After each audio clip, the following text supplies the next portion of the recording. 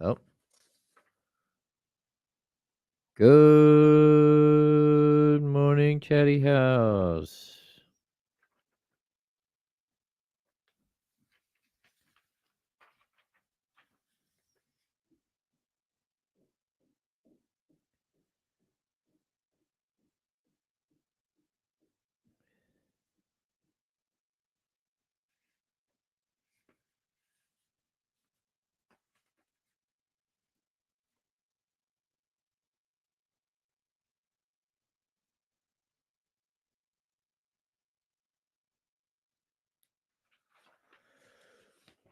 What's going on, friendos?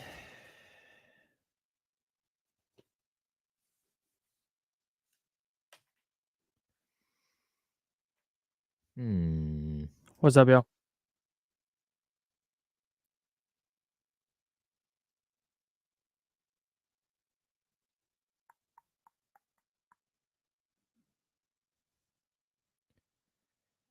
We're on the struggle bus today, Coach. Struggle bus? Yeah. Yeah, you seem like you got a lot going on. Yeah, I got out of my other show late and then had stuff to do for this one. And Yeah, threw you off a little bit. I'm just, yeah. It's all right. It's fine. We're good. We're good. We're good.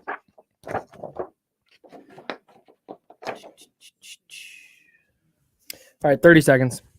Sweet. Well, let me tweet this out. Oh, I hear that. Oh, yeah. Now you won't. Oh, there it is.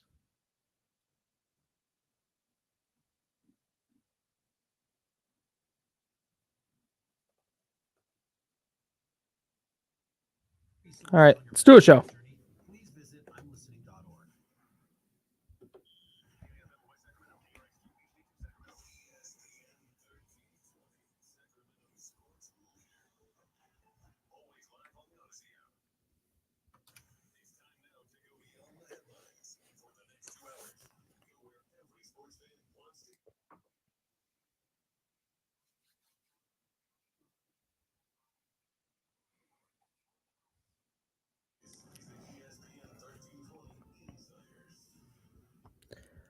Well, we're on one today, man.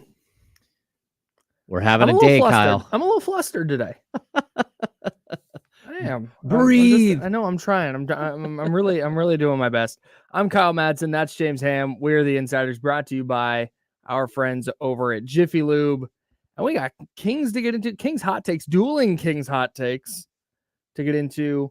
We have some playoff baseball. Trevor May, who pitched for the A's this year, eviscerates John Fisher. We will talk about that for sure. Monday Night Football game last night. But top of the list, 49ers injury updates from head coach Kyle Shanahan yesterday. So, and I also have a couple of things I want to do to put a bow on week 6 for the 49ers, James. But Niners injury updates. The three key ones coming out of Sunday. It was Trent Williams, it was Christian McCaffrey, it was Deebo Samuel. For now, the initial update sounds like the 49ers dodged a bullet. Deebo Samuel is day-to-day with a shoulder injury, although Kyle Shanahan kind of sidestepped what the injury was, which I don't think is necessarily good news. Kyle, we're all day-to-day. You know what? That's a really good point. Yeah, I mean, it's a good way to put it. Hey, he's day-to-day. It's like... that's going to... Okay. Like, I've had the Kings tell, hey, he's day-to-day. Like, 6 weeks later, you're like, man, that's one long day-to-day. That's like... We're week to week now. Yeah, we've gone almost month to month now. Like, I think that's going to start being my answer when somebody asks how I'm doing. Hey, how are you? Now I'm day-to-day. I'm day-to-day. Yeah. We'll see tomorrow. So Kyle Shanahan got asked specifics because he just said, so the way he starts these conference calls is he gets on and he just says, all right, updates on injuries from the game. And then he'll kind of roll through whatever the latest updates are because players get imaging and stuff on Saturday or Monday or on Sunday night or Monday morning or whatever. So he got asked about, he said, Deebo, it's a shoulder. He's day-to-day. And somebody asked him the specifics. They go, is it a bruise? Is it a sprain? And he's like, yeah, he's day-to-day, and just kind of sidestepped exactly what the injury was. I went through this with you once before, right? Like Rashawn Holmes hurt his shoulder. Mm-hmm. And they're like, he hurt his shoulder. he has a shoulder injury. Okay. And I'm like, okay, well, what is it? And they're like, what do you mean, what is it? It's a shoulder injury. And I'm like, no. Like, is it a grade 1, grade 2 separation? Is it a dislocated shoulder? Is it a sprained AC joint? Is it a frayed rotator cuff? I just start going down the list. I'm like, what is I asked, is it a torn labrum? I went down the list. They're like, man, it's just a shoulder injury. And I'm like, okay, no. I'm not okay with that because their shoulder hurts. Yeah, that it's just a knee injury. No, like, is it an ACL sprain, an MCL sprain? Like, did he tear cartilage? Like, what is it? Does he need to clean out? Like, tell me what it is so I can actually tell people how long he's going to predict. Right. How long we can give some context to this injury. We can give context to the injury. Well, 6 weeks later, it was a torn labrum, which is on my list of things I asked. They just didn't want to say that the whole time. And then he never had surgery. He just sat out forever. And then there was a question about whether he should have surgery. Yeah, it was it. Yeah. It's the competitive advantage for the Kings because teams are like, is Rashawn Holmes going to play? Is he not? Ooh. Will he play? Will he play? I went and grabbed the transcript real quick. The question. Going back to Debo, he already had imaging and x-rays. What's the extent of that shoulder? Is it a bruise or an AC joint? Fine question. Yeah. Didn't get as extensive as your list, but Danny Gray right now on IR with an AC joint sprain. 49ers wide receiver. He suffered that in late August and he's still on IR. So an AC joint sprain could be a big deal, right? So that was a question. What's the extent of that shoulder? Is it a bruise or an AC joint? Quote from Kyle Shanahan. Yeah, that's what we're saying day to day. We've got to see how it recovers this week. It's just how his body's going to handle it. You never know how those react. So we'll wait and see.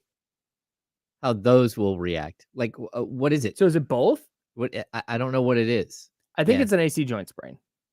I think that's what I'm going with because that was the second thing the person said. And he just said, yeah, that's why we're going with day to day. And then you never know how a body reacts to those or how those react. Okay, so this is something like we've been dealing with this a little bit when there is an injury that we ask about the injury. Mm-hmm. And I think maybe a better solution is for, like Mike Brown to open up a press conference and say, hey, just to take care of the initial business, Trysta Krick has a slight bone bruise in his left knee. He already had an MRI. We'll know more as soon as we know more. And then go into his stuff so we can tweet that out while he's sitting there going into the rest of what he wants to go into. Right. And that's kind of how it typically goes. At the NFL level, it's different. Every sport's different. Yes. Christian McCaffrey, there was an update from Matt Mayoko today. That's what I was just grabbing. Mm-hmm. So Shanahan said yesterday in his conference call that McCaffrey was still undergoing MRIs when he was on the conference call, which didn't seem like a great sign. I don't know how the timing works. I assume the team has an MRI machine. Of course they in do. Their facility where they just, when they land, the injured players go to the facility and so the fact that McCaffrey hadn't gotten an MRI by 2:00 yesterday seems a little odd, but I don't know. I don't know how any of that works. So Matt Mayoko from NBC Sports said, as I understand it, Christian McCaffrey's injury is more of a pain tolerance thing. The extra day helps the Niners win Monday. At this point, it's not out of the question. McCaffrey, Deebo Samuel, and Trent Williams, who we'll get to in a second, can all be available Monday night against the Vikings. So that's good news, I guess. They still haven't specified what the injury is there either. It's a rib/oblique. Yeah, an oblique. Well, I mean, oblique is there's a grouping of muscles in the oblique, but yeah. I mean, and I've seen that different stages of that too. We had Darren Collison at one point had to have surgery on a torn oblique. Mm-hmm. We had De'Aaron Fox last season had an oblique injury and then played, I believe, the next game. Yeah. He just blew right through it. But that's also De'Aaron Fox is a miraculous healer. He always has been. Sure. More on King's injuries later. That's coming up in the next hour. And then Trent Williams avoided the high ankle sprain. I think that was probably something that a lot of people were concerned with when they saw him get rolled up on that way. It's not a high ankle sprain. He's also considered day to day. And as Matt Mayoko, you just heard from him, he doesn't think it's out of the question that all three of McCaffrey, Samuel, and Trent Williams are available on Monday, which would be a minor miracle. So just to reset, we're all day to day. Everybody's day to day. Everyone, including McCaffrey, including Trent Williams. Did they have anything on Dre Greenlaw? Yeah, Dre Greenlaw expected back this week. Okay. So, which isn't a huge surprise because Greenlaw rested last Wednesday. He sat out Thursday with an injury. Wednesday, no injury designation. Thursday, injury designation. But then practiced Friday, but didn't play in the game, which to me said they just didn't want to risk something potentially long-term, and they'll expect him back this week. Okay. I mean, that makes sense to me that they just were going to push it off. Yeah. Yeah. So Niners dodged, like I said, I think a couple of bullets there on the injury front, because when one of those three goes down, I think if you were listing the Niners' most important players, if you just went and you were just making a general list, you don't have to necessarily put them in order for now. But if you just start naming their most important guys, you go McCaffrey, Debo, Trent Williams. Yeah, they're up there. And then, Nick Bosa, George Kittle, and you start to get, but they are 3 of the top 5 or 6 for sure. Yeah, I've told you repeatedly, I think Trent Williams, if something were to happen to Trent Williams, that becomes a huge issue because the Niners just don't have the depth. Was that the injury for you that you were most interested to? Oh, yeah. I was like, that's not good. Yeah. That's not good. Like any injury to McCaffrey is an issue because, I mean, we've talked about like too many carries and too many touches and stuff like that, but also he has a long history of injuries. So it's not like this is a player with a clean bill of health. Here's the question, Kyle. Are the San Francisco 49ers only 5-1 and only the best team in football because they haven't had many injuries this season? Can we expect them to just start getting hurt later in the year? Could they? Well, no. I mean, are they overrated because they have not as many injuries as the next team? Can they win 48? Not 48. Sorry, my bad. Not 48 because that doesn't happen in the NFL. But can they win? 14 games if they aren't healthy? TBD on that. I'm just saying. I feel like you're getting at the King's injury thing. I am. I'm just like I'm poking the angry bear. Yeah, John Hollinger had a take in The Athletic that we'll get to coming up. I want to real quick give some fantasy football advice because I saw somebody in our YouTube chat, youtube.com/ESPN1320. If you want to participate in the chat there, and if you're there, hit the like button, hit subscribe, hit the little notification button so I'll let you know when we go live. But somebody brought up that they added Elijah Mitchell in fantasy in case Christian McCaffrey is out. A word of advice: don't. No, don't. You can add Elijah Mitchell just in case, and more to keep him away from someone else. But what's the word I'm looking for? Frustration of trying to pick and choose a 49ers running back to play in fantasy football if Christian McCaffrey is not playing is a nightmare. That is not something that you should want on your plate every week where you're going, do I start Elijah Mitchell this week? Okay, I'll start him because Kyle Shanahan said yesterday that it kind of looks like Elijah Mitchell will start if Christian McCaffrey is out. But then you look at Jordan Mason, and man, Jordan Mason's been really good. 15 carries, 96 yards, 2 touchdowns the last 2 weeks.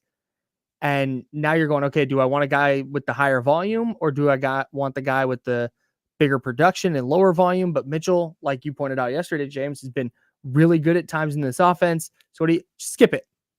Just don't do that to yourself. Yeah, be better. It's not gonna be worth it.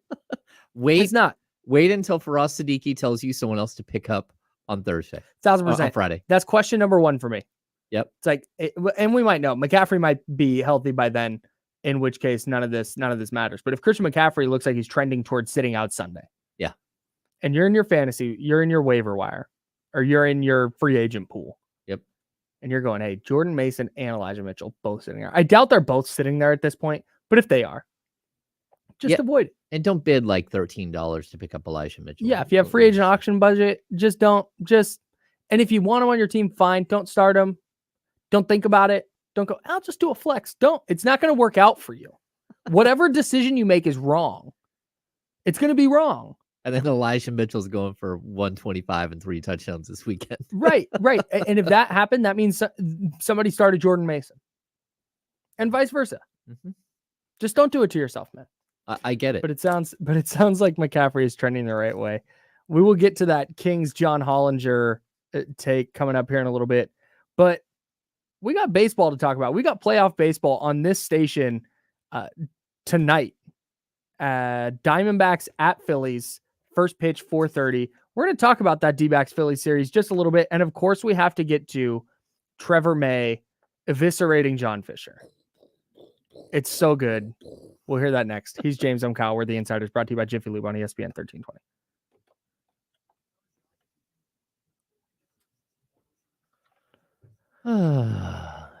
How we doing, friends?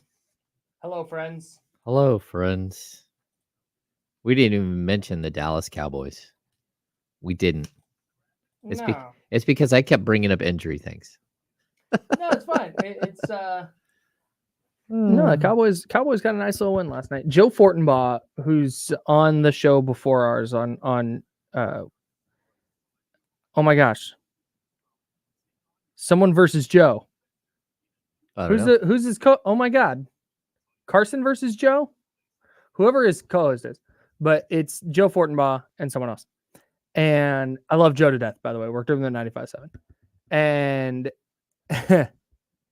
he made the point that there's no quarterback, and I totally agree with him. There's no quarterback more Teflon than Justin Herbert. Oh, yeah. Like he can do no wrong, you mean? Yeah. He just continues to faceplant in every big spot he's ever been in. Maybe not ever, but who more times than not faceplants in these big spots. You know who? And nobody says anything about it. He's just a consensus top 3 quarterback. He's just like this much better than Derek Carr. Like. Okay. No. He is. He's like the next version of the step up version of, but he does the same thing that Carr does. Every time there's a big moment, oh, you overthrew it into the end zone to the linebacker. Like, what were you thinking? Justin Herbert is unbelievably talented. Oh, no, he is. No, I think so too. But I think Derek Carr is very talented. I don't it's not a slide on Derek Carr. He's pretty talented. He's pretty talented. But, I mean, we're talking about a guy who's thrown for 4,000 yards like multiple times. And just think, remember the day when throwing for 4,000 yards just didn't happen? Yeah. Now it's just like, meh. You better throw for 4,000 yards. That's what it is now. Yeah, if you're throwing for less than 4K, you did something wrong now. Yeah, the only reason you don't throw for 4,000 is if you also rush for 800. Carton. It's Craig Carton. Carton versus Joe. Thank you. Shout out to Ramsey, who also got the gold medal today. Thank you. Gold medal. It's big time for Ramsey. That's 2 in a row for him. I don't even. What time did you get in here? Wednesday going to be a 3-peat? Oh, now you got people coming for his belt. I love that. He was in here at 8:53. God, the dedication from y'all is dedication. It's dedication.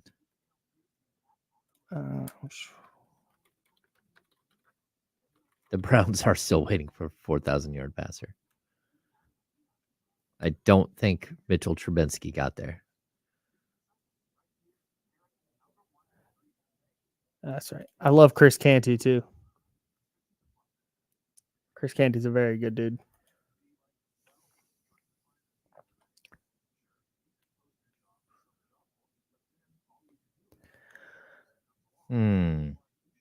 Let's see if we can get Fortenbaugh on the show.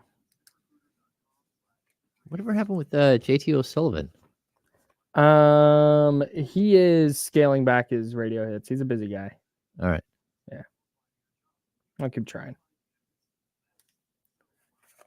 Hey, JT, what the hell, man? Yeah, he's Davis. Don't you know who I am? I mean, look, I went to Davis. He went to Davis. We should be Davis friends. It's because I went to Sac State. Stingers up. He doesn't rock with the Hornets. All right. Your board is live. We're back in 10.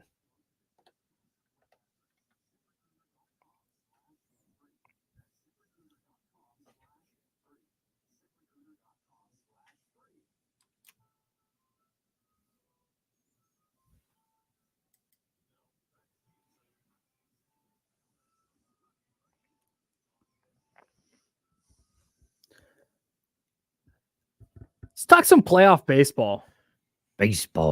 Tonight, Diamondbacks at Phillies, 4:30 first pitch. You can listen to that right here on ESPN 1320. All right, here's my pitch.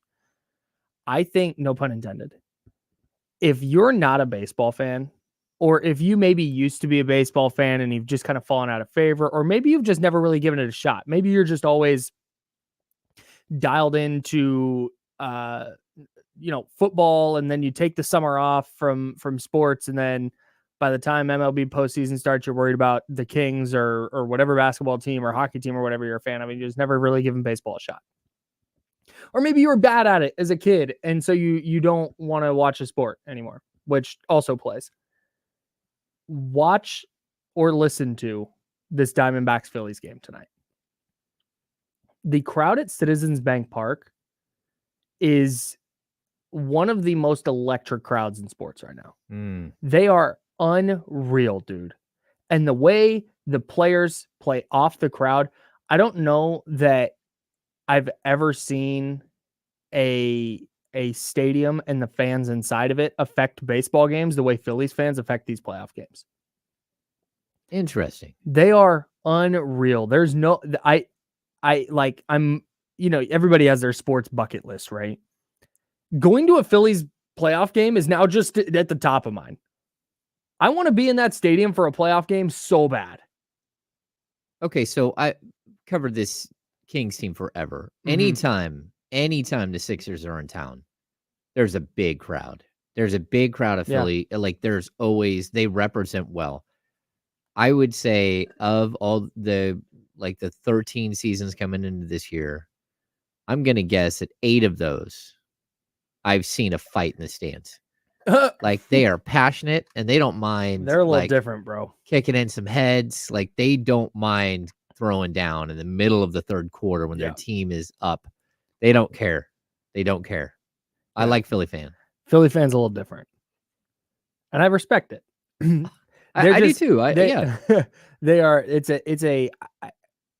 whether you want to say that, I don't want to define what a good fan is, because I think that definition is different for everybody.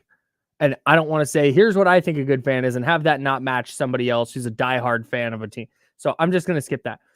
Philly fans all seem pretty good fans though.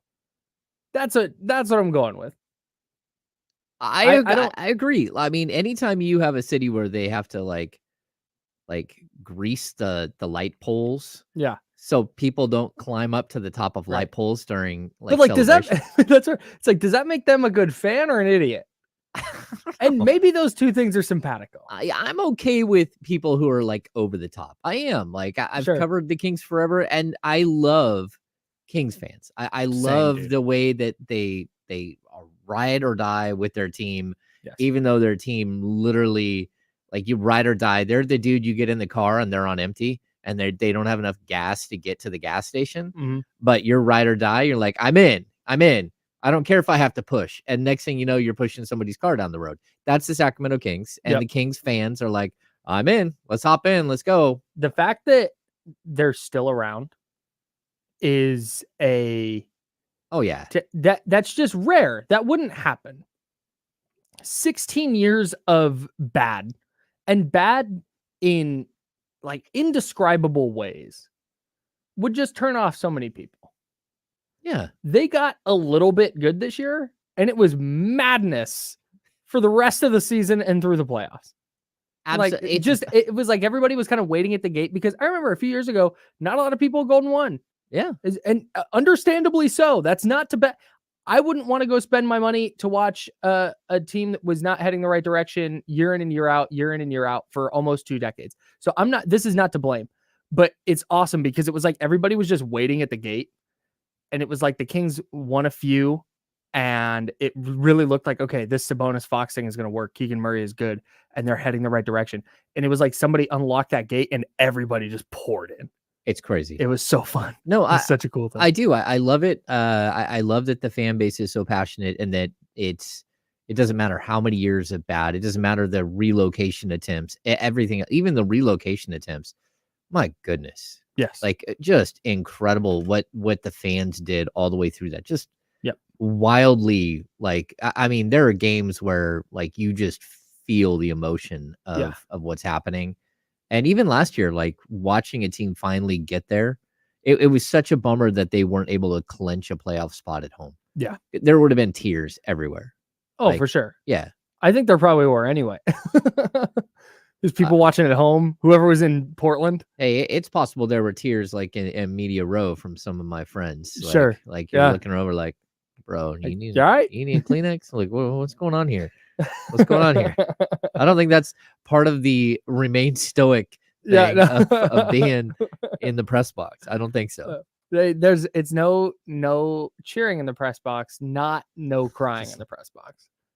No crying in baseball, yes, crying in the press box. Remain stoic, just let that thing drip all the way down your cheek. One single tear is fine. 2 tears, no. Sobbing, not okay. But that single thug tear, you can have that. It's like, why's your shirt all wet? I'm really sweaty, man. I just had to let it go all the way. So the Phillies up 1-0 on the Diamondbacks. Can't wait for that game tonight. And again, 4:30 first pitch. You can listen right here on ESPN 1320. But if you're not a baseball fan, just check out a few innings of that game. Just give it a shot and soak in that atmosphere, because it's just a little bit different than what you get at a typical baseball game. I like this series too, because Bryce Harper has never been all that likable, but he's so incredibly talented. Mm-hmm. And then you're watching him sort of have his moment where he elevates and just keeps going, and you're like, oh man, dude, you're becoming, like, he was already on his path, but he's becoming a Hall of Famer right now. Yes. You're watching 1,000%. like a guy take his game from like he's always been an all-star, but now it's like, oh, superstar status. Right. The lights come on and he performs. Yeah, the bright lights. Year out, game in and game out. Yeah, and you're like, oh man, look at this dude. Yeah. And I love the way he's embraced being in Philadelphia and being a Philly. And also, one of the things I rock with Bryce Harper is, and I said this on the internet, but he is a rich person in the same way I would be a rich person. Okay. If I had his money, he rolls up to game 1, I think it was, or it might have been the closeout game against. Yeah, it was a closeout game against Atlanta in a Phillies colored light blue suit, and the suit was lined, and it was like a silk jacket. Yeah, and it was lined with photos of the Philly skyline. Oh, that jacket was probably crazy expensive, but to somebody like Bryce Harper, it's nothing. So he bought it. And it's like, that's exactly how I would be if money wasn't an object. I would be ridiculous. Okay. You wouldn't be able to tell me anything if I had that much money. I would have, in terms of my fashion and stuff. I would have like hiding inside like the faces of Mike Schmidt and like Greg Luzinski and like Juan Samuel. Yeah. And, like Jimmy Rollins, just like walk in the legends, all the faces inside my jacket. Yeah. That's how I'd walk in. I would have a different outfit for every game. Oh, it would be gaudy as hell every time. So I respect that's how Bryce Harper rolls. Okay. Rangers up 2-0 on the Astros. Are you rooting? If you're a Giants fan, are you rooting for Bruce Bochy or Dusty Baker? Well, first of all, I'm not a Giants fan, but right. But if you were, I'm definitely on Bochy here, because I can't team Bochy. I can't root for the Astros in any way, shape, or form. Yeah, same. Like I hate their franchise. Like it's like a deep-seated thing. I hate their franchise. Yeah, I just don't want. Yeah, there's the whole cheating thing, and they've just been so good. I would love to see Bruce Bochy win win his 3 World Series with the Giants. He leaves after a couple years of not winning, take a year off, 2 years off, and then come back and win another title. Yeah, 3 years off. He's been out a while. Oh my God, time goes by so fast. Yeah, because I mean, look how many years they just burned through a manager, but how many years was he there? 3? Yeah, I think so. I think so. 2020, 21, and 20. Yeah, 3. Yeah. Long enough to make a mess. Yeah, boy. Yikes. Yes. Yeah. So, yeah, I'm with you. I think I'm rooting for Bruce Bochy. Like, all love to Dusty Baker, Sacramento legend. Yeah, he's still at games all the time. All the time. I tried to upload this audio of Trevor May eviscerating John Fisher. I'm not sure it's going to work because the audio says it's only 10 seconds, but the clip is supposed to be like a minute. Okay. So I'm going to see if I can mess with that during the break, and then we'll try and get to it on the other side, because I don't want to play only part of it. If we're going to play this audio of a recently retired player just shoving someone through a wood chipper. Yeah, that's a great way to describe it. Shoving John Fisher through a wood chipper. He went full Fargo on us. Yeah, we really need to make sure we have that full audio. So we'll check that, and we'll have that for you on the other side of the break. And then we're going to dive into the 49ers Week 6 loss, just kind of put a bow on that. And then we have our NFL power rankings because mine got shaken up a little bit this week. Shaken, in Week 6. not And we'll stirred. talk about that on the other side. That's James. I'm Kyle. We're sponsored by Jiffy Lube. We're the Insiders on ESPN 1320. Clear. Hello.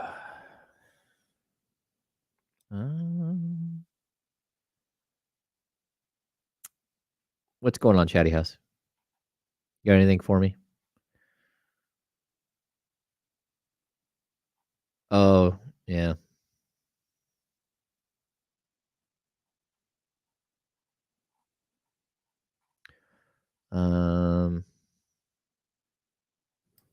I find myself agreeing with Ramsey a lot. Do you? Yeah. Oh, I was gonna give Drew Down a call out here in the chat. I don't see him today. He did not like my takes on Jonathan Kuminga yesterday. Huh, so okay. so he went snitches get stitches. He clipped it and sent it to 95.7 the game. Tagged him. Like, wow. Nice. Dang. All right then. Woo. I didn't think you were super off base. I mean, I don't know. I mean, the dude played in overtime in a preseason game. Drew loves the show. He supports the hell out of the show. Yeah. Dude, John Poles gets it, bro. This is a great rich guy thing to do. I'm 100% with him. Although I would get like compostable underwear. I went to a turtle hospital and it really impacted the way I think about my garbage. You went to a what hospital? A turtle hospital. Oh, okay. Equal parts incredible and heartbreaking. Yeah, the Marathon Turtle Hospital. Okay. They bring in turtles that have been hit by boats, have been caught in nets, have eaten garbage, and it messes up their insides and doesn't allow them to go to the bathroom. And so they have to cut them open, and turtles don't chew. So they just eat whole pieces of garbage and they can just take it out of the turtle as a whole piece of garbage. So it's really, really heartbreaking, but it's pretty cool how resilient the animals are and stuff. So I'm trying to be a lot better about my plastic usage and recycling and composting and doing all those things. Making sure my garbage is secure when I throw it in the garbage so it's not blowing around off of the back of a garbage truck. Gotcha. I have 2 big tumbler composters, and I make my own soil for the garden. That's awesome. I'm going to try one more time with this audio.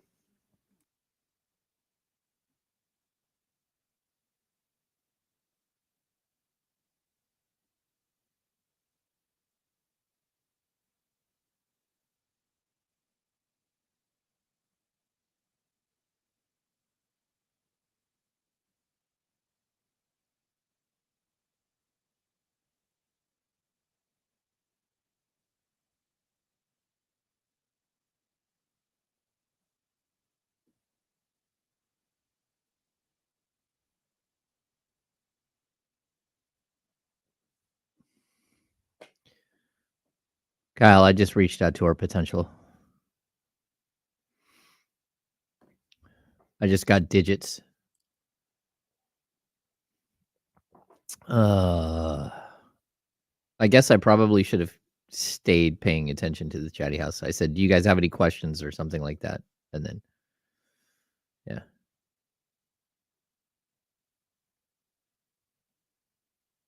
All right, this audio doesn't want to work, guys. Sorry. So we don't get to listen to Trevor May. That's too bad. Can we do dramatic readings? Mm-hmm. Dramatic readings of Trevor May. Sell the team, dude. Sell it, man. Let someone who actually All right, hey, 10 seconds. 10 seconds. Your board's hot. Your board's hot. Here we go.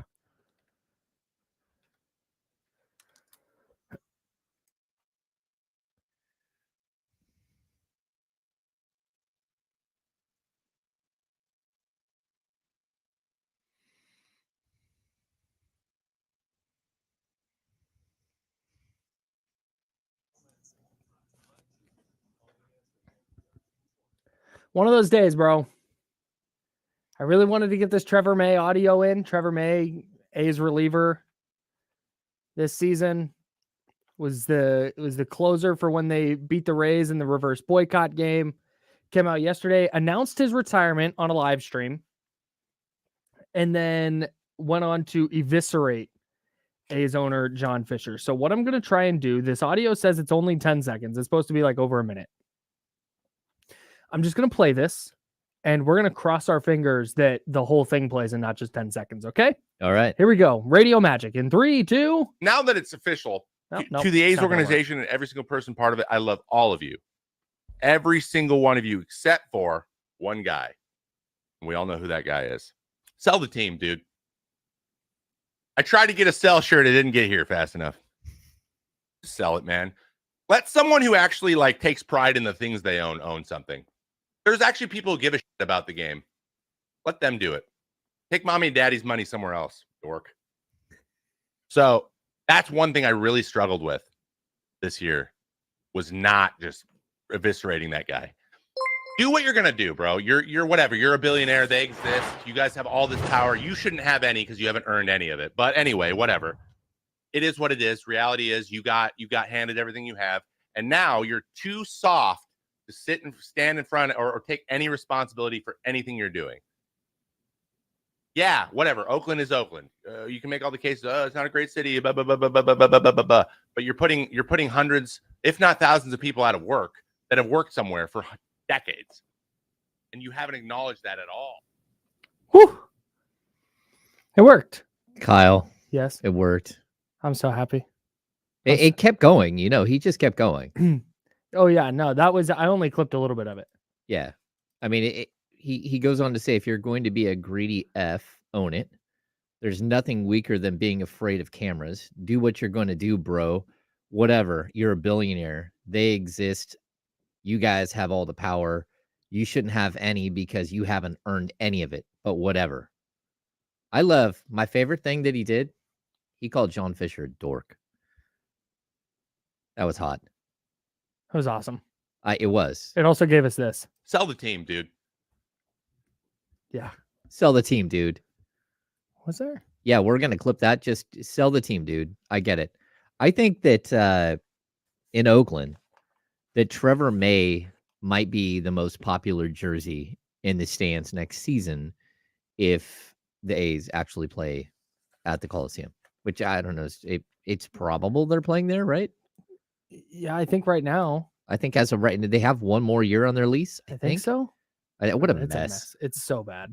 We It's really, need, really bad. we need to dive into that on a slow day where we bring in one of our friends from the Bay Area to, have Casey Pratt in. We can do that. Yeah, I love Casey. Casey might come out here and hang out with us in studio. Oh yeah, he probably would. I'm gonna hit him up. I'll hit him up. Okay, We'll see what's good. let's do this. We'll Sell the team, dude. sell the team, dude. I'm gonna play that all How- the time. are we Just up to once a day. I think we're up to 4 buttons now, right? 5. 5? You will not be slept on no more, brother. You will not be It's slept number on. 1. Okay. Fantasy Friday. Number 2. Sell the team, dude. Number 3. I'm a winner. I'm a Number winner. 4. And of course, number 5. We don't touch other people's privates. It's for Dylan Brooks. right. Oh my goodness. All right, let's reset here. We're the Insiders. That's James and Kyle. We're brought to you by Jiffy Lube. Yeah, shout out to Trevor May, man. I'm glad that a player came out and said something. Even though he had just retired, even though he was it wasn't Matt Olson or Matt Chapman or anybody necessarily of consequence like that. Or name Matt. Just pick a different Matt. Yeah.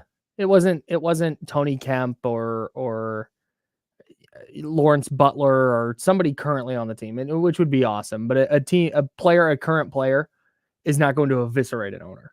No. That's not a thing that's going to happen. That is going to get you off of your current team and make you persona non grata to every other owner. FYI.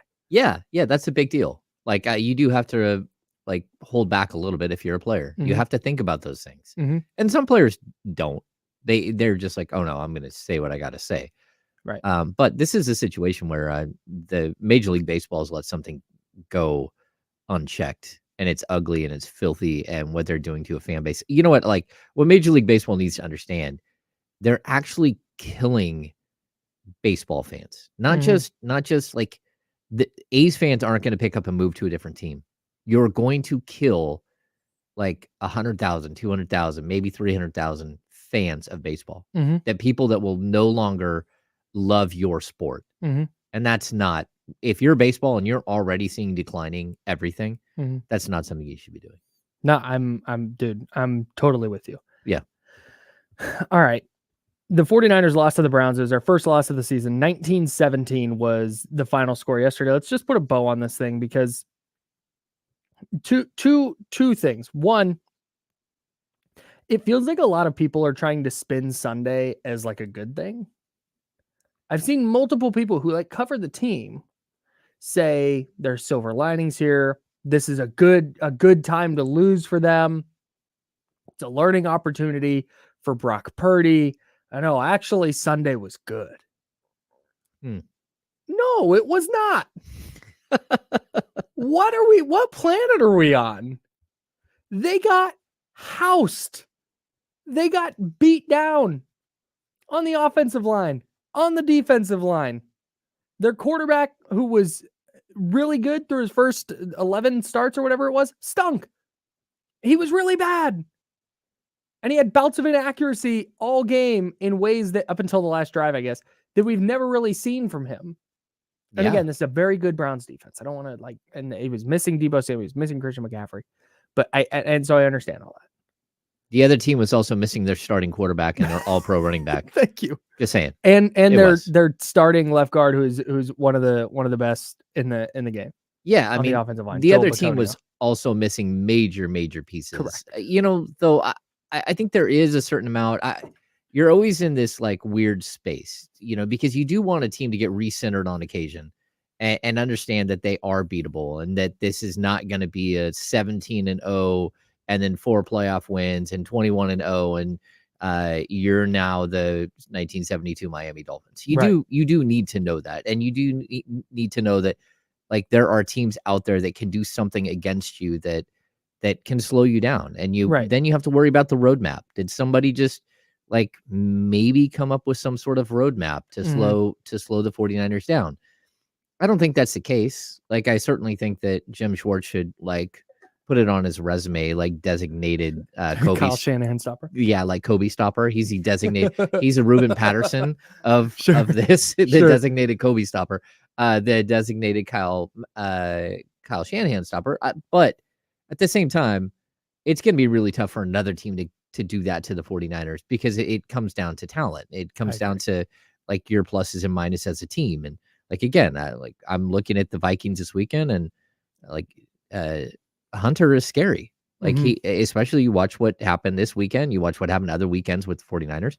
Like Danielle Hunter is a scary dude to go up against. And so you're going to have to game plan for this. Yeah, I'm totally with you. I agree that the Browns, I heard this stat today on the Ringer Fantasy Football Show. Shout out to Danny Heifetz and Danny Kelly, friends of the show. The Browns have given up 1,005 yards through 3 games. That is the third fewest yards allowed ever since the merger. And the other 2 teams are the 1970 Minnesota Vikings. Okay. And the 1971 Baltimore Colts. Okay, so is that the Purple People Eater? Yes. Okay. Yes. The Browns are on track through 6 weeks to have one of the all-time great defenses. So that's like the Niners just lost, man. Yeah. It's not like, oh, this is actually good. No, it's not. Losing is bad. It's the opposite of good. And I think the one other thing that you almost said there, but you didn't. Oh, your kicker got exposed. All right, bro. Kicker got exposed. I know you wanted to do this. I did. Thank you. The kicker got exposed. Like, bro, you got that. With 41 yards, you got to hit that. We got deep into the weeds on some stuff yesterday and completely forgot to mention. Oh, we mentioned it. Didn't dive into the fact that Jake Moody missed not 1 but 2 kicks in a 2-point game. He's been very good in the regular season to this point. He had a 57-yarder against the Rams. I get it. But here's the deal, man. The 49ers spent the number 99 overall pick They're one of their 2 top 100 picks, mind you. They also picked 87th. So they didn't have a lot of draft capital, at least premium draft capital. They have 2 picks in the top 100. They use one of them on a kicker. And the whole thing with Jake Moody was he's got plenty of okay, we saw that 57 yards in week 2 in LA. That's nice. But it's not like he's launching kickbacks or touchbacks on kickoffs regularly. And maybe that's a game plan thing. Maybe they think their coverage unit is so good that if he kicks it short and forces him to return, they can gain some field position. Maybe. I don't know. But the thing they harped on regularly was he is made of the right stuff. We put him in every situation. He's nails. He's money. You talk to I have a few friends who went to Michigan. Every single one of them was like, dude, he's the man. I've never loved a kicker more. I've never even known the kicker's name, but Jake Moody's the man. Rich Eisen on draft night is like, everybody stop the jokes about a kicker. This guy is nails. He's going to be one of the best kickers in the league. Watch out. Jake Moody, Michigan man. And he gets into his first high pressure spot and he misses. Twice. The first one, first quarter, 54 yards, bad weather. I will even give that one to him. You can have that as a fine miss. Okay. 41 yards. It was no longer raining. It was not crazy windy. It was a little windy, but that you play an outside sport. That's something you got to deal with. Yeah. Perfect season ended on a makeable play. Yeah. On what is routine in the NFL. And you can a 41 yards routine. It should be for sure. And I understand that Kyle Shanahan could have managed it a little differently. And I will not argue. I think settling for 41 yards can be a little dicey because for me, it's not a gimme. It's not a chip shot, but it's definitely right on the edge of, okay, this is makeable for sure. But also not every kicker is going to make this in this spot. You would like to see, maybe use that timeout and get a few more yards or have a little more urgency. And after the spike, that way you have time to run another play and then get a spike. And that way you can save your timeout, which is what he said. In case they botch the snap, they wanted to be able, of course, to fall in and call timeout and have another chance. Okay. And that's fine. But then manage the drive differently to give your kicker something more than 41. Anyways, that I don't want to harp on Shanahan here. That was bad. The clock management wasn't great. Yep. But when the reason they did that is because they had faith that Jake Moody was going to step up and hit this kick because they spent the 99th pick on him because he's so nails in clutch situations. And he wasn't. No. It's that's one of those things though. You need him to learn, and I guess he needs to be put in pressure situations. Mm-hmm. And it's one of those things that like we talked about. If you go through an entire season and you're never tested, that's a problem. Because you get to a pressure situation and maybe you don't have it. Maybe you don't have the guy. And like they need to look at it like, sure, he's hit every other field goal, but like how do you build up, tension for a player? And you can't. You can't.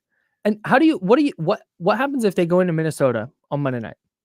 And Minnesota just kind of takes it to them the same way the Browns did. I don't think they will, but let's go there for a second. Okay. And Jake Moody has to line up. It's indoors, mind you, in Minnesota. And he has to line up for, let's say, a 41-yard game winner again, and then he misses it again. At that point, you're like looking into new kickers. You almost have to, especially if you look at preseason. Like how bad he was in preseason. You're like, okay. Yes. And if you've operated all year as if you're a team that's going to do anything you can to adjust your roster and tweak your roster to make it a Super Bowl roster, playoff games are going to come down to field goals, man. Yeah. It's going to come down to the margins. Have you ever kicked a field goal? Not a serious one. No, but have you ever lined up and had somebody hold the ball and actually try to kick a field goal? Yeah. Okay. It's hard. I don't know. Like, okay, so an extra I'm not a professional athlete. No, but a extra point, it's basically just swinging your leg through. Like you could stand there without taking a step. It's a free throw. And just, put the ball through the uprights. It's not that far. Mm-hmm. So at least a professional kicker should be able to. Yeah. I used to, on occasion, go like mess with the kicker on our team when I was in high school. And I think my best, I kicked a 45-yarder in practice, but not in a game. But I also didn't kick all the time. Right. And there's no rush. And it's just like I understand. It's not, I'm not trying to say like that. Hey, that's easy. But when you draft a guy 100th, and look, with the 99th pick, they could have invested that in an offensive lineman to maybe push Spencer Burford or Colton McKivitz. Oh. Or they could have done literally anything else with that pick. Yeah. And improve their depth somewhere. Yeah, it's a bold move to spend a pick that high, and it's got to pay off. That's like, it. They didn't go like Seabass like what the Raiders did years ago, and they took Sebastian Janikowski in the first round. Right. But that's a high pick, and then of course you have the murmurs. Oh well, did you see someone else took a pick? It took a kicker like 8 picks later. Like they had to move up. They had to take him. They had to do it. But they didn't, because you can draft a kicker late. You can draft 2 kickers late if you want. And then you can sign another one in free agency. They had Zane Gonzalez on the roster. They traded there was like a 7th round pick swap with the Panthers in 3 years to get Zane Gonzalez from them. Yep. Okay. Then you can sign an undrafted rookie and you can let them figure it out. And at some point, one of those guys is going to step up and be like, okay, that's going to be our kicker now. But no, they had to have Jake Moody. And maybe he goes on and makes all of his kicks and he goes to the Hall of Fame. Great. But 0 for 1. He's the new Jan Stenerud. Sure. The new Morton Anderson. He's just going to kick forever. Dude, Morton Anderson, I swear to God, I remember Morton Anderson kicking in like the first game I ever watched, like 7 years old. And I also remember Morton Anderson kicking like last week. The thing is, my man was around forever. We're not the same age, Kyle, and I remember the same thing. How long was Morton Anderson in the league? Well, him and Gary Anderson. Gary was like 45, 46. Morton Anderson was in the league. Yeah, Hall of Famer. Oh, he's born a day before my mom. That's wild. All right. He played in 382 games. Oh my God. He started in 1982. That was his rookie season. Okay. So how old are you? I'm not saying how old I am, but yeah. I was watching barely football. Around. Yeah. I was watching football. He kicked until 2007. Yeah. My 25 years. brother is 40. Morton Anderson kicked from the time my brother was born until the time I was 17 years old. Oh, that's wild. Wow. That doesn't play unless you know how old I am. I'm 33. My brother's 7 years older than I am. Okay. That's, oh my God. He kicked for 26 years. Damn. Morton Anderson, shout out. I'm glad he's in the Hall of Fame. All right. So maybe Jake Moody is Morton Anderson. And he goes on to just have this super successful, incredible career, in which case you'd be like, wow, the 99th pick, what a value. Kyle, we got sidetracked on kicker talk. How did we get sidetracked? Because we didn't talk about it yesterday. I know. It's ridiculous. It is ridiculous. You can't use a top. Do you know who didn't even want to use a top 100 pick on a kicker? Kyle Shanahan. Kyle Shanahan made a joke about it in his press conference. He's like, I didn't want to. Like, all my friends are making fun of me, but it's the kicker we wanted. So I just did what they said. I don't know. This is just Schneid's, our special teams guy, swears up and down. So I guess we're taking him. Oh. He's like, all my friends made fun of me for it. And then Shanahan calls Jake Moody and is like, hey, we liked you because I was going to take a running back. Like, making another joke about their failed draft picks. Good Lord, man. Yeah, they're not great in that range. The third round is not. It's a tough scene. Is it? They sold their soul for Fred Warner. They got Fred Warner in round 3 in 2018, and they've whiffed on every single one. It's literally like Fred Slacks is a winner. Like Fred Warner's a winner. Like you're selling your soul for one great third round pick ever. If you've never seen the Fred Slacks SNL bit with Garth Brooks and Will Ferrell, it's watch it. It's spot on. It's so good. Yeah. All right. So the 49ers lost in week 6. The Eagles lost in week 6. No more undefeated teams. What does your power rankings look like now? Oh, what are the top 5 teams? Let's just do the top 5. I don't want to do 32. What are the top 5 teams in the NFL look like for you right now? Kyle, because go ahead. I wrote it on the paper somewhere. I'm looking at it right now. Yeah, it's on here somewhere. My top 5. Here it is. Just start with number 1. Who's your number 1 team? It's still the Niners.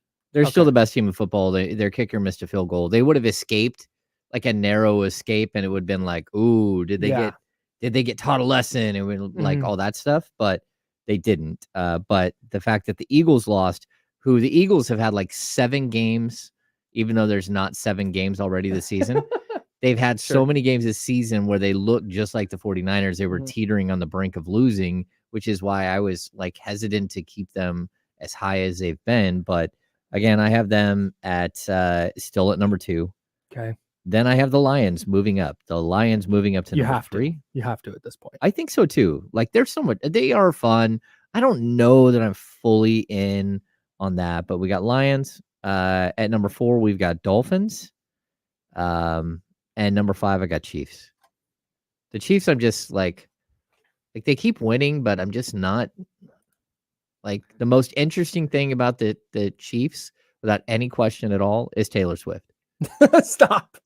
Without any question. Like I don't care about Pacheco running up the middle. Like that's not interesting. Patrick Mahomes has not been interesting. Yeah, their passing game is a mess. Yeah. Rashee Rice, I'm like, okay, I'm down with you. I'll keep you on my bench for a few more weeks. He's been developing, but it's not that interesting. The most interesting thing with that team is still with a 100%. It's Taylor Swift. All right, so I have the Lions number 1. Oh my gosh, the Lions are playing the best of the teams we just mentioned through week 6. The Lions right now are playing the best football. They've won. Did you know the Lions have won 4 consecutive games by 14 plus? They're just killing everybody. Okay, but what were the Niners before that? How many consecutive games did they won by like? They had the one game that was within. They beat 7, the Rams right? by 7. Okay. They beat the Cardinals by I think 19. Yep. 16. 35-19 was the final there. I think. Oh no, it's 35-16. 35-16. It was 19 because they covered the over, which was 14.5. Oh yeah. That's right. So, I mean, they beat the heck out of the Giants. 30-12 was the final there. So it's like, yeah, like no doubt the Niners had won a bunch of games by a lot of points too, and that the win against the Cowboys was super impressive. But the Lions are just kind of a machine right now. They're so good in the trenches, and that's why I have the Niners at 2. Okay. And that's where I have the Niners above the Eagles because the Niners had been more dominant than the Eagles through the first few weeks. And then, they both lose games that they probably shouldn't have lost on Sunday. But man, Detroit right now, they're so good in the trenches. They offensively, what Ben Johnson is doing, their offensive coordinator, he's going to be a head coach next year. And he is just dynamite. They're firing on all cylinders right now. Jared Goff might be like an MVP candidate. And then their defense is sneaky good. I really like the Lions. I really like the vibes. Okay. I'm all the way in. I've got the Niners 2. I've got the Eagles 3. Although I think the Niners offensive line is concerning, especially when they go up against the Eagles defensive line. It has been for Jalen like Carter 3 years. So sick. Yeah. Yeah. So and then I have the Chiefs 4 and the Dolphins 5. Chiefs 4, Dolphins 5. Okay. I still like the Dolphins more than I like the Chiefs. Okay. At least they're a lot more fun. Yeah, I think the Chiefs are one of the most interesting teams in the league right now. Because I know you said they're not. I'm fascinated by what they're going to look like in 3 or 4 weeks. What do they look like by the end of October? Does Patrick Mahomes figure it out? Did Andy Reid and Patrick Mahomes are supposed to be this elite dynamite duo? Okay, then figure it out with the weapons that they have. I think it's the weapons they don't have that's the problem. Okay, and maybe, but if they're supposed to be that good, like when they lost Tyreek Hill, they were lauded for not paying Tyreek Hill and still figuring it out. The big change is Juju Smith-Schuster is gone. Is he that much of a difference maker? I like Juju. Yeah. Well, I mean, I don't think it's that it's just him that's gone. It's that almost all of, even if they weren't that reliable, like Robinson is gone and Mecole Hardman? Yeah, Mecole Hardman. But like whether they're bad or not, at least you had some sort of chemistry with them. And they're all gone. So you reset everything, and that's a little rough. So if that's what it is, if it's really just a chemistry problem, then I have even more belief in the Chiefs than I do right now, or than I thought I did. If that's the case, then they're going to figure it out. Maybe the receivers are just bad, and maybe they're just not good enough to beat NFL defenses, and the Chiefs are going to win. But just because they're not scoring 35 a game to me doesn't mean that the Chiefs offense just stinks now. Yeah, but there's some major concerns. There's major concern whether they can blow the top off of defense, whether they can consistently find receivers. Yeah, and if at the end of October they're still winning games 19-7 or whatever, then you're going, okay, I don't know how sustainable this is. Yeah, but I'm giving it a couple more weeks before I write off the Chiefs. All right. We have to get to the dueling hot takes about the Kings because we've got them on opposite sides. I think there's actually logic to both of them, but John Hollinger hates the Kings, and we're going to talk about it next. That's James. I'm Kyle. We're the Insiders, and we're sponsored by Jiffy Lube right here on ESPN 1320.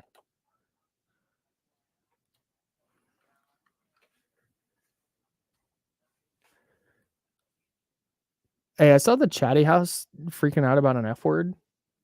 On what? I don't know. That's what I was trying to figure out at the beginning of that segment. It's like, oh, F-bomb, oh. What happened? I don't think I said. Did you say it? I didn't hear one. I think I said you're a greedy F. I didn't say it F word. No, it was before that though. Oh. I didn't think there wasn't one in the audio that I pulled up. Huh. I didn't see it. Where was that, friends?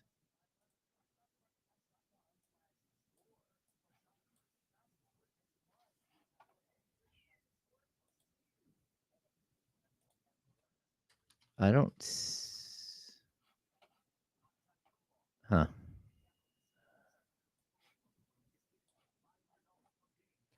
Okay, so Ramsey said it was the Trevor May sound was a potential issue, so people were anticipating it, and then it just didn't happen. Oh. Oh, okay. Thank you, Spectre. Preach. All right. Oh, Thank got you. it. That I was freaking out, bro. Oh yeah, no. I know when I read it, I said F. No, well, it was before you started reading it though, which is why I thought I did something where either I said something or it was in the sound. So I want to read that. There's Jared Dubin, Yaya Dubin, who's been a writer in New York for a long time. He's a true hoop guy. Mm-hmm.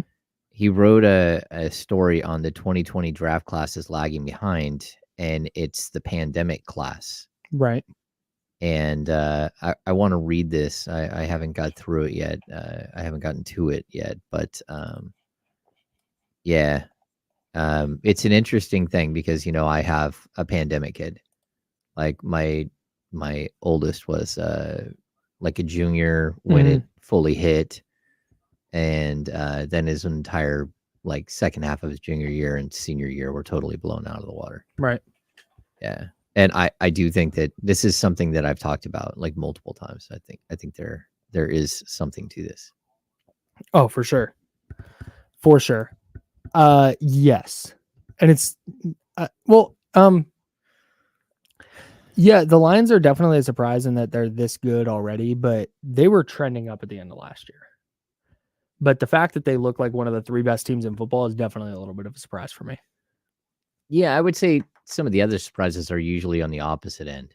I think everyone should be surprised that the Vikings are as bad as they are. Yeah. The Texans are a surprise too.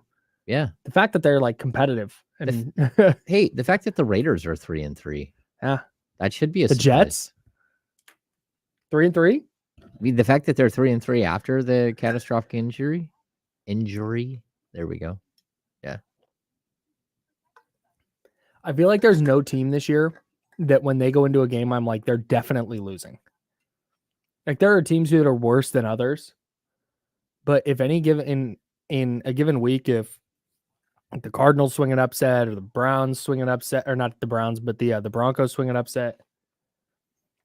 Honestly, even if the Panthers eventually, once they win a game, I'm not going to be floored. Oh, here we go. Coming back.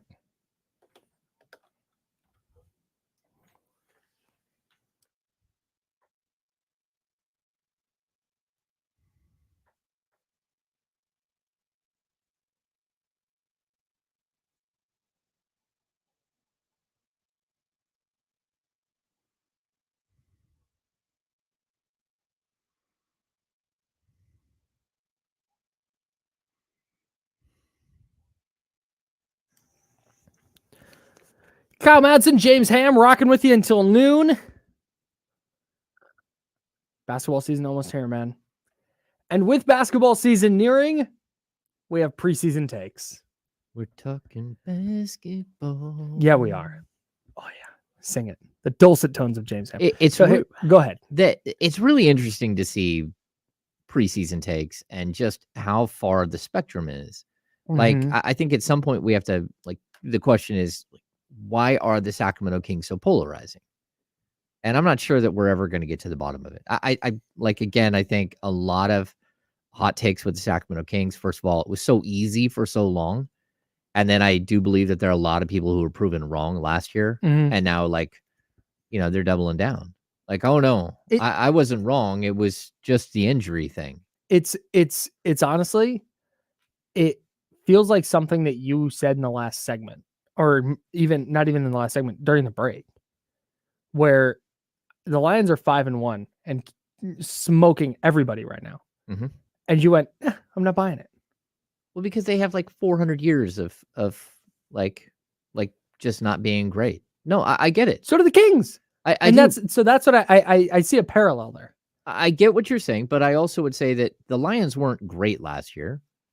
So the fact that they're looking better and better and better right now, I get it, but you need to, like, I felt this way all throughout the season last year with the Kings. Like, oh no, like the Kings Beat podcast, me and Sean and Brendan. Sean Cunningham, Brendan Nunes. Both of them were willing to commit to the Kings being a good team in like December and even January. They're like, I believe now that the Kings are a good team. I no longer think that they are just a 500 team. I think that they're a good team. Right. And I was like, I'm going to reserve judgment until we get like 10 games after the All-Star break, because I'm not sure. Like, the wheels on the bus can come off anytime. Right. With this thing. I mean, the fact that history said they were going to. Yeah, well, history said they were going to, but also, you know, like some of the things they did were strangely, like, they sustained them.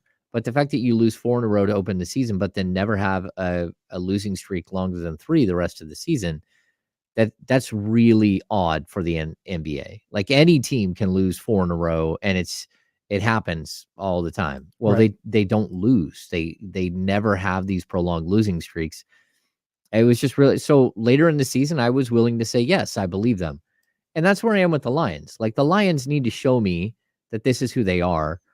Like, I need to see the 11 win mark. Whatever they win over 11, that's fine. But I need to see that you're at least 11-6 before I start saying, okay, I believe. Okay. Because if you're a 500 team, that's not good enough. That's not a team that I'm behind and saying, like, let's anoint people and all that stuff. So yeah. They did finish last season 7-3.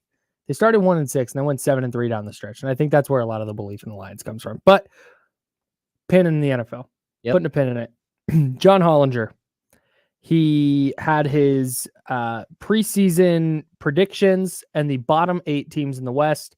And it's funny because last week we had Rando on Twitter who made me upset because he left the Kings out of his top 10 teams in the West. Yep. I went, that's wild. And the justification was like, OKC and Houston are going to be better, so the Kings are going to fall out of the top 10. I didn't want to name the person. But when John Hollinger puts out his bottom 8 teams or bottom 10 teams in the West, and one of them is Sacramento at number 11, missing the play-in, you got to mention it. Yeah. Okay. John Hollinger, like him or love him, like, works hard at this stuff. I think he's a generally smart basketball analyst. I mean, you do understand that, like, John Hollinger invented PER, player efficiency rating. Correct. Like, that's John Hollinger. Right. It's the Hollinger rating. Correct. Like, this is an advanced statistics guy. Right. This is not a hot take artist. Okay, but see, here's the problem. Like, I've said this line before, but like, some people get it, some people don't. Like, figures don't lie, liars figure. Right? Figures don't lie, liars figure. There's going to be a point this weekend that I'm going to be sitting on my couch vibing, and that's going to hit me, and I'm going to really think hard about it. Okay, so basically what this means is that, like, John Hollinger, again, a mathematician, he is PER, player efficiency rating. He developed that stat. He developed a stat. It's been a known stat now in the NBA for 20 years, right? Mm-hmm. He also went on to work in the Memphis Grizzlies front office. So here's my problem. If we're going to start talking about injuries and how the Sacramento Kings were the healthiest team, and there's no way that they can sustain this health, right? Mm-hmm. Show me the figure. Show it to me. Show it to me where you can prove to me that the Sacramento Kings, who most of their roster is between 23 and 27, with 2 outliers, Harrison Barnes at 31 and a 35-year-old JaVale McGee. Outside of that, like, show me where their injury history would predict that they would have injury problems. And that's where, like, the figures do not back up anyone who is saying this right now, that there is no way, like, can the Kings sustain a perfect, where your one starter had 73 games played, everyone else was more. 75 for Kevin Huerter, 73 for De'Aaron Fox, 79 starts, but 80 games for Keegan Murray, 82 for Harrison Barnes, 80 or 79 for Domantas Sabonis. Like, look, you just can't predict that players who weren't injured in the past will become injured. And my problem is that if you're going to use this standard, that the Kings, there's no way that they can survive a season where they're that healthy again, then I'm going to ask those same people to hold the same exact accountability for teams that have built their team around injury-prone players. Because just because the Kings can't stay as healthy, maybe they do have some starters that can't play as many games. Maybe they do. That's totally possible. But how are you going to tell me that the other teams around them are going to be better? Because look, we're looking at, okay, we can start with the Pelicans. Can I, real quick? Yeah. Can I pause you real quick? John Hollinger has the Kings finishing 11th. 11th. In the West this year. Here's my thing. I don't agree with him, but his reasoning here is right. He says, and follow me here, just follow me. He says, quote, and this is in The Athletic: "I've already talked about why Sacramento may have trouble matching last year's invigorating run of success. The odds of repeating the Kings' 2022-2023 injury avoidance are unlikely. The second unit looks shaky at best and will be considerably more exposed if the starters miss actual games. And it appears this year's West will be much less forgiving." So yeah, if Domantas Sabonis and De'Aaron Fox and Keegan Murray all miss a bunch of games, then yeah, sure. Like, sure. Okay. But that's the case for all of the teams.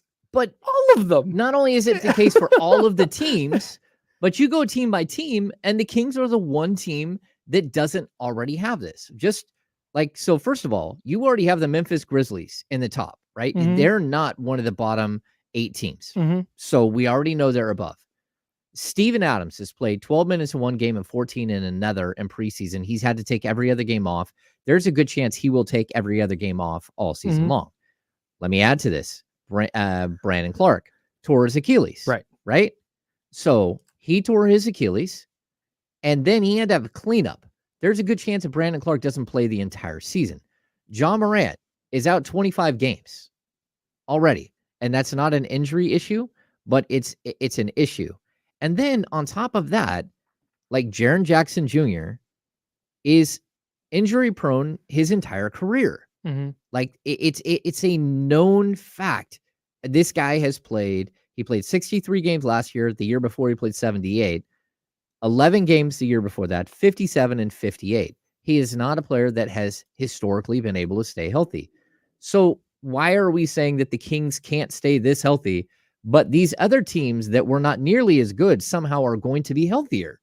Because that's what you're saying, that these other teams, the West, will not be as forgiving. Okay, why is that?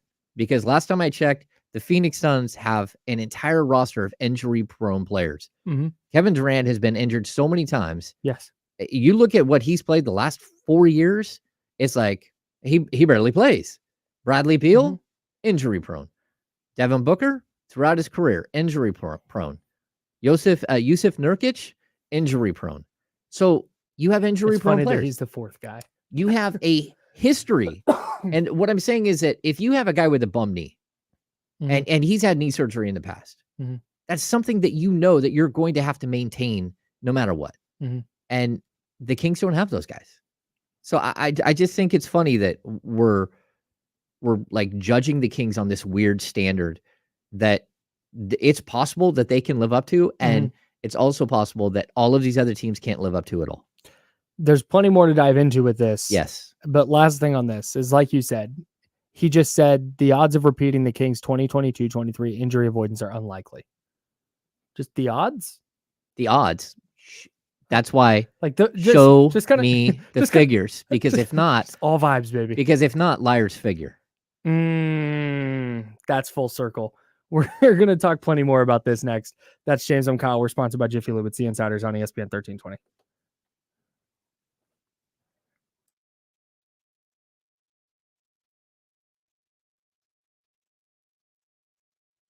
Yeah. I don't think John Hollinger is a clown. I actually really like John Hollinger. I just don't understand the specific thing with the Kings. I don't get it. So we're going to get into this more.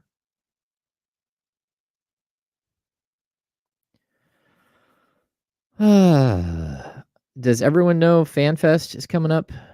The Kings are going to unveil. I will be right back. Okay. Yeah, the Kings are going to unveil their City Edition jerseys at FanFest. FanFest is on Saturday, October 21st. They'll host their annual FanFest open practice and unveil the team's all-new 2023-24 NBA Nike City Edition uniforms at Golden One Center.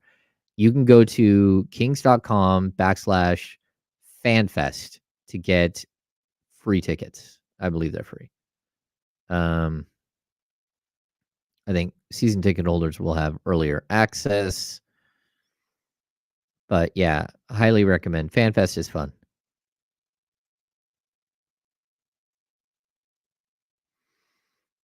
Miles asked, how do I feel about the court? I thought the court was fine. Like, I don't know. Yeah, I mean, I like the new logo, the thing. Jason asked if I'm going to FanFest. I got to be honest, Jason, I typically don't. There's always like a dance off and stuff like that, but we don't get access, and that's a problem.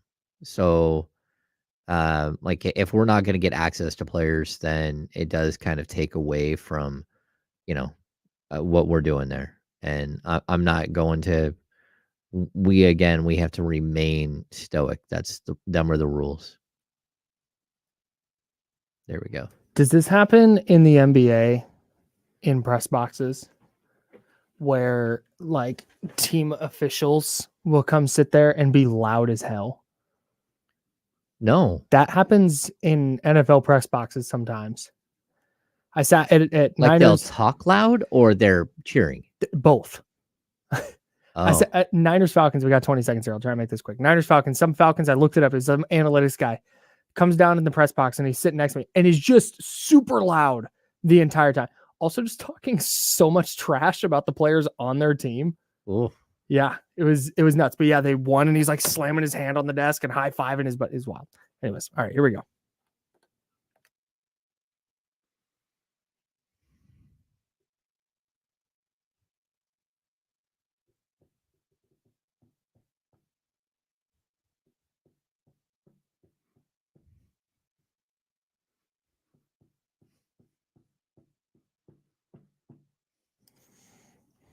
No cheering in the press box, man. No cheering in the only crying, Kyle. Crying only, no cheering. Only crying. All right, if you weren't with us on the other side of that break, we're talking about John Hollinger's preseason predictions. He has the Kings to finish 11th in the West, going 39-43, being 9 games worse than they were last season.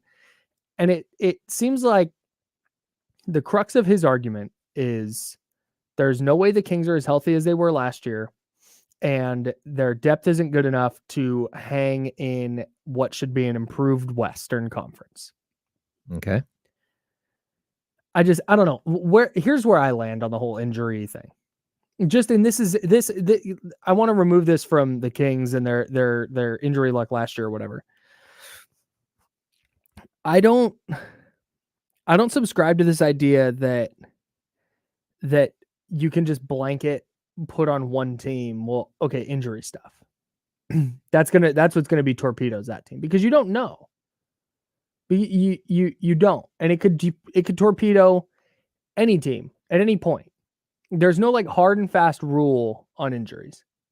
Now, can you have a question about it? I had a question about Brock Purdy coming into this year for the 49ers. Of course. He had major elbow surgery in the offseason. Yep. And that leads to, man, he's going into year 2, but he didn't get any offseason work outside of his rehab. What does he even look like? Can he throw the football? Can he get over the mental hurdle of being in the pocket with defenders around him still? There's all these questions. And you can say, well, you know what? My judgment of the 49ers is going to hinge on how Brock Purdy returns from this injury. What I'm not going to do is go, you know what? The 49ers aren't going to be any good because, you know what? They've had really bad injury problems the last 3 years, and it's probably going to happen again. So, because that can literally, you can take what he said about the Kings, which is ostensibly, if they have a bunch of starters get hurt, they're not going to win a lot of games. But you can then apply that to every other team. And the only logic with putting it on the Kings is, well, they were healthy last year, ergo they're not going to be this year. Yes. And that just doesn't, Yeah. So Kyle, like there are very specific issues here that we can take up with this. Right. And it's, you know, again, I don't remember seeing the Pelicans on his list. And I even went back and looked, and so Hollinger he predicts the Kings winning 39 games. Mm-hmm. So losing 9 games off of their total from last year, not going up. Continuity means nothing. They're going to lose 9 more games than they did last year, right? He predicted them to win 37, to go 37-45 the year before. Oh, so he has them improving. But they were the 10th seed the year before. This year he has them as the 11th seed. He has them being a worse team as compared to the rest of the West. And so, like, while Kyle, I believe I agree what you're saying, that like we can't fully predict that some player on this team or that team is going to be injured. We do have enough evidence with specific players, and they also have injury history, which tells you whether or not they can play major time going forward. And, you know, we can look at the Pelicans, for example, right? Again, Zion Williamson barely plays, and Brandon Ingram, the two combined to play 74 games last year. But Zion missed the season before. He's missed huge chunks of time again and again. Even if we put them to the side and say, hey, none of it was structural where he's going to have an issue forever. We don't know, right? We can just take those two and put them to the side. But then when you start going from one team to the next, the second and third best players on the Denver Nuggets are Jamal Murray and Michael Porter Jr. Jamal Murray has had a full-blown ACL, blew his ACL. That is an injury that, again, will require maintenance the rest of his career. We can predict that he will not play 82 games, or he won't play. There's a good chance he won't play all 82 because he'll take a flight from Utah to somewhere, and next thing you know, his knee blows up, and that it's just something you can't predict. Michael Porter Jr., their second best player, 3 back surgeries before the age of 21. That's something that we can say, hey, look, there's a good chance you're going to have issues. You go to the Golden State Warriors. Their entire team is over 35, almost. And almost all of those players have histories. Like Klay Thompson blew his Achilles. He blew his knee out. Steph Curry has missed games in almost every season with major ankle injuries. But you keep going. Like, again, Chris Paul, major injury. They're just old. They are. And so, aside from the injury stuff. But that's where you look at the Kings, where the entire team is 23 to 27, the core of the team. Those are the types of players who don't typically have major injuries. And sure, bad luck could strike. They could have a bad injury, but you can't predict that they will, and you can't just demand that they will not be as healthy. And then there's a couple other nuances to Hollinger's piece. Whether Malik Monk can match his career best season. I hate to tell John Hollinger this, but if he wants to look at his own stats, and if he wants to go back the year before, Malik Monk was a better player statistically the year before for the Los Angeles Lakers than he was last year. His field goal percentage was higher. He averaged more points per game. He shot better from 3. These are problems. Like, so if you're going to throw stuff out there on the wall and see if it sticks, then actually be correct with what you're saying. And that's where I have an issue. And again, like whether they make it through the injury, the season injury free or not, like who knows? I'd be interested to know where he got that with Monk, because I have a hard time believing that John Hollinger just made something up. Like I do. And if you hate John Hollinger and you think that's what he did, okay, fine. But I don't have anything against the guy. I like John Hollinger. I like hanging out with him when he comes to Sacramento. So that's what I want. I would like to know where that Malik Monk line, for example, comes from. Is that just something he decided in, like, Malik Monk was impacting winning last year, so therefore he was the best version of himself? I don't know. I would like to know where that comes from. The thing is like I said, I don't even necessarily disagree. I would like to know, and I know this is not the point of his article. He's making a prediction. So he is predicting, John Hollinger is, that the Kings are going to have some kind of injury problem, and that's going to lead them to be 11th in the West. Like, okay. But I want to know, I want to ask you, what if they don't? What if they are healthy again? That's what I'm interested in. Because if a team, if all injuries are not created equal, Domantas Sabonis missing 30 games is different than De'Aaron Fox missing 30 games, is different than Kevin Huerter missing 30 games, is different than Keegan Murray missing 30 games. Those are all different absences, and they affect the Kings in different ways. They are going to be, 10 and 20 in 30 games if they miss one of those guys, no matter what. No, it's going to be different. They're going to be worse without De'Aaron Fox than they would be without Kevin Huerter, for example. So that's what I would love to know. Just what's their ceiling then this year? Well, that's the other thing he brings up, the ceiling and the floor conversation. This is another thing that didn't really make sense. This is another thing. I mean, he basically says that by signing Domantas Sabonis to a 4-year extension and keeping him in the fold for 5 years, that you have maybe reduced your ceiling, but also raised your floor. And I understand a little bit what he's saying there. What he's saying is that you locked in a guy who has some deficiencies here and there, but he is a 3-time All-Star. He is an All-NBA player, but defensively and spacing-wise, there are some issues. So what you've done is you've secured yourself as X a number of win team, but you may have limited, because you gave him 30 to 60 to $50 million over the next 5 years. You may have limited how far up you can go, because now you can't go and sign other players and bring other pieces in. So my answer to this would be pretty easy. Okay. Number one, if the Kings raise their floor, then why do they have 9 losses more on your predictor than they did the year before? So if they've raised their floor should be close to 45, 47, 48 wins, because they put up 48 last year. Right. Like, how do you change the floor? And if they've raised it, are they a 50-win team? Because that's what raising means if you're going to raise the floor, right? Right. You go up. Yeah. The other problem is, we've talked about this so many times. Like, how many times in the history of the Sacramento Kings have they been able to use that cap space to go out and actually sign a player? Yeah. The answer is never. That's not a thing that typically happens. The highest paid free agent they've ever signed is George Hill. The best free agent they've ever signed, straight up, best free agent they've ever signed is Vlade Divac. That's it. So shout out to Vlade. What are you going to do for that with that money? Like, Kings are still way under the luxury tax. So I think this is what he's trying to say here is, long term, they have raised their floor by locking in Domantas Sabonis, because we know that with Domantas Sabonis and De'Aaron Fox and Keegan Murray, if that trio is healthy, then you're looking at a team that is like minimum 46, 47, 48 wins. And in the playoffs, and their seed depends on what the rest of the West kind of looks like. And that's another fascinating thing, because 48 wins was the 3 seed that last year, but 2 years ago it would have been the 6 seed. Yeah. So that's the other kind of interesting thing. But I think his question is with Sabonis is, he writes in here, the postseason laid bare some of his deficiencies as a defender and as a floor spacer. I think his question is whether Sabonis can be that guy on a title team. And if locking in Sabonis means, hey, you know what, they may not get to this level that they want to get to?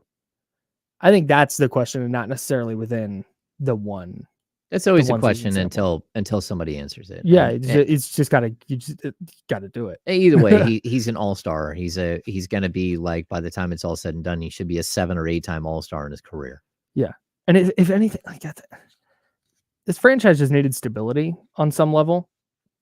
When you have a player who is as good as Domas, you don't just go, well, maybe it lowers the ceiling, so goodbye.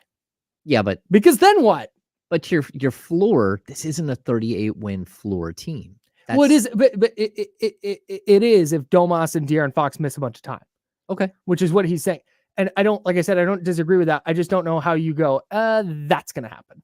Yeah. Like, based on what? No, I'm with you. Based on vibes? Based on just kind of how you feel? We've totally skipped the Michael Wilbon. Oh no, we're getting to it next. We're getting to it next. You want to, hey, if you're pissed at John Hollinger, Mike Wilbon's about to be your favorite guy. We'll hear from him next. That's James and Kyle. We're sponsored by Jiffy Lube on the Insiders. It's ESPN 1320.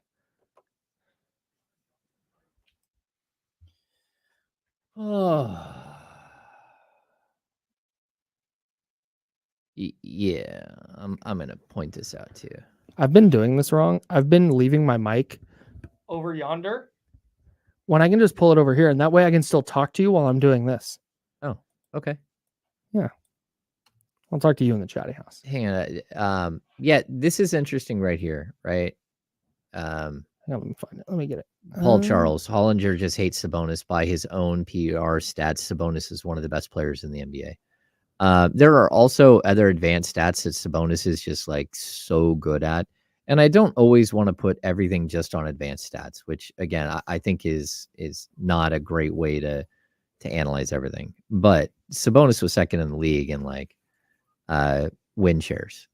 Mm-hmm. The only player that was higher was Jokic. Yeah. Like this is a player who was a monster. And by Hollinger's own stats, the PER rating system is a 23.5 PER. And not only that, but he's a 19.6 for his career. He's been over 20 for the last 5 years. Over 20. I mean, this is a monster. Yeah. Offensive win shares last season, 9.6. Total, 12.6 win shares. Even his defensive win shares of 3 tell you that he's not as bad a defender. He's not great in space, but outside of that, man. Yeah, some of the stats with him. His usage, Kyle. Mm-hmm. Domantas Sabonis' usage. 1 minute. 21.3. His assist rate, 30.4. Probably like top 6 in the NBA. For a dude with a 21 usage. Where Fox is like 29. Yeah, I was say 21% usage rate is not high. It's nothing. What was Westbrook's usage rate in 2016 or 2017? 30, 38, 39. It was so high. It might have been 40. How much time? We got 30 seconds. I got time to look at this. I got it. Oh, baby. Advanced. 41.7. Oh. Gods. That's usage percentage is an estimate of the percentage of teams' plays used by a player while they were on the floor. So basically, Russell Westbrook has the ball all the time. Here we go. Coming back.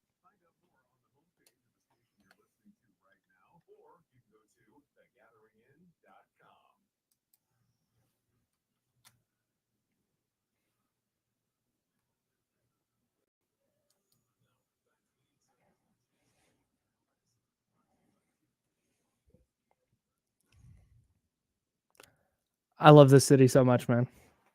What a great sports city. Sacramento. It's just so great. It is. It's the collective hate for John Hollinger right now in the chatty house is unbelievable. Oh no, he gets this on social too. Oh no. Like I think that's part of the gag, but at the same time, like, hey man, like I'm confused. Like, I would appreciate that if he went, no, I'm leaning into the bit. If he's like, I have nothing against Sacramento, but people think I do, so I'm just leaning into it. Like, all right, man. I think the problem for me, like I said, the problem for me is not because, okay, fine. If the Kings are super hurt, they're not going to win as many games as they did last year. Fine. Okay. But I would like to know, okay, what if they're not, though? He said unlikely. Okay, but that means there's a percentage chance that they do have the same injury luck. Then what? An injury luck from the standpoint too. This is the other thing, and you've brought this up before, but they avoided major injuries that forced players to miss time. De'Aaron Fox is banged up last year. Domas played most of the year with a broken thumb, an avulsion fracture in his thumb. Keegan Murray had an avulsion fracture in his thumb. These guys play through injuries. Right. So they avoided the injuries that you physically can't play through, which is good. But it's not like they went, wow, hey, nobody's ever on the injury report. Their medical staff was taking time off. Oh yeah. I respect John Hollinger's analysis. I would like to know, okay, what if they're not hurt? Do you see Keegan Murray getting better? Do you see De'Aaron Fox continuing what he did in the fourth quarter last year? You're expecting regression. Right. Can I get something? Yeah. Like it's only regression. It's only regression, and it will only be based off of injuries. Like I'm slightly stunned, especially when you're going up against a Lakers team that has a 40-year-old LeBron James and Mr. Glass and Anthony Davis. Yes, they're great. They're great players. They're Hall of Fame players. They both miss time all the time. You have players who have injury history. The Kings do not have a team with players with a massive history of injury. Kind of on purpose, I bet. Oh, it is. And they have a medical staff who does a really good job. They have a training staff who has their players ready. They practice hard. Like, this is a team that maybe they do have an injury this season that sets them back, or two that are big. But I even say this team's deeper. Yeah. No, you know who thinks that the Kings are going to be good this year? My man, Mike Wilbon. Did you see what Mike Wilbon said on ESPN last night? Love it. If you want here, I was going to describe it. So this is one big thing, but I've cut it into two. This is why Mike Wilbon is still believing in the Kings. And this is the thing that I believe the Kings had going their way last year. And I think we'll have going their way this year again. Here's let me make sure that everybody can hear this. Here's Mike Wilbon. What teams are going to try to go wire to wire, and every night out, they're just going to go after it. And there's some teams that aren't. You don't expect Denver to do that, even though they're the champs. You don't expect the Warriors to do that or need to. You don't expect the Lakers to do that. You don't even expect the Suns to do that, even though the Suns may have a bit of an agenda too. The team that I expect to actually feel that way and approach this regular season that way, at least through the All-Star break, are the Sacramento Kings. I do. Remember, they were the 3rd seed last year. One of all those teams I mentioned in the West still has something to prove. They know it, we know it, and the other teams know it. Yeah, man. Mike Wilbon via ESPN. And that was one of the things last year that I looked at and I'm going, dude, not only are the Kings good, but man, they want a lot of these games just more than the other team does. And that matters. Like, that counts for something. And I don't think that there's a single person in that locker room right now or in that facility right now that's sitting there going, made the playoffs, we can coast. Everything's good now. Everything's fine. We've done it. We're going to coast through this regular season and rest on our laurels, and we can coast to 48 wins, and we'll see you in the playoffs. There's not a single person in the building that doesn't have championship aspirations right now. They all want to win an NBA championship. Mm-hmm. That's it. That's what they want. And they're not, and this is an important thing. They're not looking at April already. It's not get us through the regular season. The Nuggets, for example, it wouldn't surprise me if the Nuggets wind up as like a 3 or 4 seed this year, because you know what? October going to trick a couple games here. November going to trick a couple games there. December, oh, you know what? Jokic has a little shoulder thing. They're gonna sit him for 2 weeks because they don't want to. They're worried about April. They're gonna sit Michael Porter Jr. for this stretch because they're worried. That wouldn't shock. I don't see the Kings doing it. No, I mean, I think the Nuggets are the one team where I look and Michael Malone and Mike Brown, they're cut from the same cloth. Okay. So like you're right though. Like the Okay, Phoenix then Suns. pick any other team. No, except for the yeah, Nuggets. because I would say like the Phoenix Suns feel that way. Like we're going to be in there in the end, and Yeah. if we're a 6 seed, it's no big deal. We're still going to be fine. the Sun. Say sneaky thing with the Suns. They got to figure it out too. Oh, they have a ton to work out. Yeah, They do. I mean, they made all of their changes 3 days before the start of training camp. Well, like 2 big changes, Mhm. and then not only that, but they have a new coaching staff, which people aren't talking about. That Mhm. like it's just magical that Monty Williams leaves and they're just going to not miss a beat. Mhm. Like Monty Williams is a good coach. He's a good X and O's guy. He's a good leader. Mhm. Whether he lost the room there or not, whatever, I don't think so. But like there are a lot of question marks. I mean, you lost like your floor general, the guy who helped you get where you got was Chris Paul. Mhm. He's not there anymore. And then you have a whole group of players that are extremely talented, and you have one ball that they have to play with. Mhm. Okay, like who's your point guard? Still waiting It's to probably hear on gonna that have one. to be. It's probably gonna have to be Devin Booker. Or it's Bradley Beal. Oof. Okay. If you told me, if you came from the future and said, "Hey, the Suns won the title," I wouldn't be like shocked. But I'm also not penciling them in for 60 wins. No. So, anyways, here's the other thing that Mike Wilbron brought up, and this is about kind of. I don't want to say John Hollinger was disrespecting the Kings because I think we overuse that word a lot. But it's in this vein of how the Kings get talked about as like, oh, last year was cute. But I mean, they're going to come back down to earth this year. Here's Mike Wilbon. We talk about disrespect. No one even mentions the Kings in a packed Western Conference. They'll mention them. I bet you if I go through the schedule right now for this here quality network, I bet you the Kings are last in number of appearances after all those teams I mentioned. We don't take, as a community, the Kings all that seriously, even though I voted De'Aaron Fox first team All-NBA last season. Right. SGA was as deserving, if not more so. I have no complaint. But all those guys, Sabonis has got to prove that he's better than he was late in the playoff series against Golden State. Sure. There's lots of stuff for the Sacramento Kings to prove, and I expect to light the beam a lot. There's something to be said Regular about season, I think they could be 1 seed in the West. Damn. Kyle, I've said it like from a couple of months ago. I keep saying it. The Kings are going to want to win games early, often, all the time. Yeah.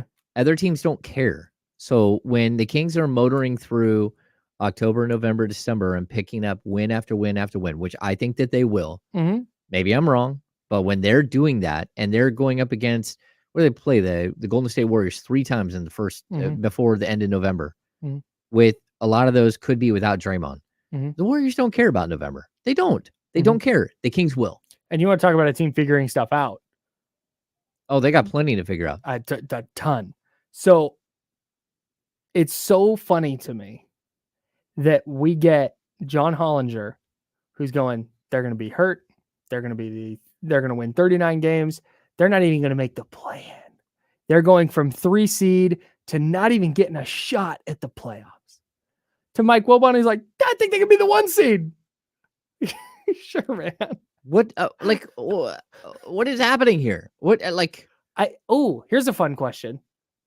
Is there a better chance that they are the number 11 seed or the number 1 seed? Oh, I would say number 1. Okay. Like Kyle, again, like we'll make predictions before the start of the season. Like we'll go on record. We'll put our like stamp. Oh, dude, we're recording it. The Kings are projected, or they were like 2 weeks, well, maybe 3 weeks ago, like 44.5 wins. I think that's what 44.5 is their over under. Yeah. 44 is well, that's where it was. I don't know if it still is. We'll have to see. But they won 48 last year. I think that they can easily win 51.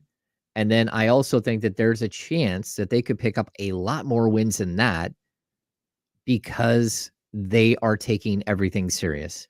They are the ones that are going out there trying to win every game from start to finish. They want to show the NBA, everyone in it, that they were legit last year and that they're legit moving forward. And like, hey, we can stay healthy because we work hard. We can stay healthy because we don't have like a medical book that comes with us when we get traded here.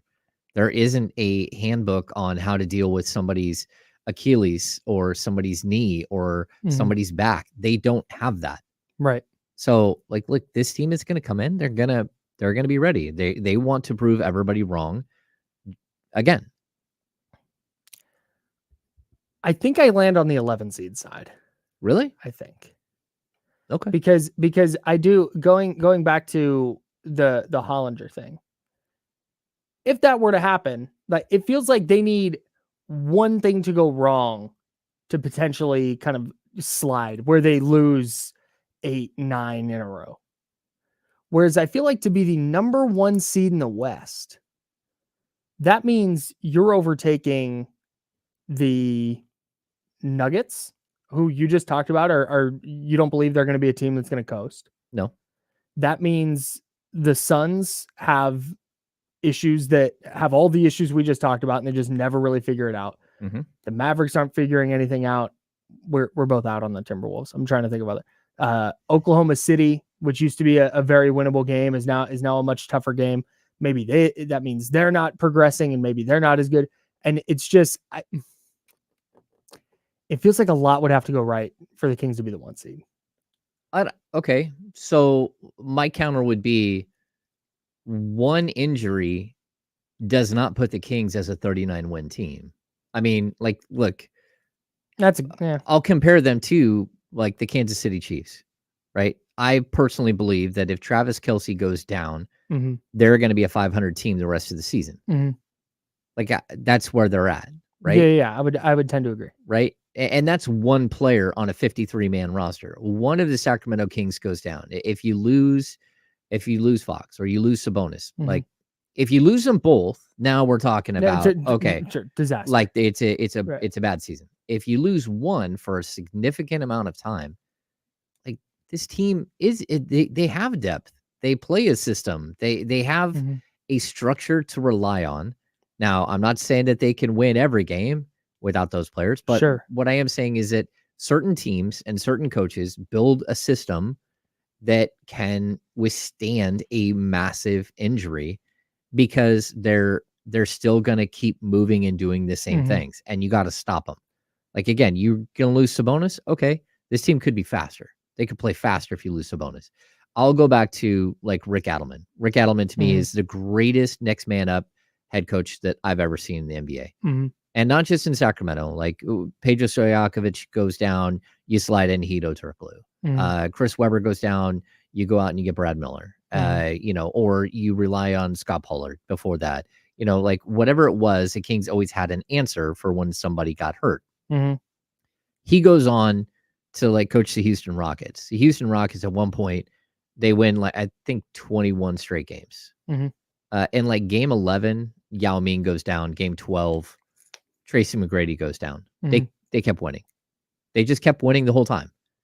And like that's a next man up mentality. I think the Kings have that type of roster and that type of coaching staff right now that they're not so overly reliant on whether Steph can save you every night or whether Luka can save you every night. That's not who they are. Right. They're a system that relies on the pieces, the sum of the whole, not on one individual or two individuals. And so, yeah, would they take a step back if they lost one of those players? Sure. But they could, people forget the year Chris Webber went down, the Kings were the best team in the NBA without Chris Webber.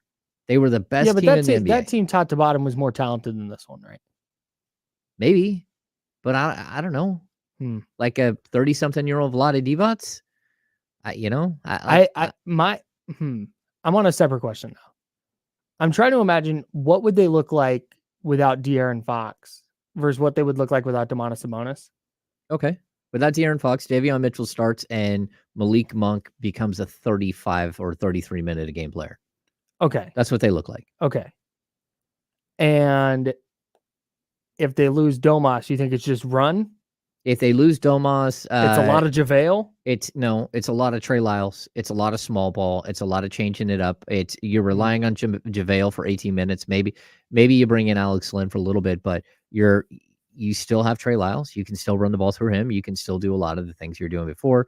You're just not going to, you're going to need other people to step up So as opposed to Trey Lyles having to become a 19 and 12 and a half guy, you need him to become a 14 and an 8.5 guy, and everyone else has to chip in those extra rebounds and stuff. And that's possible.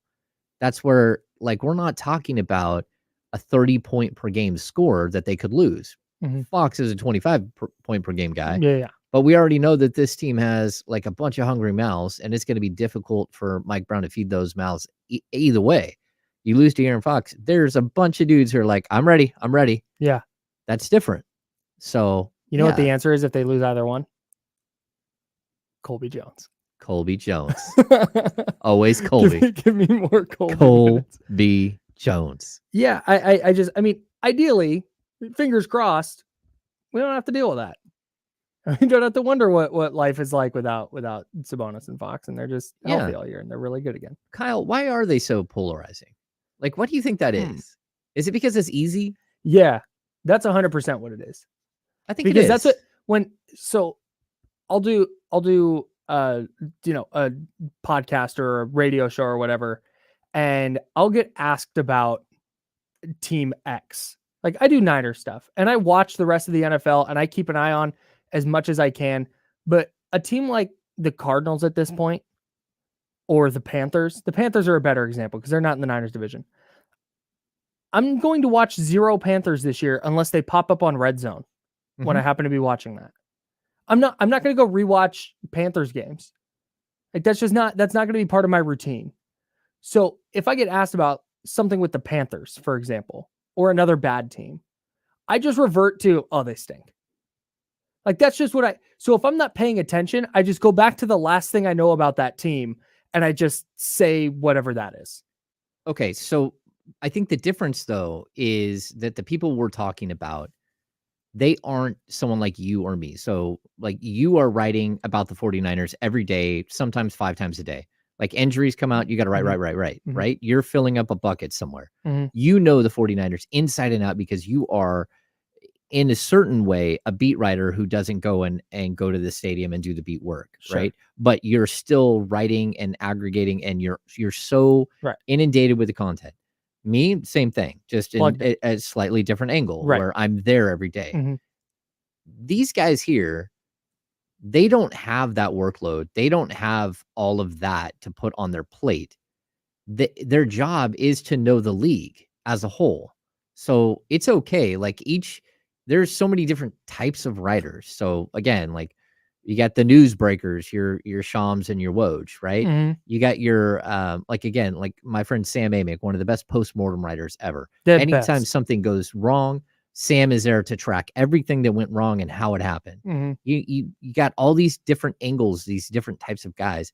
Well, these guys who are talking about this stuff on TV or writing about it globally or having to write a top 30 teams in the NBA, they should know what's happening with the top 30 teams. And it shouldn't be snarky. It shouldn't be misinformed. It should be that you went and you did the work and you did the research and you know exactly what's going on. Yeah. So I tend to agree, but I also because it's polarizing. So I think there's going to be a lot of people like Michael Wilbon and like Zach Lowe, who just released his top, what's it called? League Pass. His top league pass teams. That made me feel so old right now. I almost said NBA TV teams, but I knew that was wrong. His top league pass teams, and the Kings are in the top 10. He hasn't released the top 10 yet. It's 11 through 30, but the Kings are okay. And I'm guessing he's going to say a bunch of really nice stuff about the Kings. So there are people who see them and know that they're fun, and who saw the crowds last year, and who see the ascension and see the direction that they're going, and they're going to be like, yeah, I am riding that train. See, I love Zach Lowe. Well, we should have Zach Lowe on the show. I love Zach Lowe because he does take it serious. Yes. He looks at the league globally. He studies each aspect of it. There are times where he may upset people and other times where he's just hits the nail right on the head. But I think that he's one of those guys that does understand and does the work to make sure that he knows everything that's going on with every team. Yeah. Yeah. The best he can. Yeah. The best he can from afar, from Boston. So I think a large reason they're polarizing is because, like I said, you're going to get people who are like, I'm going to ride that wave. Nobody's talking about the Kings. I'm going to be the one who talks about them. They're awesome. And then you're going to get other people who John Hollinger, I think genuinely for the most part puts in the work and this and that. But there's going to be other bloggers or podcasters or TV personalities who are going to be like, I think the Kings are going to regress this year and they're going to win 35 games. And they're just saying that because they're just kind of guessing. Yeah. And I think that's where it comes from. The way you erase that is you go win 49 or 50 games this year and you win a playoff series and you show that, hey, this wasn't a flash in the pan. Because that's ultimately that's the next step. But this is a team that wants it. So Correct. I'm going to say 55-56 and win a playoff series, and everyone around you is going to be like, okay, well, we can't question them anymore. 55. Dang. Pick up the easy wins early when no one's paying attention, man. Yeah. It's an accumulation of wins over an 82 game schedule. Also, many of the months where people do not care. I have a thing to bring up real quick while we're talking about the Kings and regressing. I need to check this, and I wish I had thought about this a little bit sooner so I wasn't doing this on the fly, but I'm tracking this down right now. So the Kings last year, they went 48-34. And what were they at home? 23 wins. That's where you pick up all your wins. 23-18 at home, 25-16 on the road. Yep. Even if you word of the day, regress. Even if you regress to 21-20 on the road, you go that's right, a game over 500, 21-20. Yeah, if you go a game over 500 on the road, but you win 30. 30, you win 30 at home. Now you're at 51. Yep. And that's just by going 30-11 at home. That's where they win right there. It's all about the home. That's 30 at home. Then that's if they don't go 25-16 on the road. Alvin Gentry walked by the other day. He goes, all right, you guys ready for me to talk? And I'm like, no, bro. The only thing you're going to say is we got to win more games at home. And he just starts laughing. And he's like, but that's right. And I'm like, you're all right. They need to win more games at home. Yeah. But like, that's it. Like, you want to be a great team. That's where you do it. Yeah. The defensive end, whatever, I don't care. Outscore everybody. That's fine. Where you win more games. If you're this team, you take advantage of the greatest home court in the game right now, and you win at home. Speaking of home games, as we wrap things up here on a Tuesday, and again, congrats to our guy Ramsey in the YouTube chat for getting the gold medal. If you are not a baseball fan, or you have punted on baseball, or you have been waiting to give baseball a shot, lock into Diamondbacks Phillies tonight. Listen to it here on ESPN 1320 if you've got to commute home. First pitch, 4:30, or maybe you're out driving around. But if you can, watch at least a little bit of that game tonight. The crowd in Philly is unbelievable. Legitimately affects games in ways you typically don't see in baseball. That game is going to be super fun, and we've got it right here for you on ESPN 1320. Again, first pitch, 4:30. Hey, this was fun. I had a fun time today. I think we screamed too much. Did we scream too much? No. I thought we were spot on. I thought we did a great show. To hell with anybody else. At least we're not a dork. At least we're not a dork. Yeah. All right, James, thanks so much. Chatty House, thanks so much. Everybody listening, watching, we appreciate all of you. D'Lo and KC are coming up next. And again, we have Diamondbacks Phillies 4:30. That's coming up on ESPN 1320. Bye. Sell the team, dude. Advertisement by Zimmer. Thanks, everybody. I got to run to practice, but hit the thumbs up for us if you don't mind. We got a big crowd in here. Chatty gang. We had 240 plus in here. Let's go, people. Gang. Let's go. James has to sprint. I got to get out of here. They did a 12:15 practice, which... All right, well, dude, bounce, bro. What are you still doing here? Goodbye. Goodbye. Bye, friends. Leave.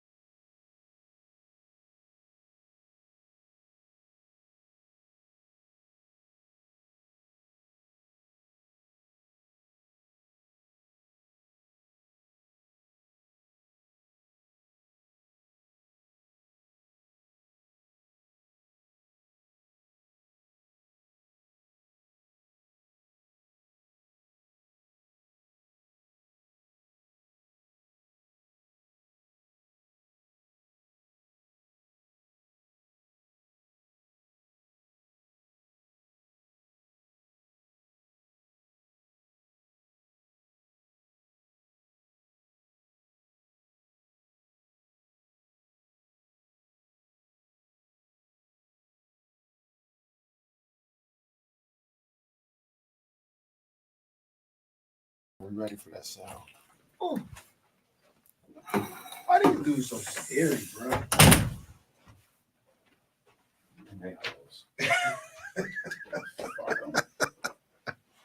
Bernie Mac say, fuck him up against the wall, or handcuffs on, crazy glue on the lips.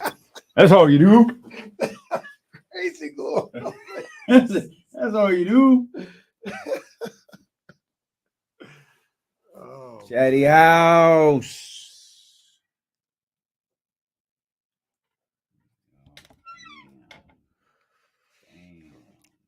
Hey, man, I just want to know. No, I ain't even going to say nothing, man. I ain't going to say nothing till the show start, man. I ain't wasting no content.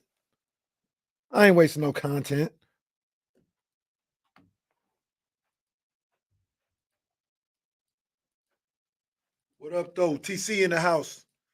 Manny in the house. TC got his Kevin Huerter jersey on. One man wolf back. Over his fire Carl Shanahan shirt. Nah, hey, we need some Be Real With Yourself KC shirts. That's I like that. Be real with yourself, KC. I got to reach out to Dave Garcia, 209. I would definitely new shirts made. I'd definitely wear a Be Real With Yourself KC shirt. David Garcia. Yeah, we definitely need a new batch of Dr. David, Warren, Tony Edwards, Jason in the house. Jay, we appreciate you tagging us in everything. Jay be spamming the hell out of us. He want to make sure we see it. And Jason, we appreciate you. We appreciate you, big dog. Because to be honest with you, there are some things that I don't see that you tag me in that is very helpful. So appreciate it. Yeah, right.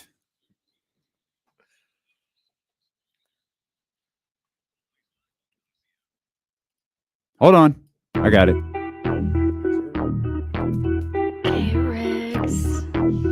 Yeah. We got him screaming D-Lo, KC, D-Lo, KC, D-Lo, KC, D-Lo. We got him screaming D-Lo, KC, D-Lo, KC, D-Lo, D-Lo. We your number one spot. For some sports, huh? Got the city going crazy when we work, huh? We top 2, but we ain't 2, we in first, huh? And when you need the real, we is who you search, huh? D-Lo, KC, D-Lo, KC, D-Lo, KC, D-Lo. We your number one spot. Where y'all at, baby? Where y'all at? What's good? One more time. We welcome you in here to the Tuesday, October 17th edition of D-Lo and KC. I'm Damian Barling. The ultimate needle mover in God mode himself. He's Kenny Caraway. Yes, sir. Acknowledge me. And we're so happy that you are here with us. Tuesdays always very busy. Trysta Tuesdays in full effect. She'll be with us at the top of the 2 o'clock hour. Jason Jones coming up in the final hour of the show. And our man Scott Gulbransen going to join us coming up at 1 o'clock. We're going to talk. We got things. I just want to know why these people so scary. They need to be like Drewski and stand on business. Yeah, people don't want to. Stand on business. That's what we do over here. You put something out there, you stand on business. People don't want to, they scared. When you are a writer or a tweeter, you just put stuff out there in the universe and you don't have to be held accountable for it except by the people who make you comfortable. When you say stupid stuff and you got to get called on it, oh, yeah, I don't do that no more. Yeah, I don't talk no more. I don't talk. These hoes really talking about I don't appear on podcasts. Bitch, we're a radio station. What you talking about? Who the hell you talking to? Hey, man, these people don't be standing on business, man. We just trying to have a conversation. Talking about I don't appear on podcasts. First of all, these podcasts are monsters. You better get your sorry ass content out there. But see, that's what they're afraid of. That's what they're afraid of. When you write something, you could just let it live out there in the universe. Don't have to be held accountable for nothing. But when you write something stupid, you scared to get called on it. You know, the funny thing. It's how the whole thing with Coffee Boy started. It said, hey, I don't understand your remark about De'Aaron Fox and Ja Morant. Can you explain it to us? That's all we said. Just explain Ignore. Oh, I'm not available. You're not available when? We didn't give you a date or time or anything. All we asked for was clarification. He was the one who turned it into a thing. Now that's the norm. Folks running. It's crazy. They scared. You know the crazy thing about that too? The crazy thing about that is those type of people be the first people to talk about athletes and celebrities, only keeping yes men around them and only keeping people that agree with their point of view around them. They be the first people to say that. But the second somebody, I'm not saying you got to deal with somebody that's being disrespectful, but if somebody's just disagreeing with you, you want to block them, or you want to ignore them, or you don't want to stand on your business and come on a show or a podcast or whatever you want to do. But you be the same ones talking about the athletes only keep yes men in their corner. You know, man, the math ain't mathing. You know what's funny to me about stuff like that too is I don't believe we talked about Woj a couple of days ago in the what Woj is trying to accomplish when he writes something, tweets something, tells you something, and we use the example of James Harden and the Philadelphia 76ers. I don't believe journalism is journalism anymore. Like, writers don't write for the purpose of you getting information. I don't even think writers write anymore with the idea of, hey, here's my opinion. Here's how I feel about it. Writers don't write in commentary anymore. Writers write for the sole purpose of getting you to click on it, getting you to click that link on social media, getting you to click that link on whatever website it's on. And it's not, I don't know if I feel like this or not, but you know what? If I say something stupid, I'm going to piss off that whole Kings fan base. They're going to retweet this 400, 500, 600 times, 1,000 times, 2,000 times, whatever. And that number that I need to hit for whatever company I work for, oh yeah, I'm going to blow through that by trashing the Sacramento Kings or trashing the Los Angeles Lakers or writing that LeBron is washed or putting LeBron 10th in a top 100 list or whatever the case may be. It's not like journalism isn't for the purposes of learning and understanding content anymore. It's just to click and create social media fights. And that's why people like John Hollinger, that's why people like Coffee Boy only do podcasts or radio shows with people that they're comfortable with. John Hollinger don't want to come on in Sacramento no more because he's going to be challenged. We knew John Hollinger was full of crap when we had him on the show, and he talked about how Jameis Ramsey, and you heard that right, Jameis Ramsey talked about how good he looked when he was coming off of two of the most embarrassing performances I've ever seen from a professional basketball player. And we tried to stall him out too, but he kept telling us how good he was playing. And you know what? In this case, maybe you shouldn't come on this radio show anymore, or any radio show anymore. The crazy thing about stuff like this is what they think we or anybody else, we're going to beat them up over the radio. Like, bro, we talking sports. Like, why are you so afraid to come up here and talk about your opinion? Because your opinion ain't real. You just You just doing it for the clicks, like you just mentioned. You just doing it, for the spotlight, for the attention. You can't. Once again, you can't stand on your business because you don't even know what your business is. Like, Amin has never been able to explain what that comment meant, other than he has a vendetta against De'Aaron Fox, and De'Aaron Fox don't like him, and quite honestly, I don't blame him because we don't like him either. No, and he wanted to. I'll give him this though. He was smart. He didn't show up at that playoff series. Oh, no. Because I would have told him about himself. He wasn't coming through there. I would have told him about himself as James Ham was getting his tea. I would have been, hey, James, look at who's here. This old punk-ass dude actually showed up. I'm going to try to talk.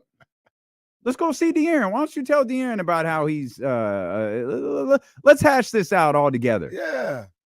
Like I said, man, I'll even flip the script for you. You want some coffee? I'll get you. You want me to get there's a Starbucks right next door.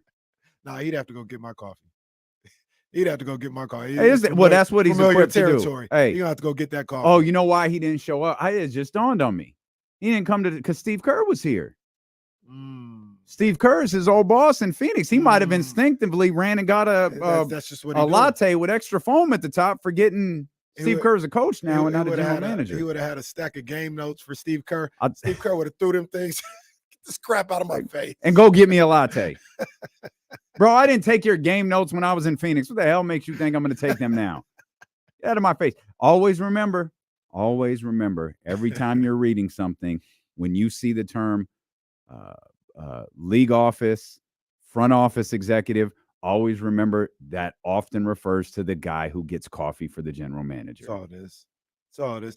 Look, man, and get it how you live. I'm not judging anybody in this whole scenario. I just don't understand.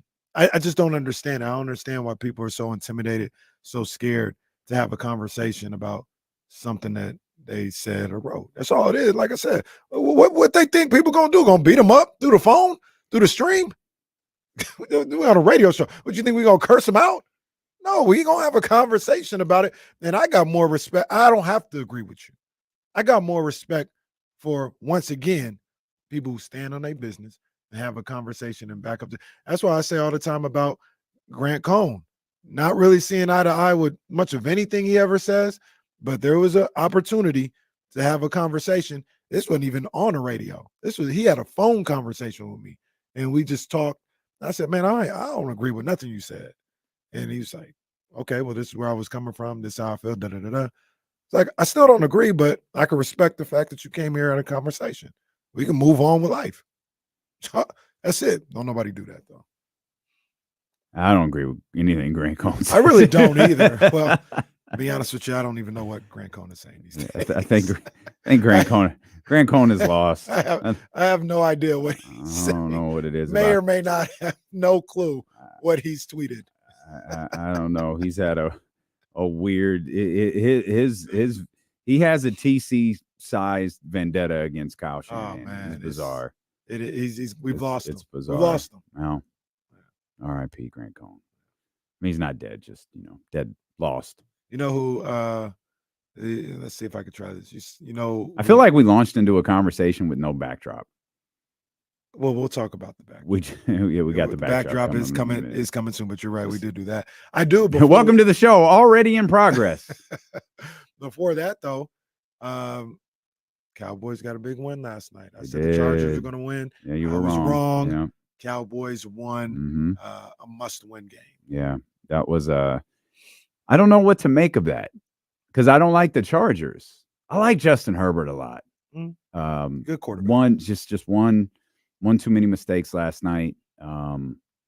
Late in the game, I thought the Cowboys did a tremendous job in the fourth quarter. Shout out to that fan who's the new star of the team. Oh man, that was pretty somebody funny. Said that was a work. People are speculating that was a work. Well, it's because no one wants anything fun to happen. That was a game. Well, maybe it is. That was a pretty engaged sports fan. It's been confirmed since that she's actually a real fan. Chargers have real fans, believe it or not. I've been saying Chargers got more fans. I don't want to say more. They got just as many fans as the Rams down there. Yeah, I don't think that's saying anything. Yeah. I don't think that's saying anything. There are Rams fans. There are Chargers fans. Not enough to keep people. There's probably more Chargers fans in San Diego and more Rams fans in St. Louis. Maybe so, yeah.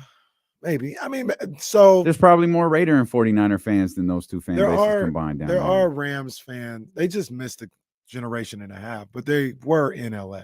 Well, I know. That's why my mom's a fan of the Rams. So they do have fans. But my mom lived here. Right. Yeah.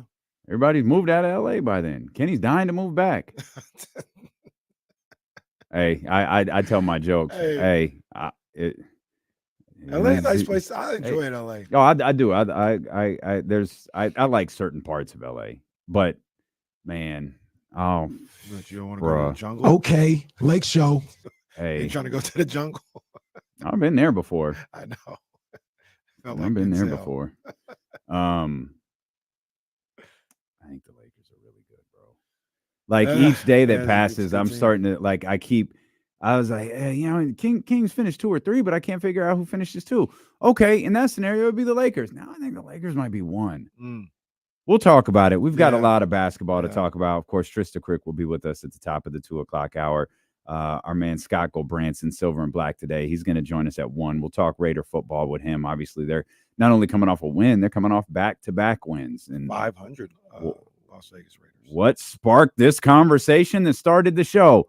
Y'all already know what it is. John Hollinger's in his bag to get on everybody's nerves. We'll talk about it. And you know what? Jason Jones, who joins us later, he said something last year. We all need to ride with this. We all need to ride with this. We'll tell you what that is. We're just getting started. Appreciate you for being with us. It's Steeler and KC, brought to you by Sky River Casino here on Sacramento Sports Leader ESPN 1320. Did you send invites to Okay. Fucking Jesse. Did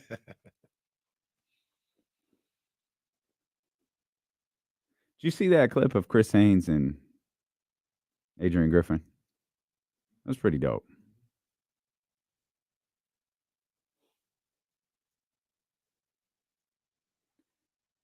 John Hollinger. Jester.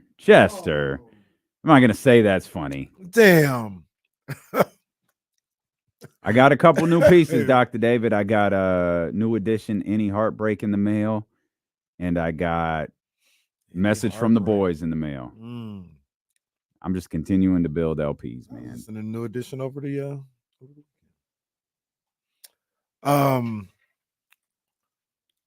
Michigan. This isn't a trap game at all.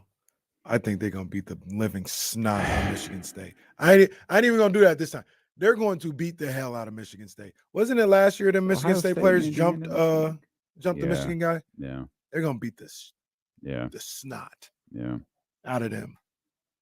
Kyle Madsen, ladies and gentlemen. Kyle Madsen in the house. I like your hat.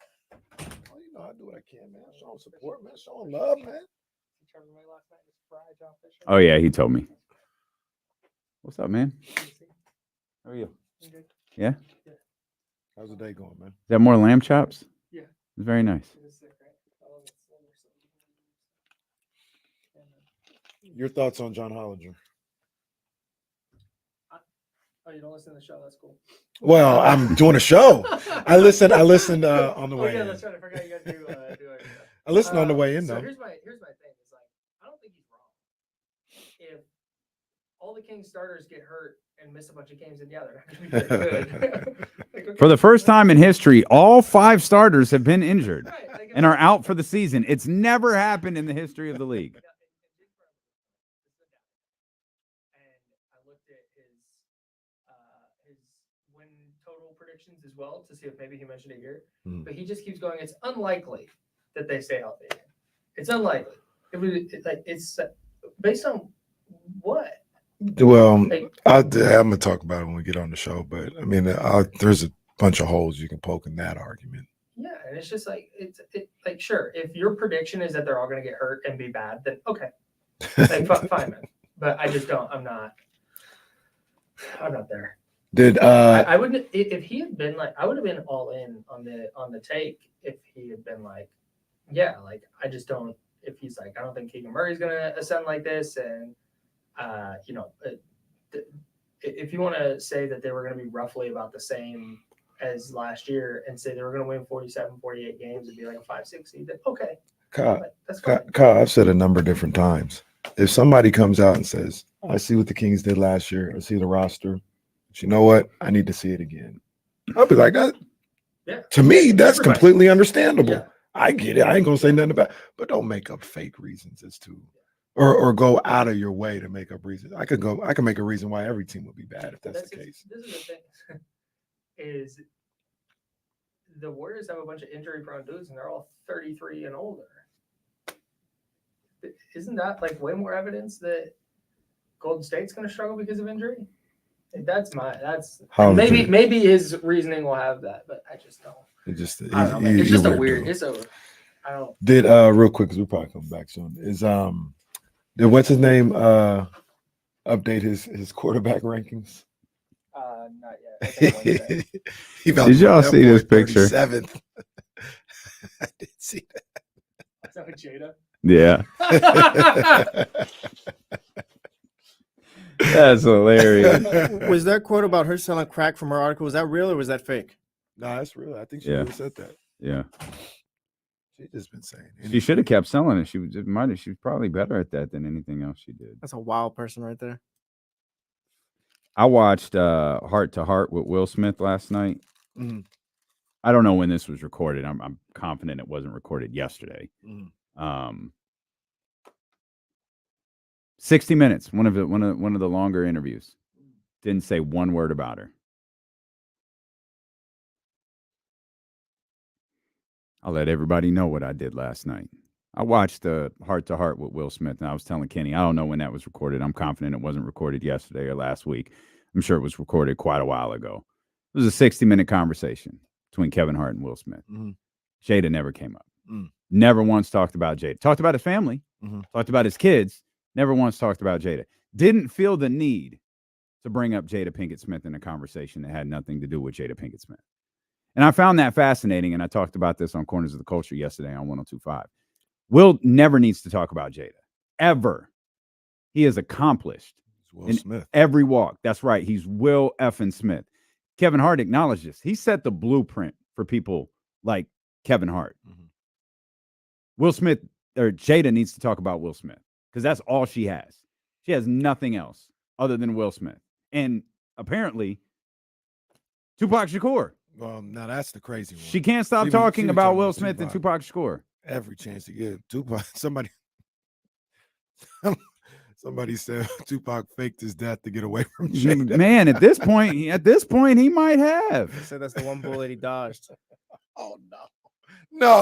Damn. They said it. I didn't say it. They said it. They said it. That's funny. They said it, not me. That's funny. No. All right. To Tupac. I listened to that Corners of the Culture, and I agree with everything you said.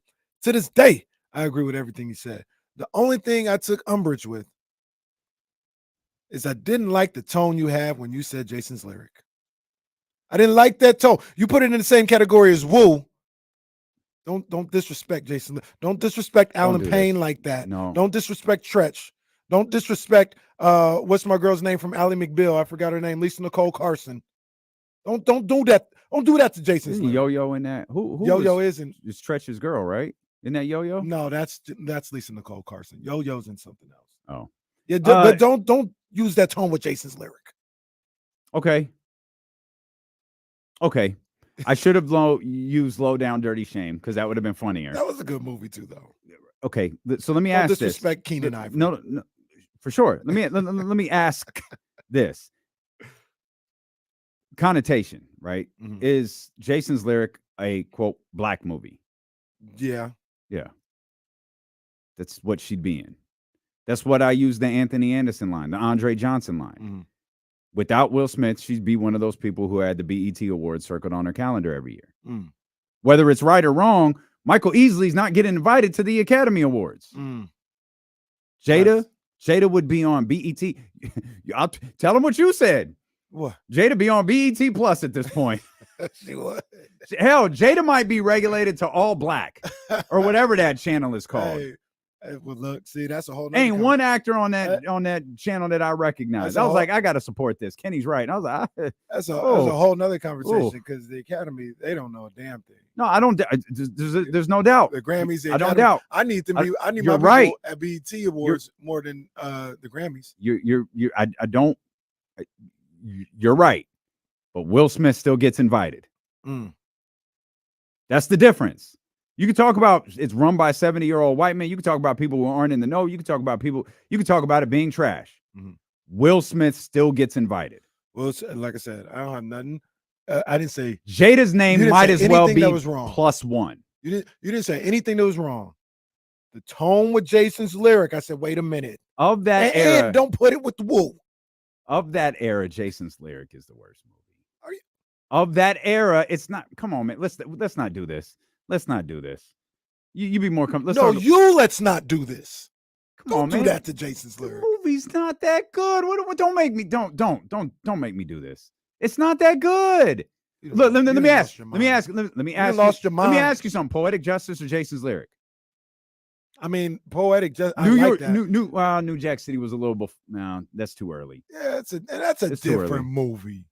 It's a different movie. Poetic Justice in hindsight, it holds a spot near and dear to all our hearts for a number of different reasons. Come on, man. Come on, man. Hey, don't do that. I'm the one who brought up my girl can't act. I know that. I know she can't act. Jada and Alan Payne, they got it in too. Well, see, I didn't need that. Maybe that's why. I didn't need Alan Payne's hairy ass all over my TV screen.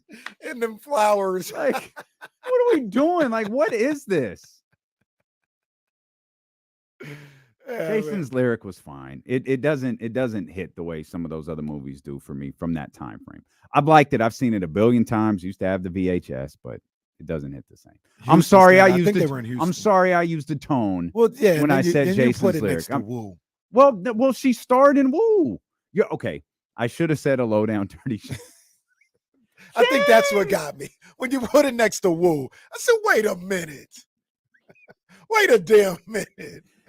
Well, she didn't have that many movies to choose from. And then all of a sudden she marries Will Smith and she's in The Matrix. I'm sure that was a coincidence. Set It Off. That's a good call, Warren. Well, I mentioned Set It Off. I said that's what she would be remembered for. She would be remembered for A Different World and Set It Off.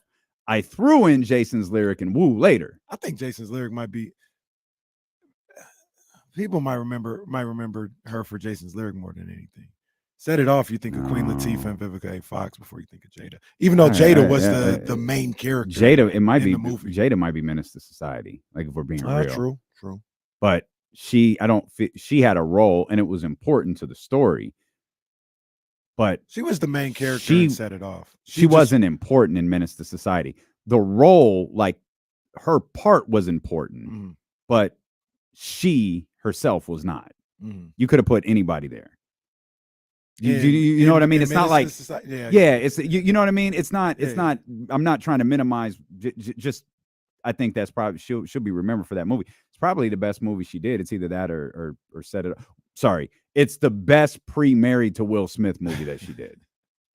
She got about. I ain't never seen the Matrix movies, but I know she's in. She got a handful, and then she did A Different World, even though we'll say so. And that was Different first. World was.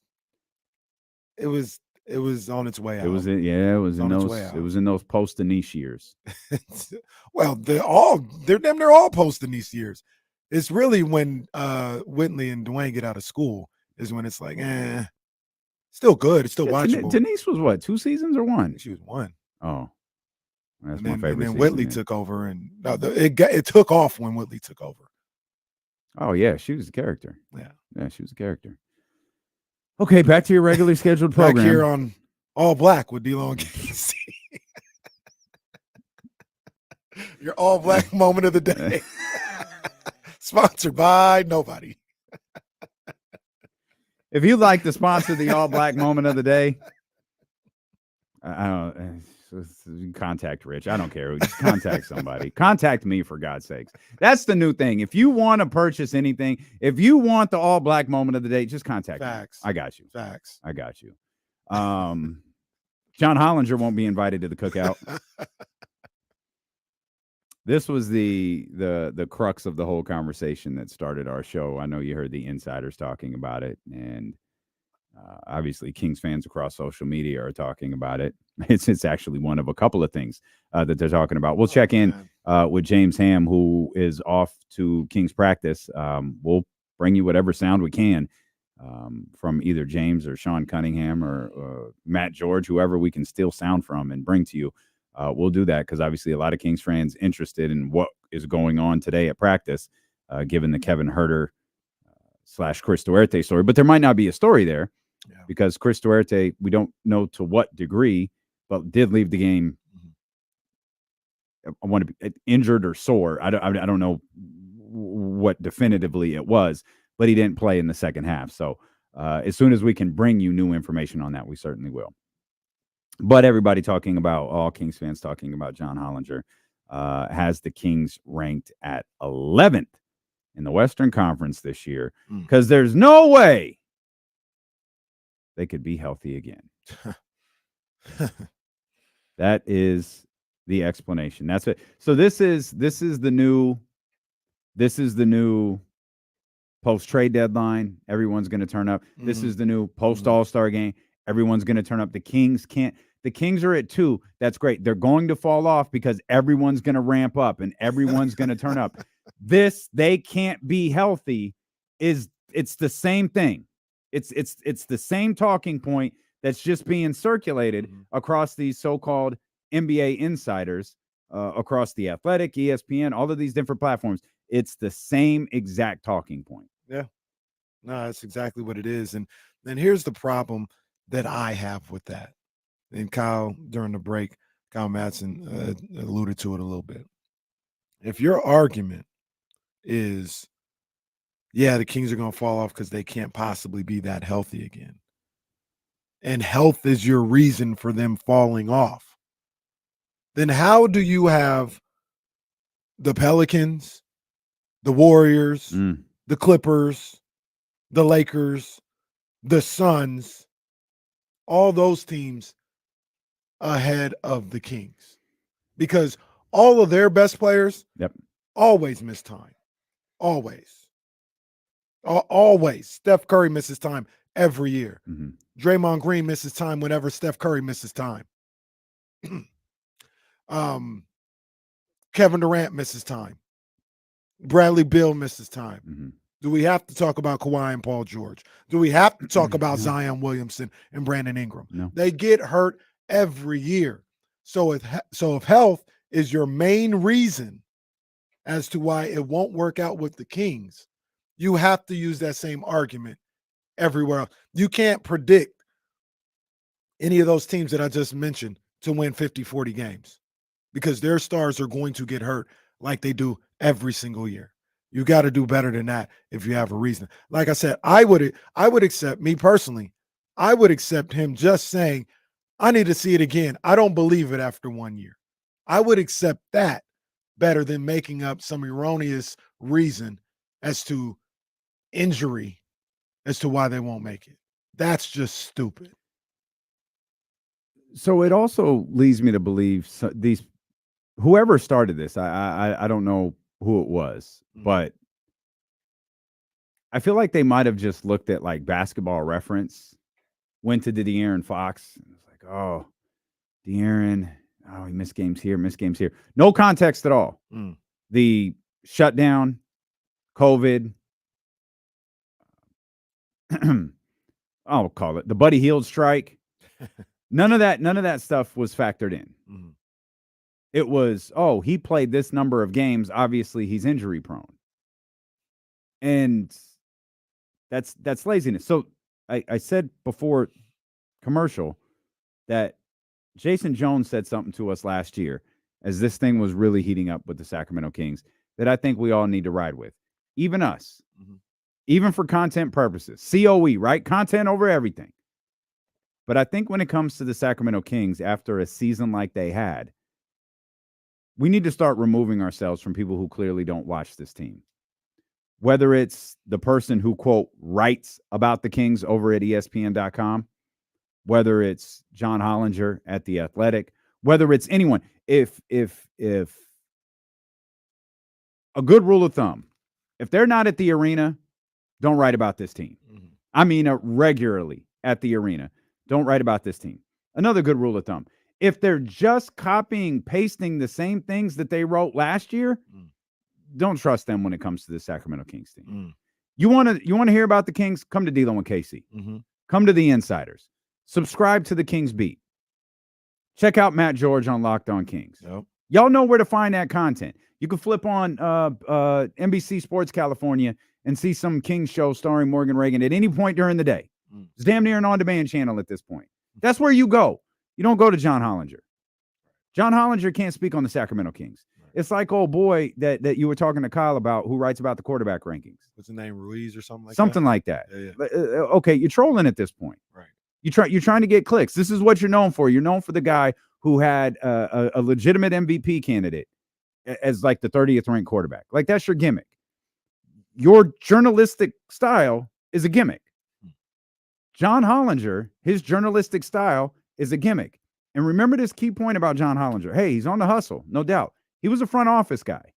Now he's a writer. That should tell you something. John Hollinger isn't 80. He ain't 70. John Hollinger just can't get another job in a front office. So he writes about it. And he's wrong at virtually every turn. So let him write. And you, me, and the Beam team out there talking about the fans, not the players, we could just ignore it. We don't need to tweet it. We don't need to read it. We don't need to look at it. Yeah. Because that's not where you get your Kings content from. Right. You get your Kings content right here. 10 to 4, 10 to 6 every day. Absolutely. We got you. Absolutely. I mean, I'm all with that. Like I said, don't ever really retweet anything he's got to say unless I'm making fun of him. That's a good. But you know, guys like that, I'm gonna call out. That's I'm fine. gonna call out. I'm gonna say, nah, bro. Like, you're looking crazy right now. You have a responsibility. The Athletic has a responsibility. If you're gonna have a national guy write for your publication, when you say something crazy, I'm like, no, that's crazy. Now we ain't got to spend the whole 4 hours on it, but no, that's crazy. And you know what bothers me about that is if you want to have your national writers do that, like, yo, whatever, it's trash to me, but whatever. You got Anthony Slater, you know, driving up and down 80, trying to cover what will likely be two of the biggest teams in the Western Conference. Let Anthony pick which team he wants to cover and then assign someone to cover the other one. Right. Because you got, like, he's going to miss something. And you got my man going up and down 80 trying to cover everything. And he does a great job of it. But that's tough. And the Warriors are going to have significant. The Warriors are always going to have more storylines because they got 4 titles and multiple Hall of Famers on that squad and guys that make a lot of noise. So you got attention there. You want to have John Hollinger fire off his hot takes and his silliness about Sacramento? Cool. I'm not volunteering him for the job, but put Jason Jones back on the beat. But put our man Hunter Patterson on the beat. Yeah. Do that. In fact, don't take Jason Jones off the culture. I love that stuff too much. Put Hunter Patterson on the beat. Yeah. Have someone here to cover this team every day. Anthony Slater, you can give Anthony the senior Northern California basketball writer title, like they do all the guys at ESPN, and he could still cover both. But let Hunter cover this team every day, because then it balances out a little bit. But when you go to the Athletic, and that's all you see, because Anthony's got to cover what's going on in Golden State. It's like, what is this? This is a team that finished 3rd last year. This is a team with multiple All-NBA players, multiple All-Stars. Y'all still blowing this team off like this, Pauls? It don't work. It don't work. Sometimes you're just mid-sentence and it's too late now. Too late. Gotta sneak it in. Just too late. Just acknowledge you blew it. Pause and keep going. No, that's spot on, though. The other thing about this with Hollinger is I read the article, the teams that he has on there. Yeah. He's got OKC at 10, which is, I don't have a problem with them being at 10. I think that's going to be a good team. Once again, what if injuries happen to 3 of their 5 starters? Probably won't be 10 at that point, right? Like that's what your whole argument is always about. We can say that about any team in basketball. Yeah. But I'm gonna have a better outlook at these things than he does in these situations, and I'm gonna assume health. I think OKC is a really good team, or potentially a good team. I agree. New Orleans, even without injury, there's question marks, major question marks about whether or not Zion and Brandon Ingram can play together. There's major question marks about their defense. I was listening to Trysta. She broke it down perfectly. They're going to have Zion Williamson at 6'6" playing center, and he already doesn't play defense as it is. So how is that supposed to work out? You got them 9th. All right, whatever. Got Zion, Brandon Ingram, 2 top flight players. CJ McCollum, top flight player. They also lost Trent Murphy for a couple months with his meniscus tear. But then the one that really got me, that just doesn't make any sense, is he's got Dallas at 8. And if you read his write-up on Dallas, he has literally nothing good to say about them. Nothing. If he didn't have the numbers attached to where he was at and he just wrote up on Dallas, like, man, the way he's painting it, these guys are going to be a bottom 5, one of the worst teams in the Western Conference. They've got nothing on that roster outside of Luka and Kyrie. Oh, he makes fun of Kyrie for, being quote unquote a savior, somebody that you can rely on. But the roster, there's nothing there on the roster. This is a team that wasn't good last year. And like I said, he has nothing good to say about them. He's got them 8th.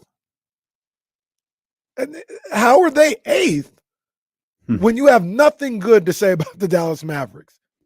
On the other hand, the talent surrounding Doncic at present is decidedly underwhelming, Irving aside. It's hard to come up with another Mav who would start for more than a small handful of the league's other teams. Dallas's third best player is ... Grant Williams? I guess. The rest of the roster is dotted with one-way players who, with obvious limitations, from Nil and D guy, Josh Green, to the aforementioned Curry Jones, to the streaky Tim Hardaway Jr. Irving, of course, presents his own problems. A hugely talented offensive player, he teams with Doncic to make the Mavs an elite attack, almost regardless of which three other players share the court with him. At least on the days when Irving is A, healthy, B, not blowtorching his team's chemistry. Eighth. Quick follow-up. Yeah. Hi, D'Lo, long-time listener. Great show, by the way. Damon? Thank you. What team did Kyrie Irving blow up? Was it Brooklyn?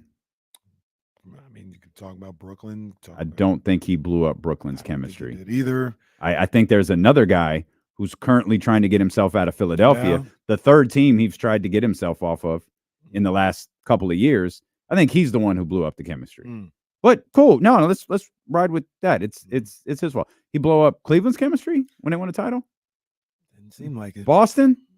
No. Boston was weird, but I don't think it was because, I think it was more because Kyrie got hurt and they were really good. Okay. I'm just asking because that stuff about Kyrie torching teams' chemistry is repeated as fact.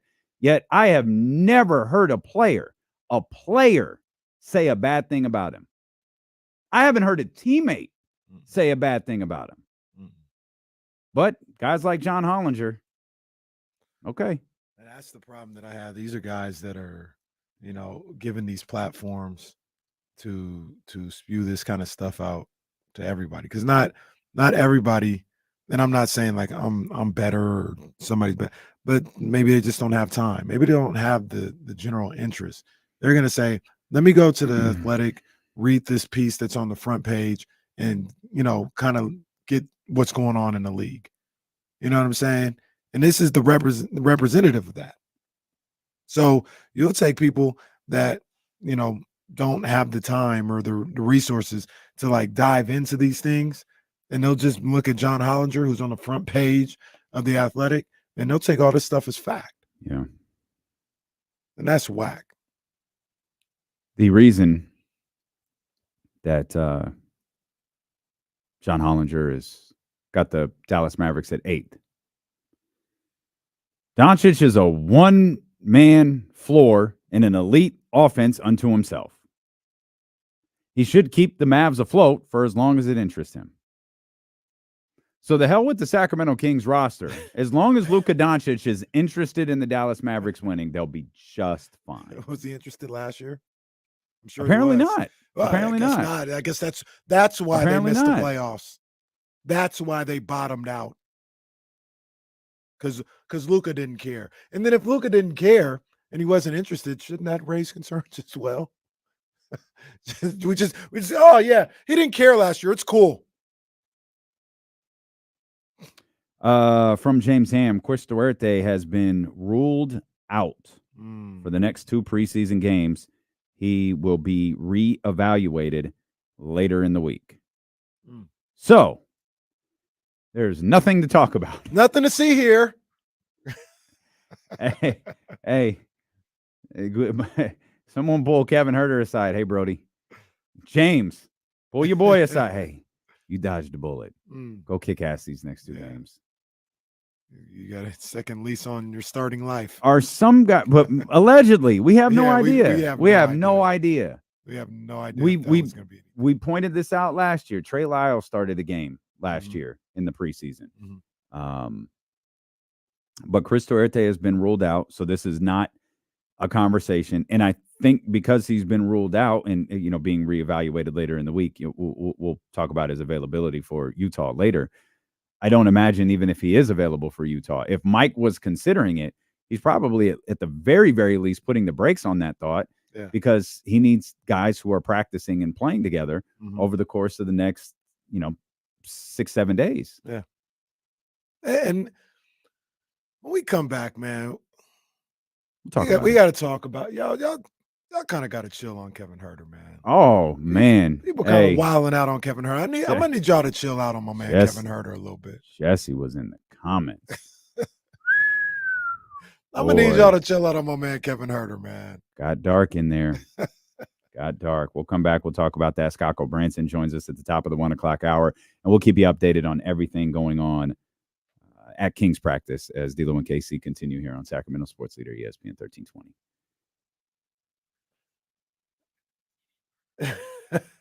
Kevin TD Huerter. Oh man, I don't think you go double breasted with like the shirt open. Nope, looks ridiculous. Looks ridiculous. This guy, Richard Jefferson, got to do better. He got to do better. And then he always, like, there's a time and place for it, but no matter what, he's always trying to go shoes that show the Achilles. Like, you don't do that every single time with every single suit. Excuse me. Why not? Well, no, you wear tennis shoes. I'm talking about like dress shoes, loafers, and stuff like that. Like, you don't do that every time with every suit.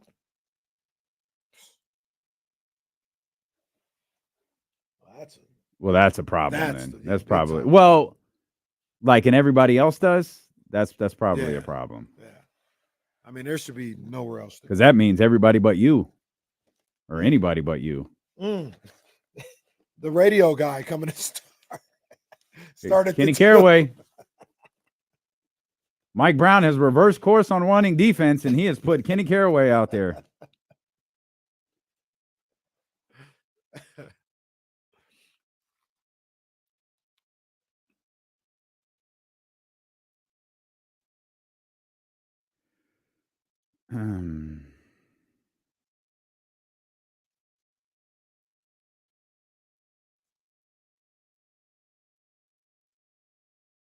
I hope Kevin cooks, man. Me too. I hope Kevin cooks.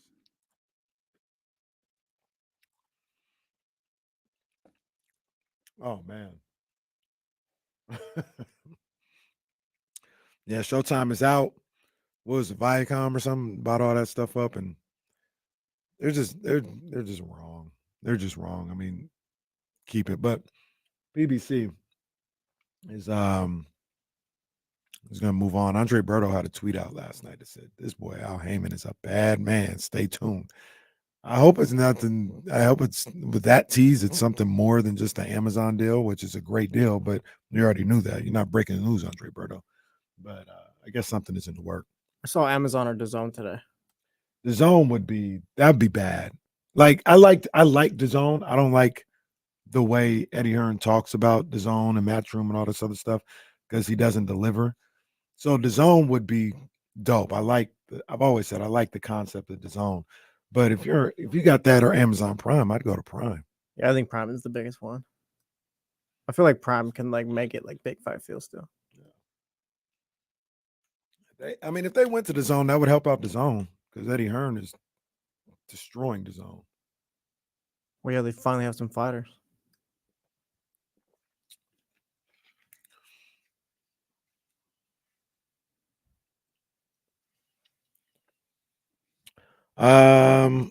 I think they're just getting out of boxing. I don't know if the whole sports department is going. I think it's just boxing, but I haven't seen anything about that one way or the other.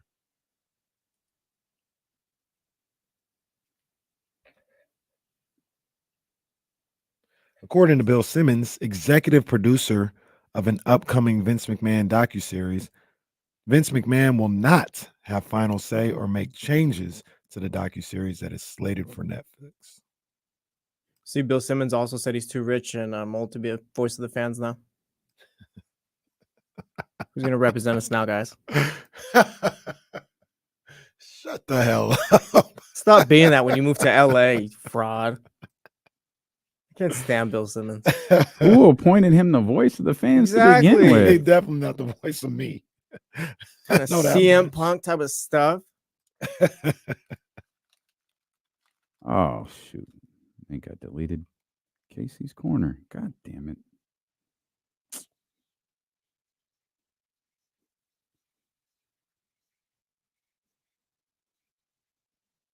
Well, if you guys enjoyed Casey's Corner, it was good while it lasted. No, I didn't mean off of. Appreciate it, No, and, I didn't mean thank off you for. the. I didn't mean off the rate. No, Thank you for your support. Throw it in there with J Street vibes. you guys are jerks. I think I accidentally not off of the radio. It's still on the radio. I can't.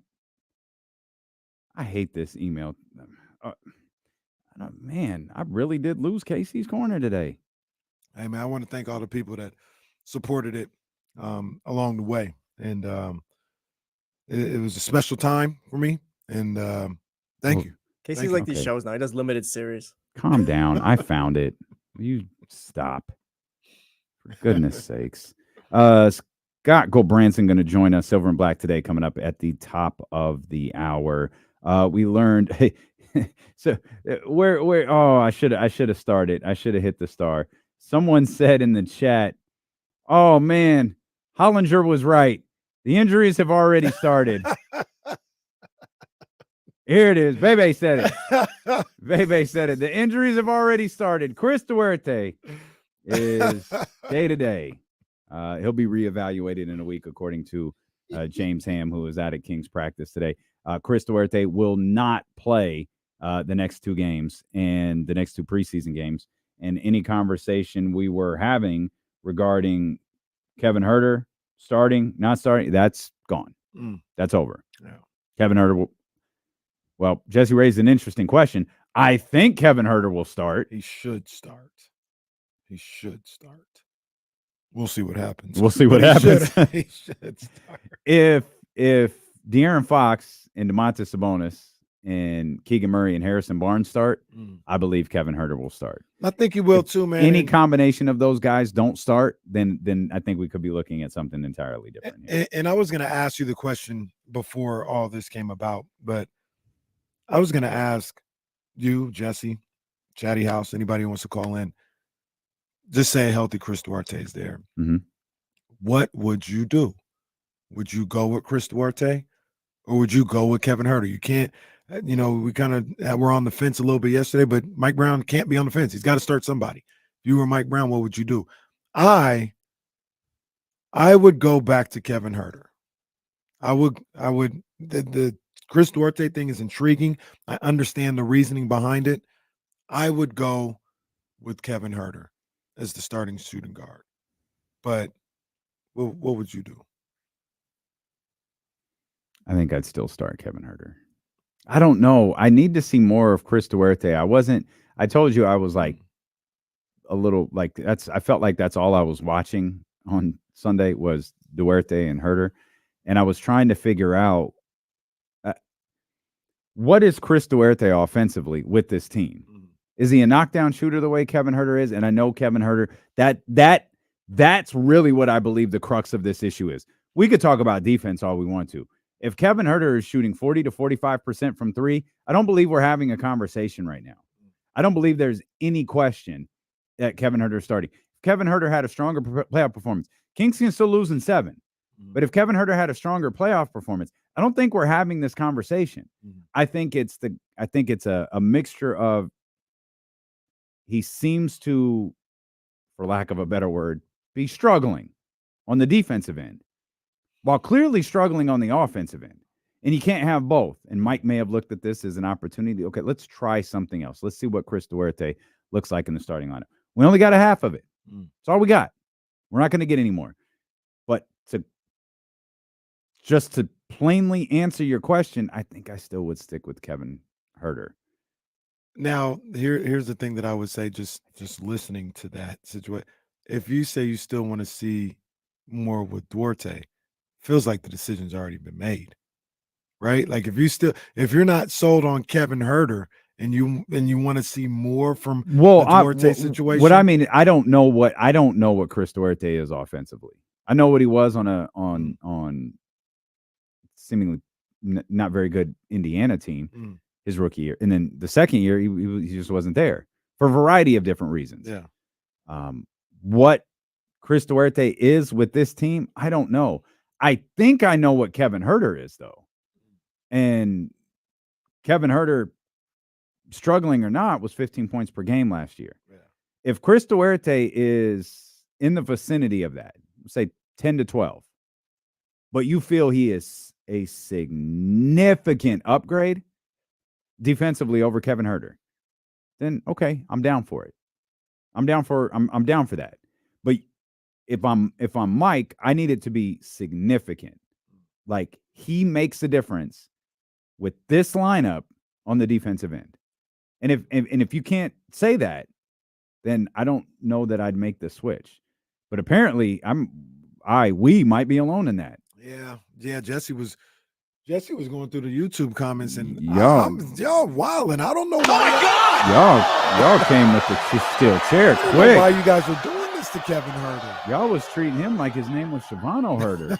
We got him like the Rock got Mankind. Oh man, Royal Rumble 1999. I'd like to Kevin hear Huerter out here screaming, "I quit! I quit! I quit!" I'd like to hear from the people like that felt this way, because in the YouTube comments of the show, a lot of people who were like, "Yo, Kevin's got to go. He's not good enough." I definitely start Duarte. I don't feel that way, man. I would have never had this situation go down in the first place. I would have just had Kevin Huerter in there. I understand the defensive limitations, but I would have kept him in there. I have no problem with him being the starting shooting guard. That's something I think with Kevin Huerter not being the starting two guard, that's something that you face and you deal with mid-season or next season.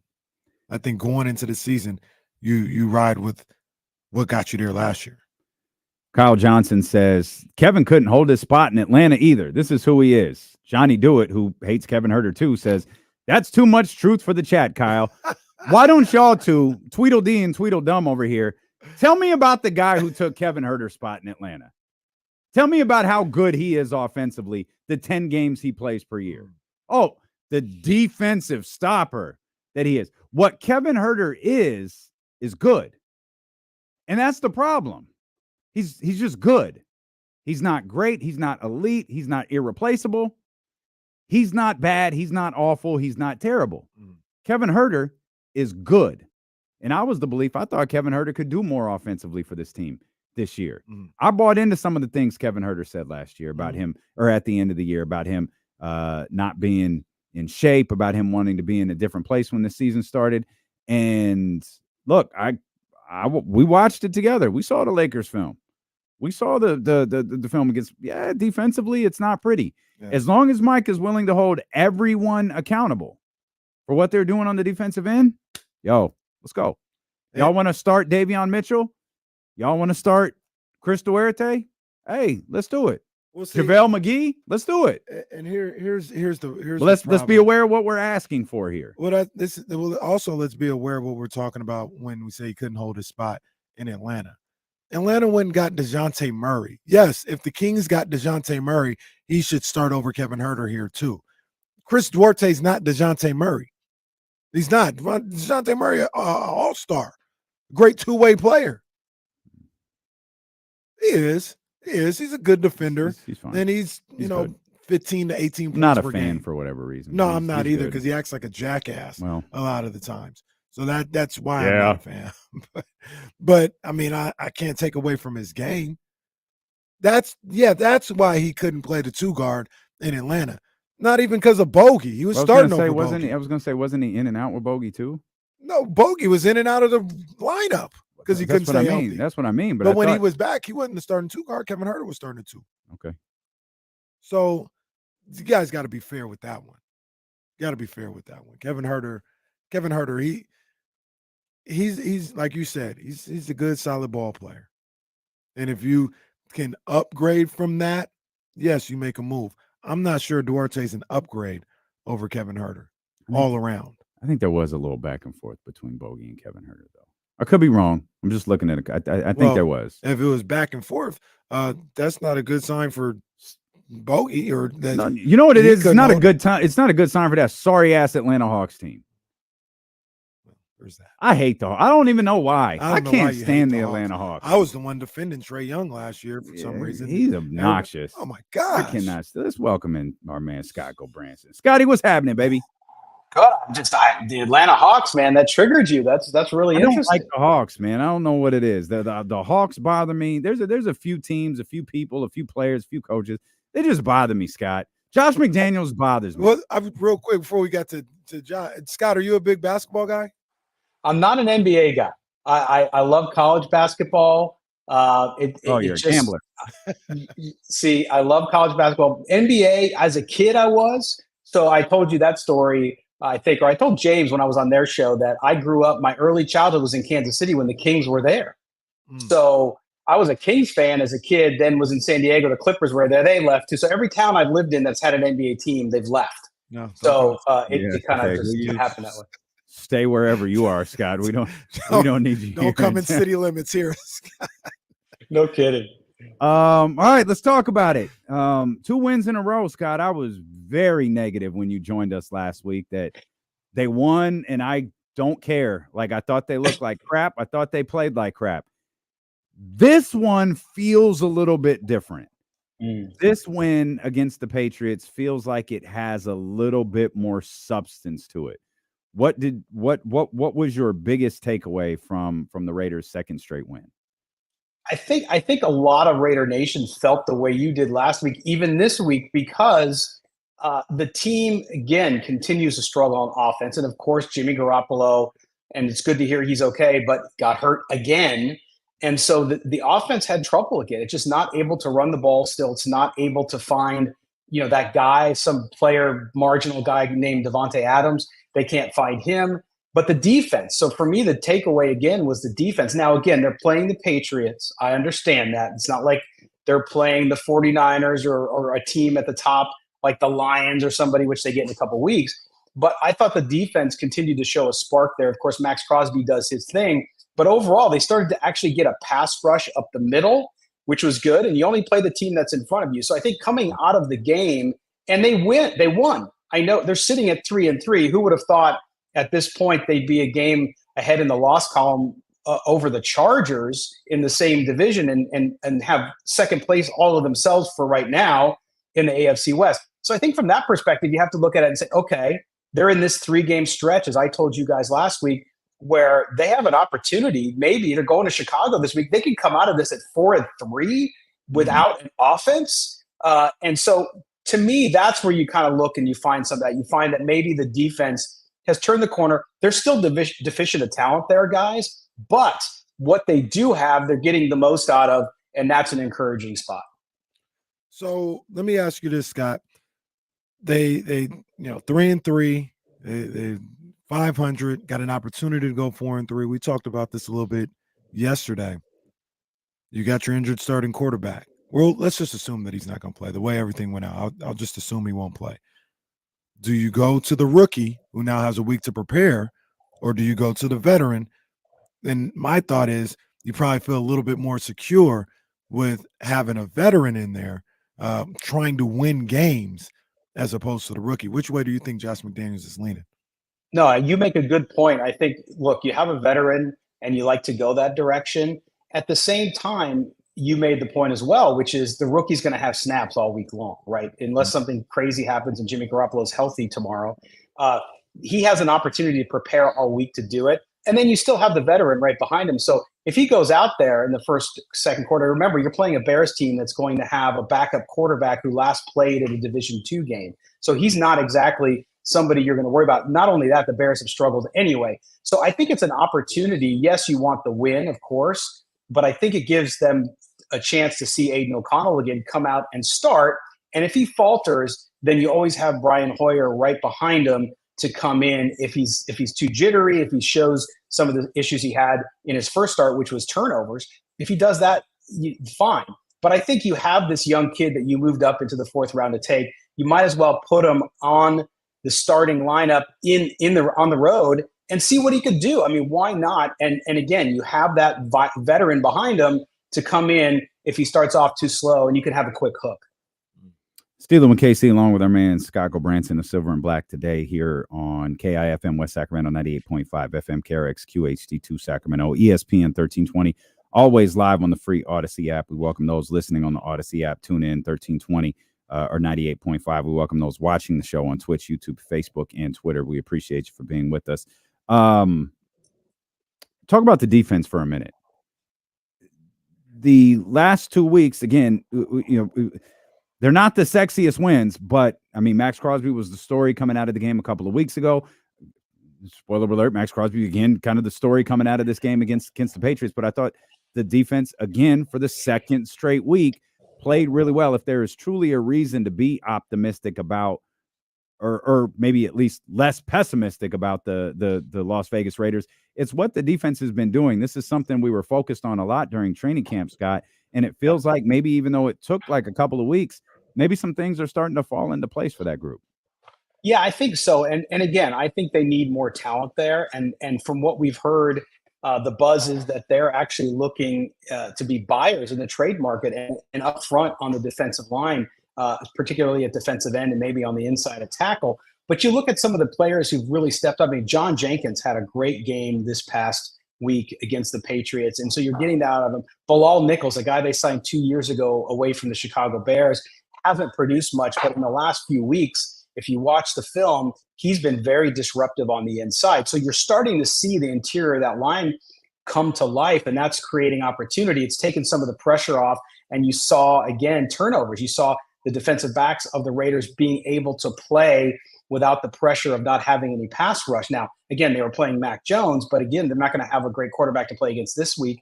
So you see Amik Robertson back there doing things. You see Trayvon Moore doing good things in the backfield, as well as Isaiah Epps and Tyler Hall, a guy that they just activated again off the practice squad.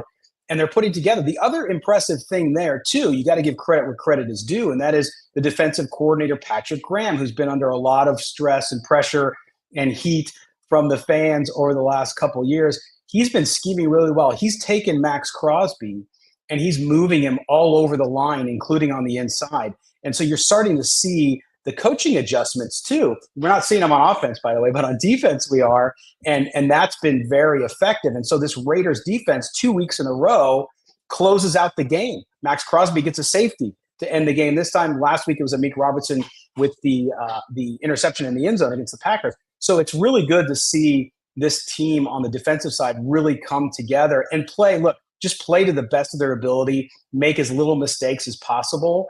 And they seem to be doing that. Max Crosby, one of the great defensive players the game has right now. He really feels like he's taken a leadership role. Not that he wasn't before, but in this kind of dire straits where you look at the offense and we're like, well, they're not going to really help us out a lot. It's up to us guys to go out here and make the plays to bring this home and bring home a victory. He seems like he's really stepped up and even more than he already was, become a leader to say, hey, guys, in a couple of games, hey, get on my back. I'm going to take us to the promised land and get this W.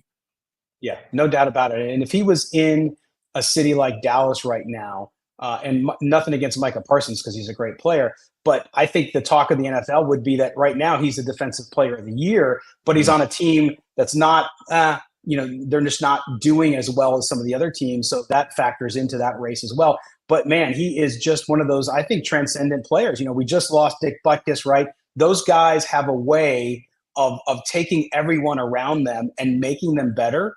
And to your point, look, offense, if you're not going to do the job, then when I have my opportunity on defense, Max Crosby says, I'm going to go out and do everything I can to make sure we win this game. And he had a bad penalty towards the end of that game, but he recovered and then he ends the game. And I love that because you guys know, covering sports, any great athlete, one of the best things that they have about them and their personality is their ability to forget your mistake, learn from it, forget it, and move on. And that's exactly what Max Crosby does every single time.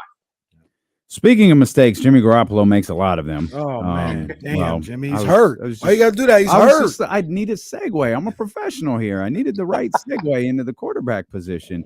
Though I do wish Jimmy, a healthy return. What do we know so far? I saw Josh McDaniels say yesterday we dodged a bullet, but he really didn't elaborate much. What do we know about Jimmy Garoppolo and his back injury? Well, what we've heard from medical professionals is that usually when you have an injury where he did was his lower back, and they take you to the hospital. Now, he walked into the ambulance. He wasn't wheeled into the ambulance. Very big difference, right? But when they do that, it's usually because they fear either a break or a fracture or something like that, or an internal injury. And it sounds like we don't have clarification on this yet, but from every medical guess out there, people that I respect have said that they were probably concerned with something like a lacerated kidney or something like that, where they just wanted to be sure. So that is where I think he's talking about dodging the bullet. There was none of that, and of course there was no broken bones or fractures, anything like that. So you look at that injury and you say, okay, he did dodge a bullet, but man, that's tough when you have to move as a quarterback and get out there and be prepared for the next game. I think it's unlikely that he plays, but you never know. And I'm just going off his history.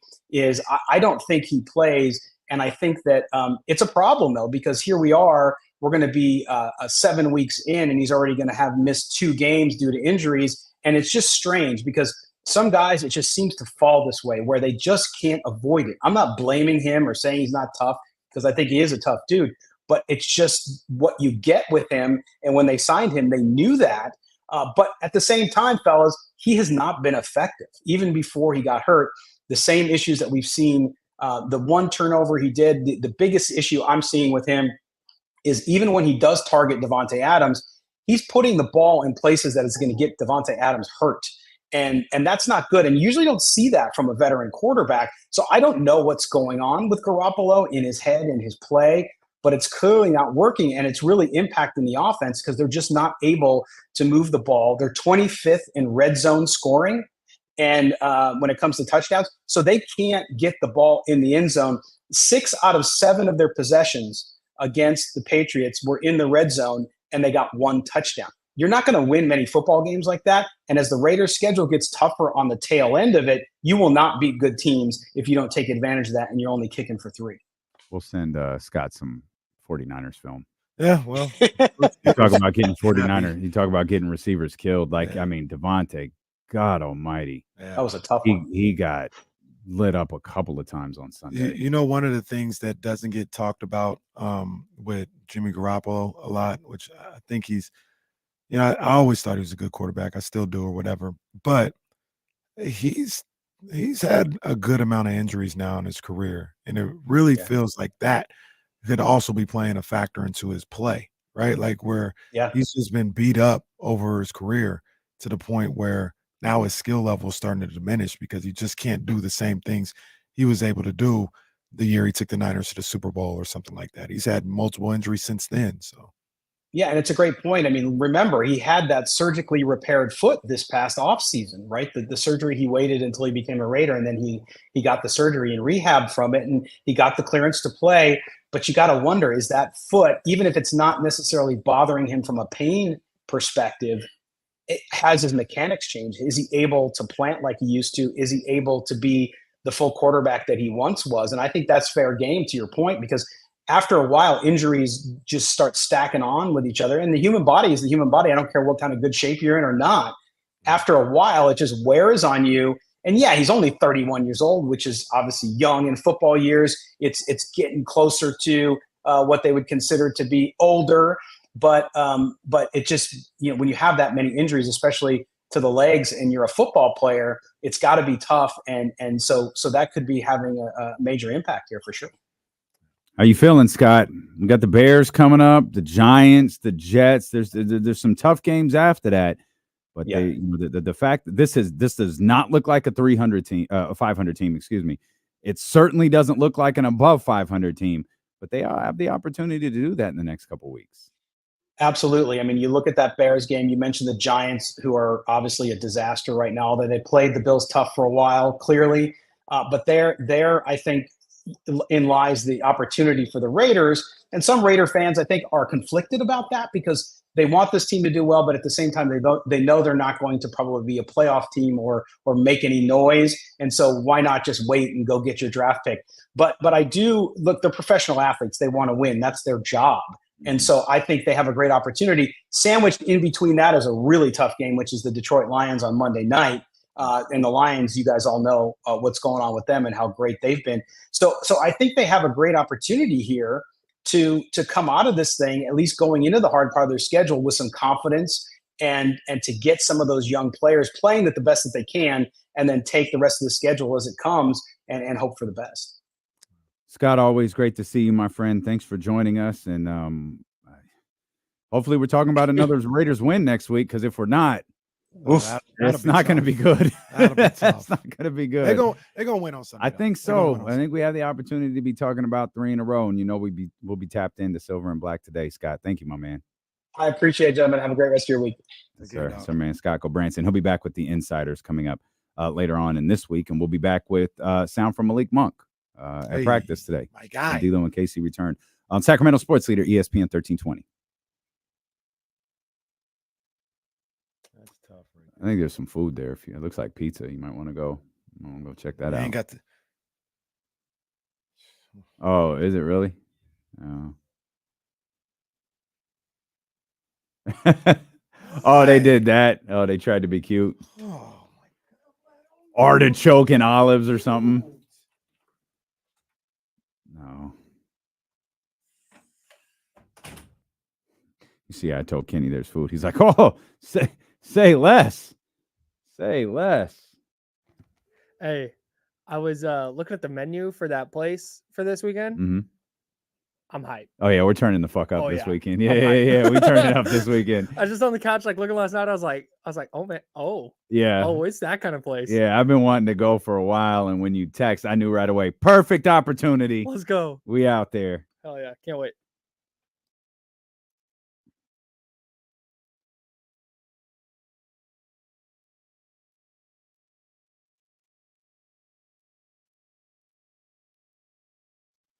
Leezy, if you're watching, I got you, bro. Let me know what you want me to do with it. Or if you want me to do anything with it. But I got you, Leezy.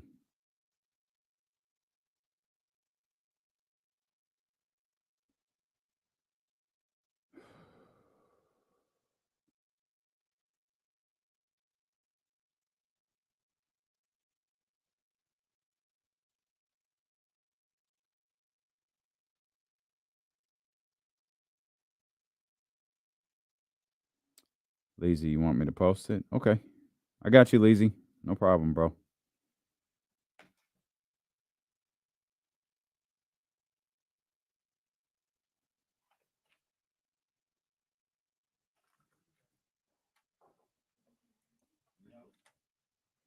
Oh, it was fine, Ernie.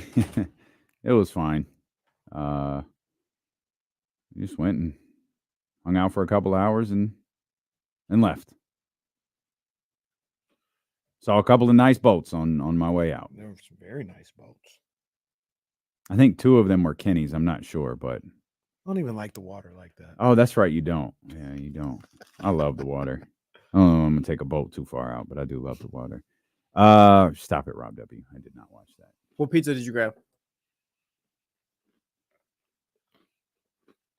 I guess cheese and sausage. You were scared to say sausage, weren't you? I had to make Unbelievable. sure there was a pause in between saying that. I was scared to say sausage. The problem is, they went to a place that I've talked about before on this show.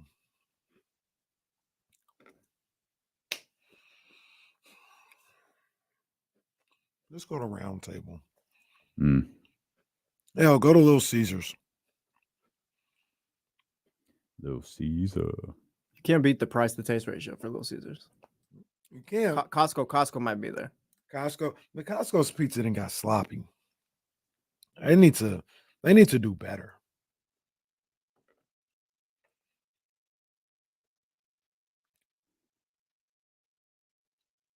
My mouse died.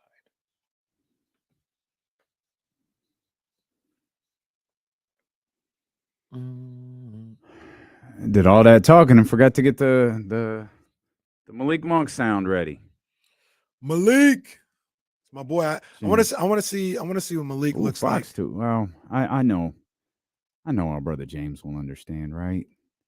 Sean's videos are just they're a little bit better. I mean, we got De'Aaron. We got to ride it out with James. We got to stand with the ship. All right, James, we're with you, buddy. I'm about to hear hella basketball right now. Just basketballs dribbling and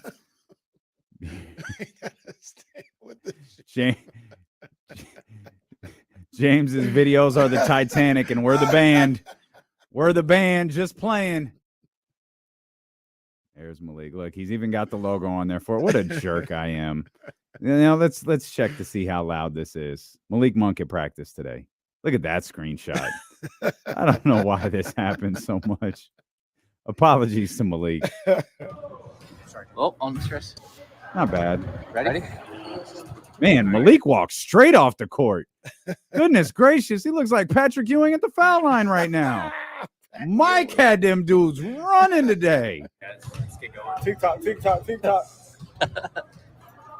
Malik, just where are you at? It looks like we haven't seen playoff Malik yet in a game. Do you feel like you're getting acclimated, getting comfortable with your new group? You're not gonna get playoff Malik until the playoffs. No, I was just playing, man. It's preseason though. You can't get Malik from the end of the season locked in, super locked in at the beginning of the season. It's preseason, so we're just trying to get used to everybody, get everybody tendencies, fill out everybody. They're doing the same with me. And yeah, I think we getting there, but the defense got to step up. What's the key to that? What can you guys do with, largely the same personnel back? How do you make it better on defense? Use last year, man. We all a little smart. I think we're smart. A lot of vets, a lot of vet voices here. HB, Bill, Domas, they can help us get in the spot. So we just got to listen to them, listen to coach, and really just be physical. If we come out physical, I think that'll just trump everything. Did you guys feel like you were being more physical against the Warriors? Do you see some progress there? Yeah, a little bit. There's always room for improvement, but that's why we come here every day, watch film. Jordan get on us, Mike get on us, and we just try to go out and be better than last game. Kevin's been working with second week. Oh, I know you play with him all the time, so you know what he does. Is that a different adjustment, with him, from being the starter to being the reserve? It's still preseason, man. Might just be switching up the lineups, trying to see how we react. So you never know what the lineup's going to be with that, whether Kev starts or come off the bench. So I try not to get too caught up in that. I just try to go out there and encourage him, encourage everybody, and just do my job. Malik, when you're in preseason, Mike's doing like 5 with the starters, then the second group comes in. What's different in that during the regular season when maybe De'Aaron is on the floor with you guys or Domas is on the floor compared to when it's just like the second team? Fox All-Star. That's the difference. But nah, man, I think Mike just try to switch up everything, like I said before, just to get everybody comfortable with everybody, and so we all can get the plays down and get the defensive schemes down. So I try not to think that's the unit. So, what do you think about seeing the Warriors so many times so early in the season? Yeah, I think we played them out of 18 games. We played them 16 times or something in the last 18. Yeah, it's crazy. We know them. They know us, so we can't use that as an excuse. So, I mean, it's fun playing them guys, though, because they always compete, and they always bring their A game. So, I like it. Do you like the possibility of having a rivalry with them? And I mean, obviously, I don't know who you would have had a rivalry with before that. I mean, the Lakers thing so far behind. They've been saying we're the young Golden State. Golden State started like us. I've been hearing it. I've been seeing a little on Twitter, things like that. But I love to have that rivalry for sure. I know Mike's made some changes with the offense that has been working on the preseason. What's that adjustment been like? Has it been easier to grasp as it's gone on? For me, everything's easy with basketball. So it's not too hard for me because I know how to play the game the right way. And I always try to look for the other guys before I look for myself. So it's just a lot more movement than last year. Even though we had a lot of movement last year, it's just a little bit more. So yeah, it's easy. And more space, too. Way more space. Definitely way more space. How do you think that helps your team? We got a lot of guys that can create their own shots and create for others. So it just gives me, Fox, Sasha, all those guys, Davion, just to create space and shots. we're getting closer to the regular season. What is it that you want for yourself as a player this season? What do you want to show that you can do? I think I showed everything I can do, man. Not everything, but enough for me. I just try to go out there and be 1% better every game. And whether that's on defense, rebounds, points, assists, I just try to get one up from last year before. So I try not to put too much pressure on me. So a lot made of obviously is the continuity. You guys obviously have a familiarity with one another. Are things together and kind of I guess a little bit more cohesive than they may appear in some of the preseason games? Mike was talking about. Oh yeah, it's way better. It's way better Yeah. than it looks. It's way better than it looks. For sure. That's a good point. But yeah, man, we all know each other. But it's these new schemes we're trying to get a hold of out there. So that's why it looks a little chaotic. But we'll be all right. Last quick one to Jason. Year 1 to 2 can be big for development. What are you seeing from Keegan? What do you anticipate from him this year? It's kind of hard to make a big jump from the rookie year Keeg had. So he's just gonna be way more present from the get go. I think he's not gonna disappear as much as he did last year in games because he knows what's going on. So yeah, Keeg gonna be all right. I appreciate that answer from Malik. I appreciate him saying that instead of going, "Oh man, he's gonna be a monster this year." Yeah. Oh man, he gonna be unstoppable. No, it's tough to take a jump from year 1 to year 2 when you're really, really good year 1. And I swear to you, this is the De'Aaron Fox syndrome. I don't know if this happens in other markets. I don't know if this happens with other rookies who, we experienced it. We saw it. Like we saw it once. Right. Some would say Tyrese was primed for a big jump. Tyrese made a huge jump. The second he put on an Indiana Pacers uniform and his role changed, he put on a massive jump, or he had a massive jump.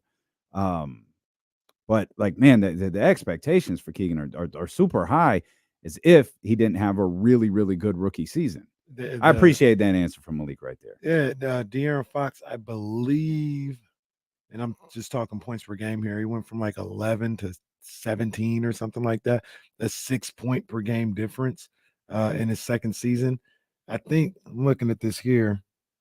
I think Tyrese, who, like you said, once he went to Indiana, had a different role, had a little more control over the offense. He, played really well.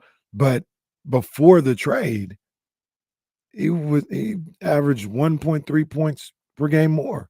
He averaged 2 assists more, in his second season.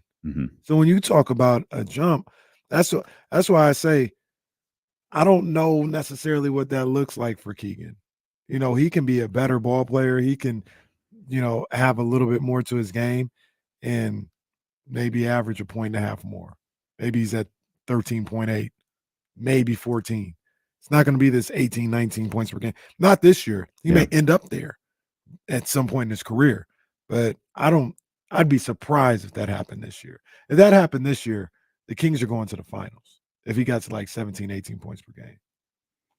Let's go right back to sound. This wasn't my intention, but I saw the caption on James' latest tweet with Mike Brown, and it appears this is a pretty newsworthy conversation. Here's Mike Brown moments ago at Kings practice. Well, go ahead. We got the update on Chris. He's going to miss the next 2 preseason games. Yeah. How unfortunate is that, given just kind of what you were looking at and kind of hoping to see before you started the regular season? Well, it's unfortunate from the standpoint that he needs reps, whether he's starting or not starting. But I started him in the last game, but both Chris and Kevin knew that Chris was going to start the last game. Kevin was going to start this game. So Kevin was going to start regardless if Chris was healthy or not. But like I said, from the standpoint of him continuing to get reps with this being his first year with us, that stinks, but it's part of what we have to go through. Okay. How much is him starting part of like an experiment, and how much of it was an honest to goodness, like this could be something that we see coming into the regular season with Chris? There's reasoning behind everything we do. Even was it against the Lakers when we started Sasha? Yeah, even starting Sasha against the Lakers, there's reasoning behind it, and it's real, and we feel like we have more depth this year than we did last year, and so we want to give different combinations looks at different times. So there's a realness behind it, but there's been a realness behind everything that we've done so far.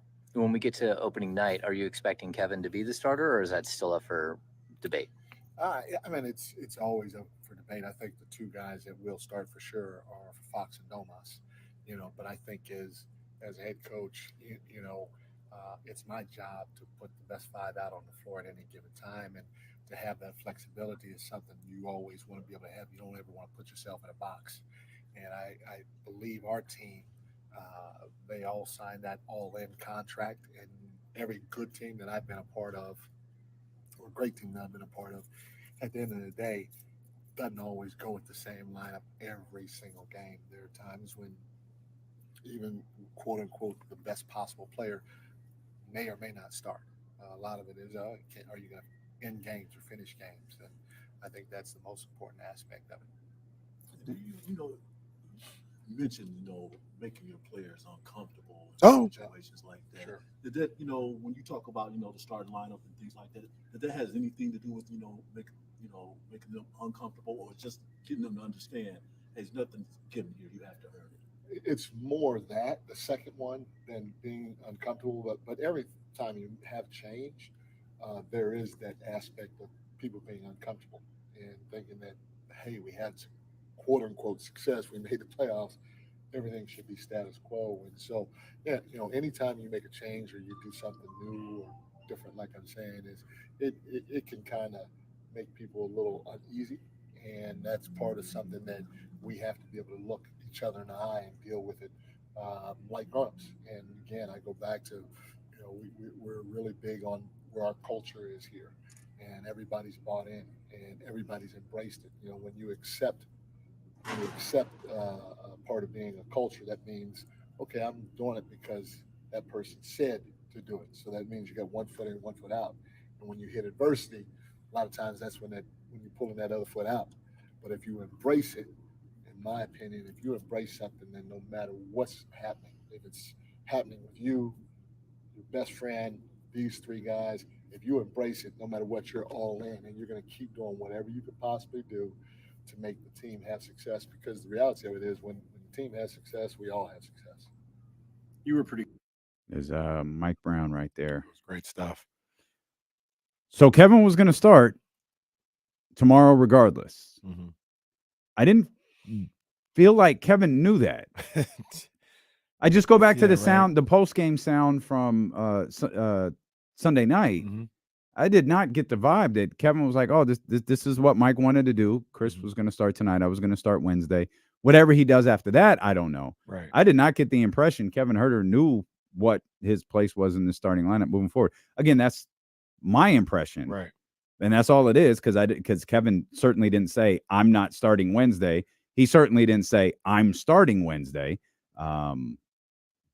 Maybe Mike, maybe he did know, and he just was not only disappointed in, the move to put Chris Huerter at the starting lineup, but the fact is, when he started in the second half, he wasn't, I'm sure, as effective as he wanted to be. Right.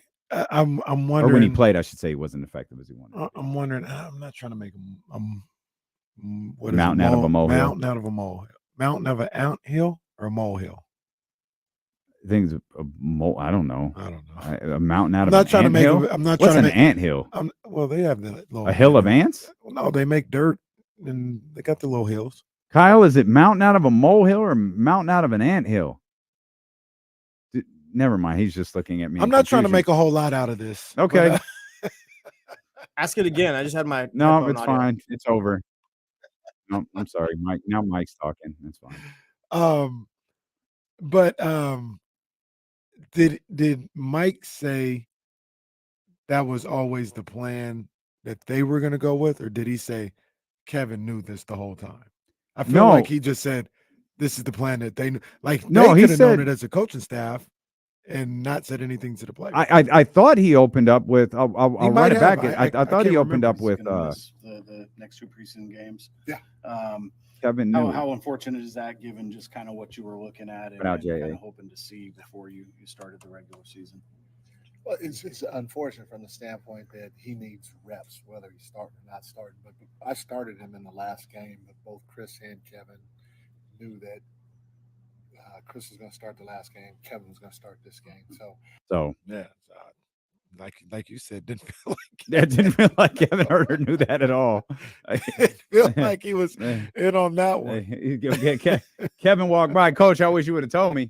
Might have changed my tone a little bit there in the post-game press conference. But it's cool, Mike. But good. To your point, number one, Kevin Huerter might have just been. First of all, nothing could have been wrong with Kevin Huerter. He could have been perfectly fine. That could have just been the way he was talking. He never talks with like a ton of. Yeah, he kind of always talks. It's like kind of that. what he sounds like. Yeah, exactly.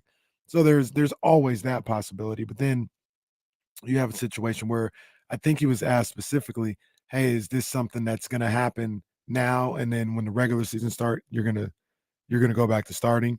And he said, "I don't know." Like that was the specific question, not are you going to start the next game or anything like that. So maybe he didn't know specifically whether or not like he was going to be starting the shooting guard at the start of the season or not, but maybe he did know he was going to play on Wednesday. I don't know. I think all of this is just it's the mute point because Chris is hurt, but even without Chris being hurt, I kind of feel like Mike was always going to go back to this. Having Kevin Huerter in that starting lineup. I thought it was a little weird to start Hurt or Duarte in this last game, but you brought up a good point. He did that a couple different times last year with Trey Lyles, and there was somebody else. Well, yeah, but someone it was actually Kevin Huerter was out of the lineup, and I think Malik was in, but Kevin Huerter was. I think he had a sore foot, if I recall the box score correctly. KZ Okpala, that was just a switch. Yeah, it was Trey Lyles in for KZ Okpala. Gotcha. Keegan stayed on the bench. He had to earn it. He had to earn it. Let's because we got Trysta at the top of the 2:00 hour. Obviously, we'll talk a lot more hoops. Let's check in with the captain here. De'Aaron Fox also spoke. El today. Capitan. Ready? How you feel you guys come out of last game overall? I think overall, defensively, we need to. We can't allow 40 free throws in a game, regardless if it's Poor guys overtime just or not. ran suicides. I was gonna say, can I point out these dudes look cooked? Poor guys just had to run 17s. I don't know what the hell Mike did to them today. Go back to the start. Just go back. My man's trying to catch his breath. I ain't seen. Like, go back and look at the Malik video again. How you feel you guys come out of last game I think overall. I thought that was someone breathing into the mic. I didn't realize that was De'Aaron. These poor guys just had to do 17s for missed free throws, and now they got to talk. No wonder they 0-3. Mike's trying to kill him. Y'all got to see the Malik video if you miss him. Malik is just pouring sweat. I think defensively, we need to. We can't allow 40 free throws in a game, regardless if it's overtime or not. That's just too many fouls and putting guys on the line too easily. Mike talked about it's not necessarily showing up in games, but he believes that there's more of a cohesiveness in practice. Is that surprising to you at all? I mean, I know it's still preseason and you're working on a lot of stuff, but are you surprised that it looks that disjointed at times? No. I mean, I think obviously going to a game is a lot different than practice, but we have to be able to implement what we've done in practice onto the court, and there's no way around it. We have to be better in the games, and we're not playing the way that we know we're capable of playing. We know you assessed that first quarter. It seemed like y'all was implementing a lot of things. And I think last game, and I think even the first game against Toronto, I think we had a really good first quarter, and we just didn't withstand that throughout the entire game. So we have to be better throughout the course of the game, not just starting the game. But I mean, it's a good start. It's always good to have a good first quarter, but we have to try to play that way the entire game. We just talked to Malik, and I know you guys have such a good relationship, but how much are you in his ear this year about, we need to see playoff Malik, regular season quite often, and since we've been back, I mean, there's no, we're not surprising anybody. There's not that factor coming into the game, coming to this season.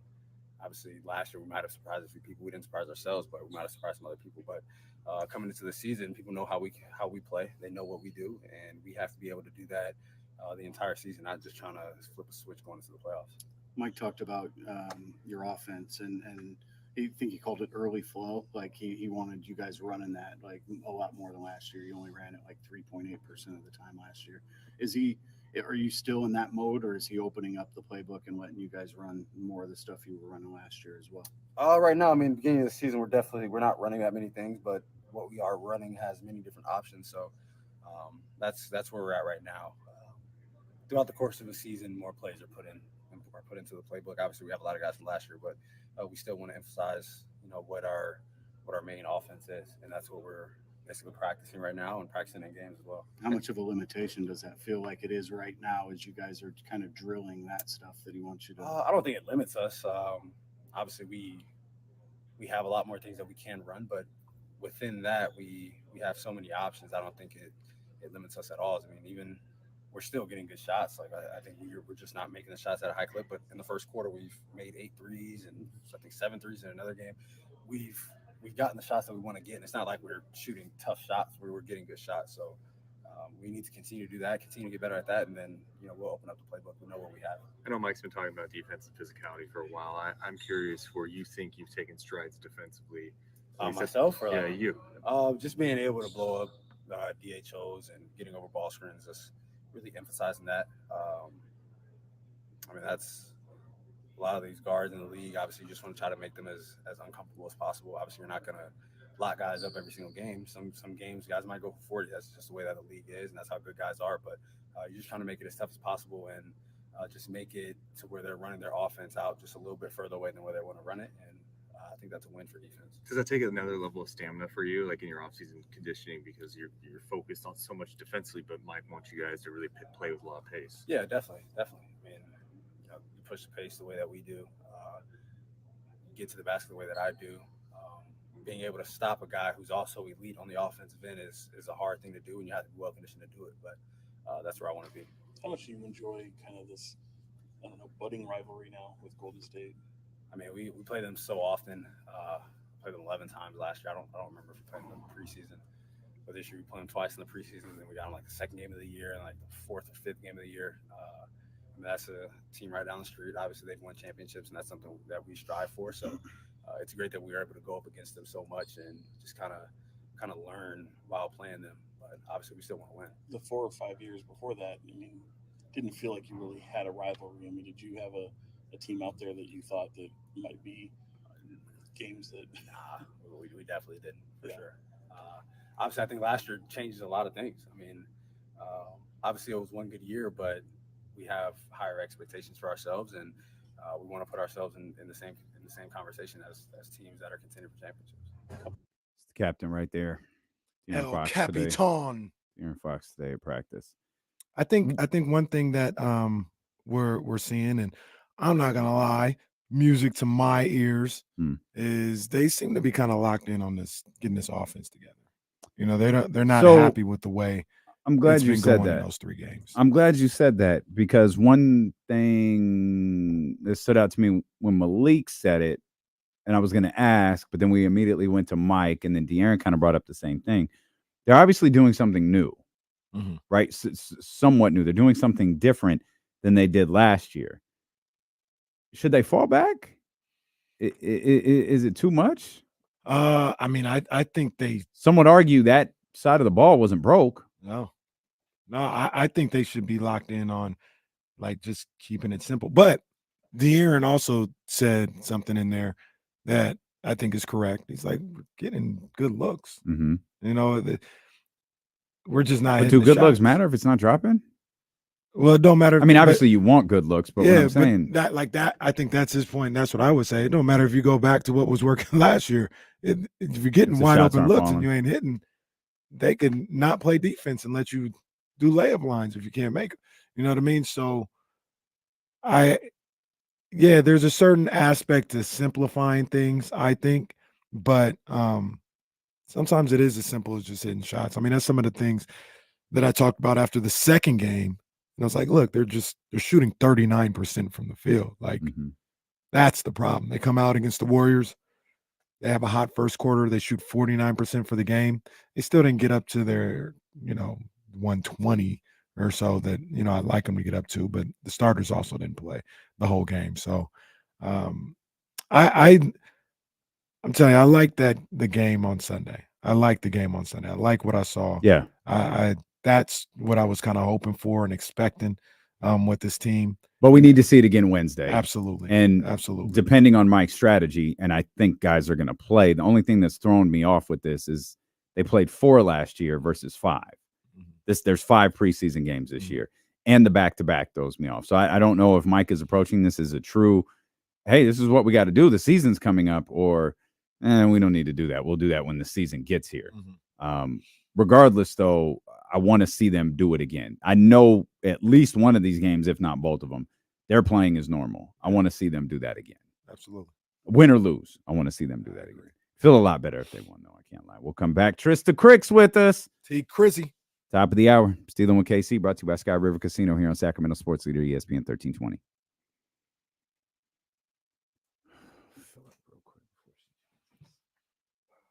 Oh man. I'll do it. Even though I'm not completely ready for it. Give me a second. Give me 2 seconds, man. It's Kicking It with KC Tuesdays. I have something that caught my eye. All right.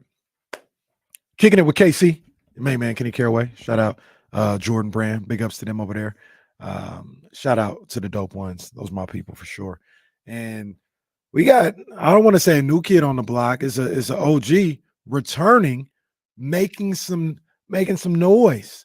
As Reebok is back in the game, they announced last week that they were going to have Shaquille O'Neal take over the basketball operations, and they were going to launch that.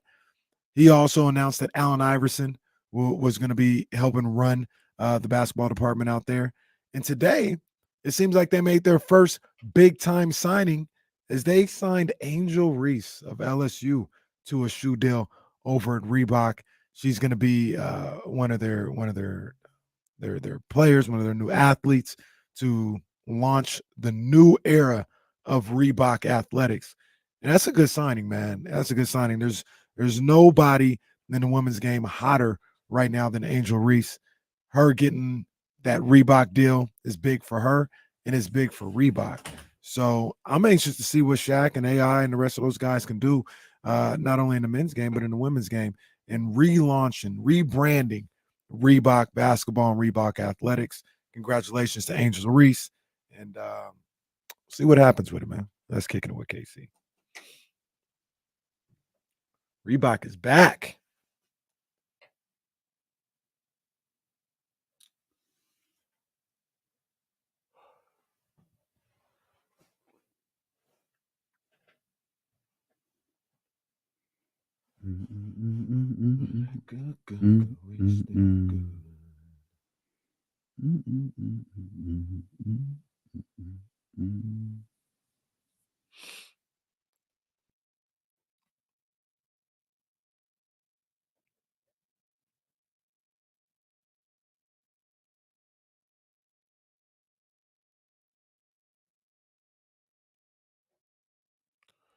Oh, them boys was getting after it, huh? Michigan Wolverines. Yeah, I'm gonna have to check it out. I know they was gonna be talking crazy to each other. Progray, he got that New Orleans in him, so he gonna talk crazy. Haney, he ain't gonna back down.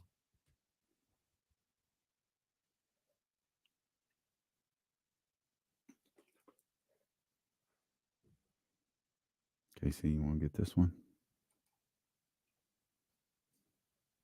Oh, it's Cola CMOS. Cola CMOS. Go to colacmos.com. That's KOLAH CMOS.com. Good stuff, man. I got to get a new batch.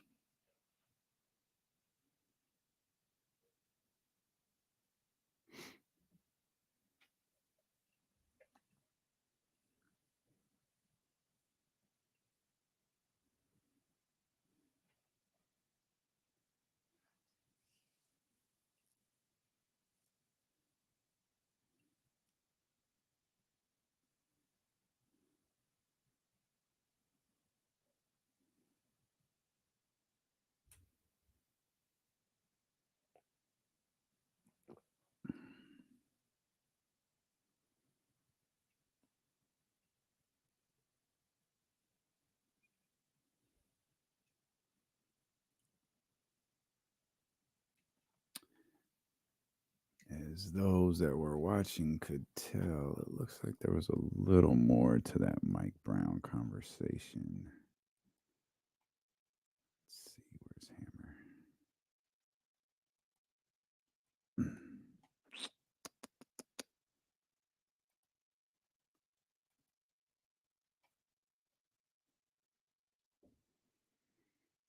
Right on, T-Bone. Appreciate you, bro. Glad you like it. It's one of my favorites. It's long sleeve tee. It's a little thin for this studio, but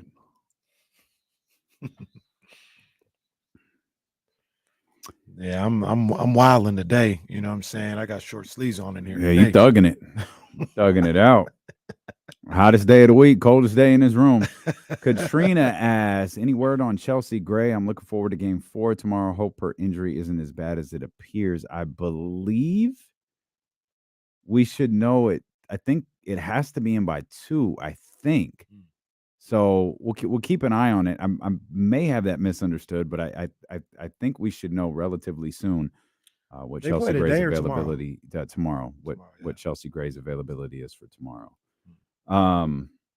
Let's Trysta Krick's going to join us at the top of the hour. There was more to the Mike Brown press conference or the Mike Brown media scrum moments ago. Let's hear a little bit more from Coach Mike Brown before Trysta joins. Mike, how receptive has Kevin been to your conversations and kind of being pushed, and then physically, like actually getting out and seeing the effort to do the things you're asking him to do? What are you seeing there?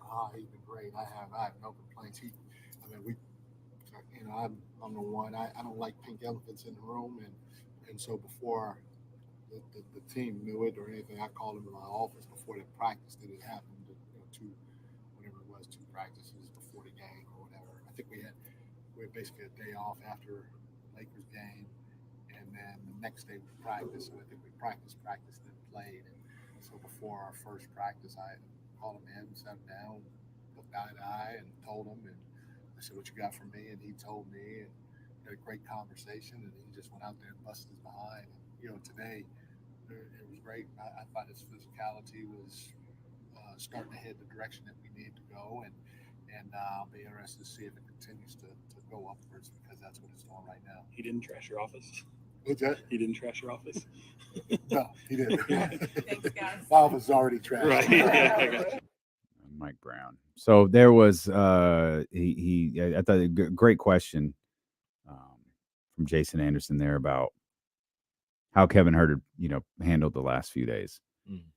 It certainly sparked the conversation amongst Kings fans, but it feels like at least right now all of this conversation doesn't mean anything. No, it looks like it's all worked itself out, and might have already been worked out before any injury or any preseason game or anything like that. Right.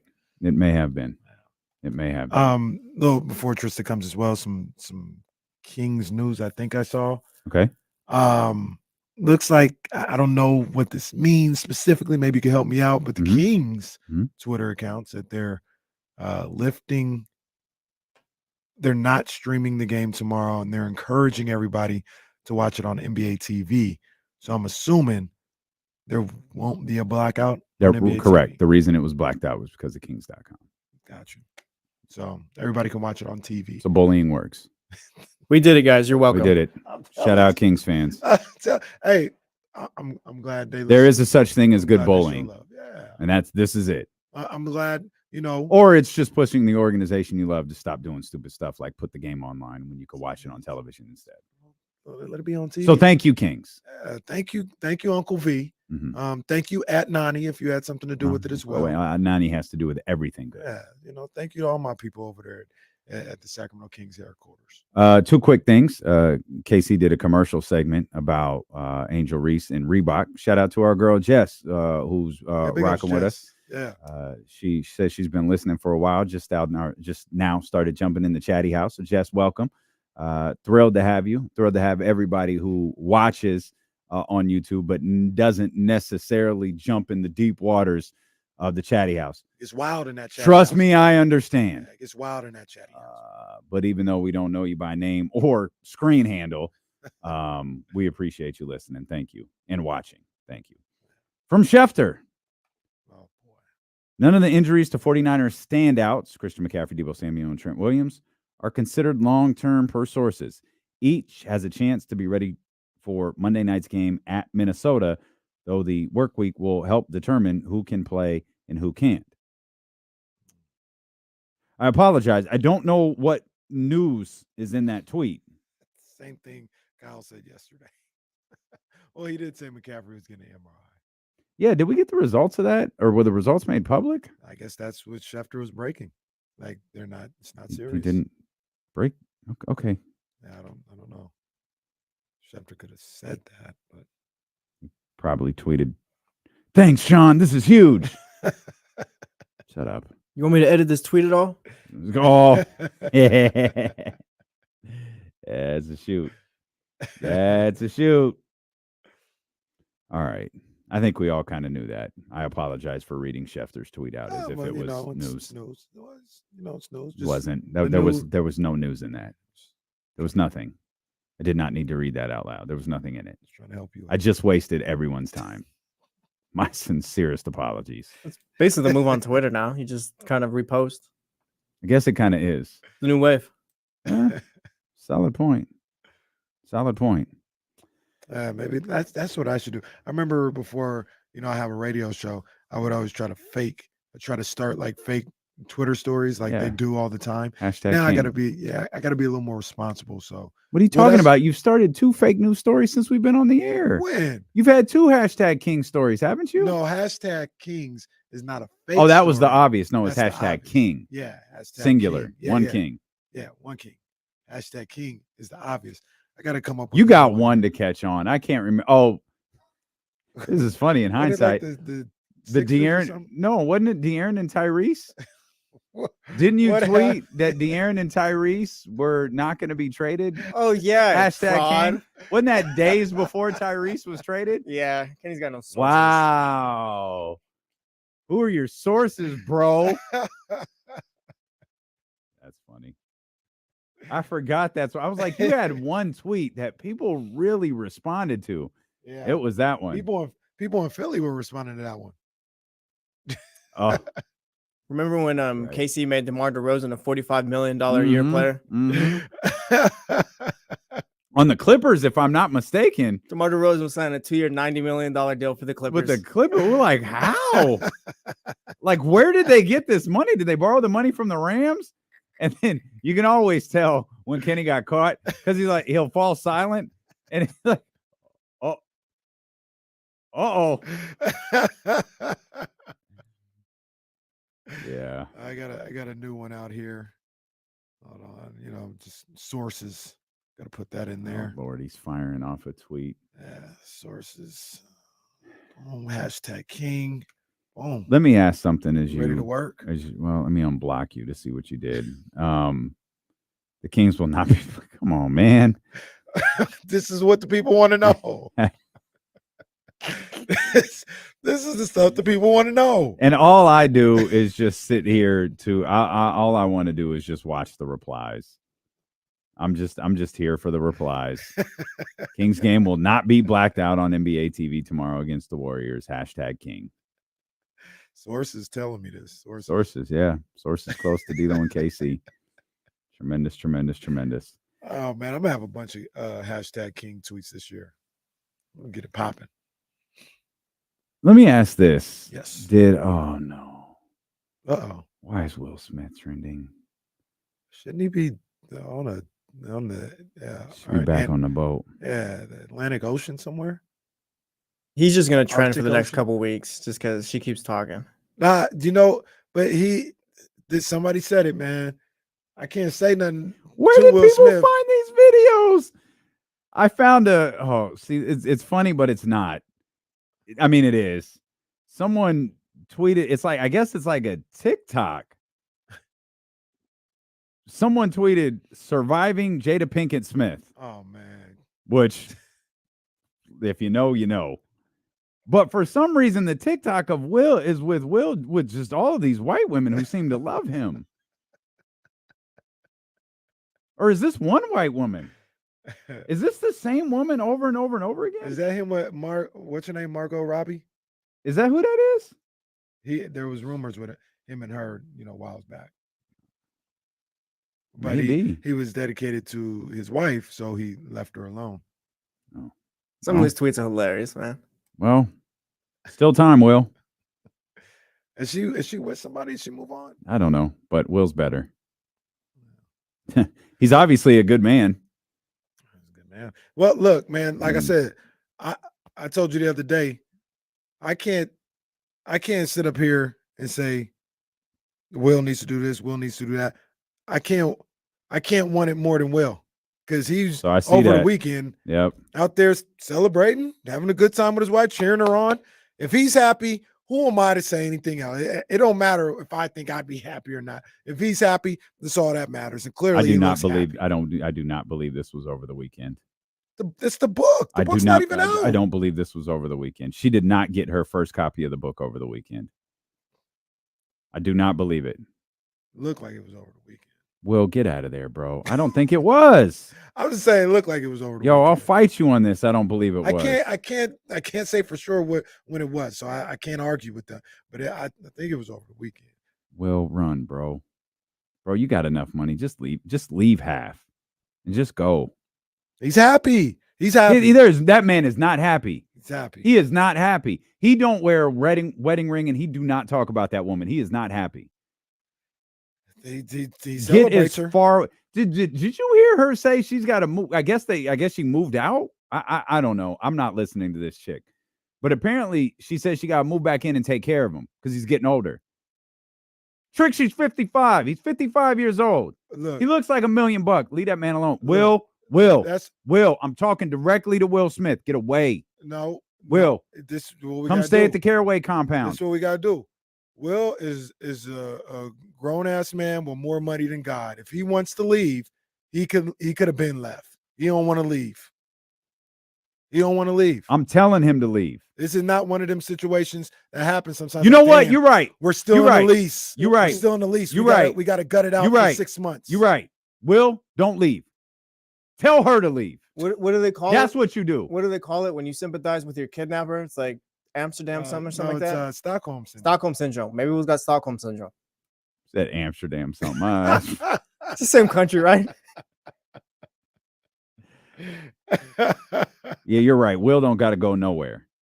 Tell Jada to leave. No, he's happy. Jada got to go. That man, he's sitting there opening books with her. That's a family. He is way too good for her. Maybe he's hypnotized. No. I don't know. Hashtag pray for Will Smith. Trysta Krick joins us. Will, like I said, Will. I don't care how much money you have, and I don't care if it's more than God. You stuck under the rule of a person like that. Someone get him out. How is he stuck? I don't know. The stuck is when. Well, maybe he don't want to lose left half in his the money. lease, No. and he like, damn, I don't know. I can't. I need this half of the I rent. strongly- He ain't stuck like that. I strongly dislike that woman. That woman makes me sick. You need to get away. I'm not a fan of her. She don't make me sick. She makes me. Will is my dude. She makes me sick. We welcome Trysta Krick. Trysta Krick does not make me sick. She makes me very happy. What did I just jump into? We're talking about Jada's punk ass. Oh yeah.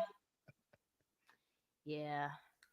That did not go the way she thought it was gonna go. She is the worst. No one buy her book. Nobody. I have so much disdain for Jada. Talk about it. It's like you tore down a good man, you know? Yep. You found ways to prey on his insecurities that he's been very, forthright about from his upbringing, about what it takes to be a provider and a husband and a father.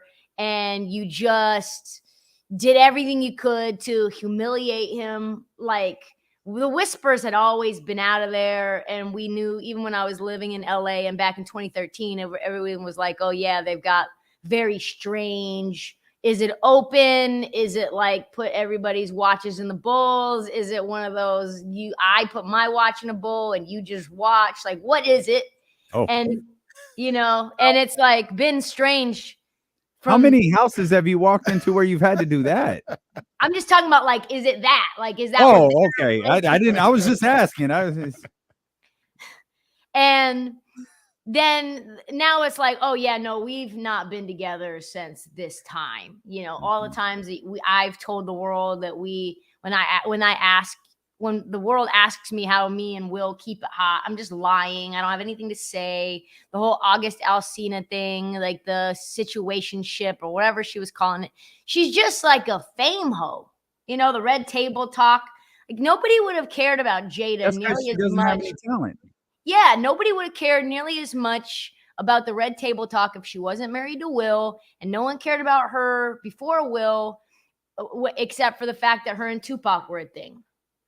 But that didn't be. I don't think that was a thing until after Tupac was dead. I never heard anything about. Weren't they in a movie together and they were like? No, they were on a different world together. Oh yeah, that's what it was. That's what it was. They were on a different world together. You know, you guys for one episode. You guys one singular episode. You guys aren't saying anything that's wrong. But y'all being a little too soft on Will. Will could do with anything he wants in this world, and he's choosing. He's making that decision. Maybe he is to stay where he's at. So I'm not. At this point, August Alsina was 3-4 years ago. At this point, ain't no poor Will. At that point, do what you need to do. When was the last time Will talked about Jada Pinkett? He ain't got to talk about. Live your life. You ain't got to say. He is. He's trying to, but but Jada won't shut the hell up. Exactly. See, Will's already stuck whether they're married or not. Her whole existence is based off of Will Smith. Her entire existence in life is based off of Will Smith at this point. That's 100% true. What else does she have? She has the kids that she had with Will, and she has the career that she has because of Will. That's it. No one would care. That's what. No one would care. No one would care. That's all relative. But we knew who she was before Will Smith. No one would care. She would be. So now we're just saying we didn't know who she was before Will Smith. Well, we knew, but it was like she's like a bee. She's like a bee. She hasn't worked in God knows how long. She hasn't had to. She's focused because of Will. Exactly. Yeah. And I'm not even like that. I'm not even where it's like, oh, you know, the gender like roles are like, oh, she's, you know, piggybacking off of her man and he's a leading man. Like, I don't care what the nature of your dynamic is. The dynamic doesn't really matter except for that she's not treating him well. And she's doing whatever she can to make him look less than. That's it. And this is after he wrote a 452-page book about his insecurities. Yes. And she wrote the book and published the book after that came out. And you didn't have to do all that. Like some things don't need to be said. You guys aren't wrong. You guys are 100% right. Not wrong. What I'm telling you is, where's Will Smith at right now? Minding his damn business, what he's been doing this whole time. Minding his business. While his wife or ex-wife, I don't know. He ain't getting a divorce. He ain't been getting a divorce. He ain't gonna do it. So he gonna do what he will. Is perfectly fine where he's at. That's fine. That's all that matters. He's fine. Jada Pinkett Smith's still trash. Sure. He's fine where he's at. So you ain't gonna hear me saying poor Will. No, I'm gonna say he's fine where he's at. That's my friend. Because if he wasn't, he has all the resources in the world to change the situation. You've never gotten the hooks in you, Kenny. That's what we know. Kenny's never had the hooks in him. Otherwise, he'd be under.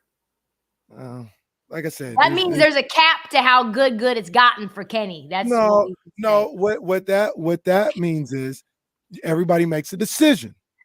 He's made his decision. That's it. He's made his decision. So your brain chemistry has obviously never been altered to that point. And you've never had a Black Widow then. You've never had one. There is a cap on how good has gotten for Kenny. He's made his decision. That's it. You're listening to D-Lo and KC along with Trysta Krick on KIFM West Sacramento 98.5 FM, KRXQ HD2 Sacramento, ESPN 1320, always live on the free Odyssey app, available on whatever smartphone you own. You can watch on your tablet, on Twitch, YouTube, Facebook, Twitter. You can watch, listen in a variety of different ways, but wherever you are, thanks for being with us. Find a betting analyst that will just jump in on a random Jada. Bro, we do not talk betting. They don't exist. Like BetMGM, if they ever listen to this, would be furious. Like they don't know we've been doing this for years at this point. Like our first 3 conversations with Trysta Krick were about over-unders and betting and blah, blah, blah. And then something happened, and then we just don't do it anymore. We just talk. Trysta would be proud of me, though. My updated record right now this year, betting on college sports, 21, 12, and 3. Woo!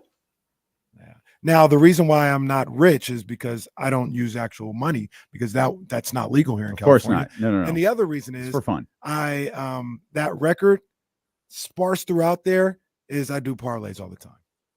Yeah. So I pretty much go 2 for 3 every week, which means I come away with nothing. Yeah, it's a 0. That's an O for night, O for day. In fact, you have to win them all in order to win any. You've been breaking down teams and divisions and conferences and so on the Heat Check podcast. Did you watch Wemby this weekend? This guy is ridiculous. When you're calling for a lob when you're at the 3-point line, I've never seen that. I've never seen that before. He's like, throw it now. I'm at half court. Throw it now. His point guard looking at him like, really? Now? Really? Okay. Yes, now. Throws it up. And it works. Yeah. He's ridiculous what he can do. He can dunk over you when he's outside of the restricted area. He has Thomas Bryant looking shook in the highlight reel. Yo, you can't do that. You have to contain your facial expressions when you're on the basketball floor. You cannot do what Thomas Bryant did. Did you guys see that? Thomas Bryant was contemplating the G League at that moment. He was like, Thomas Bryant he was all of us at that moment, though. He was there was a moment of just it's like, yo. But we can do it. Bro, you can't. He's like, the game has passed me by.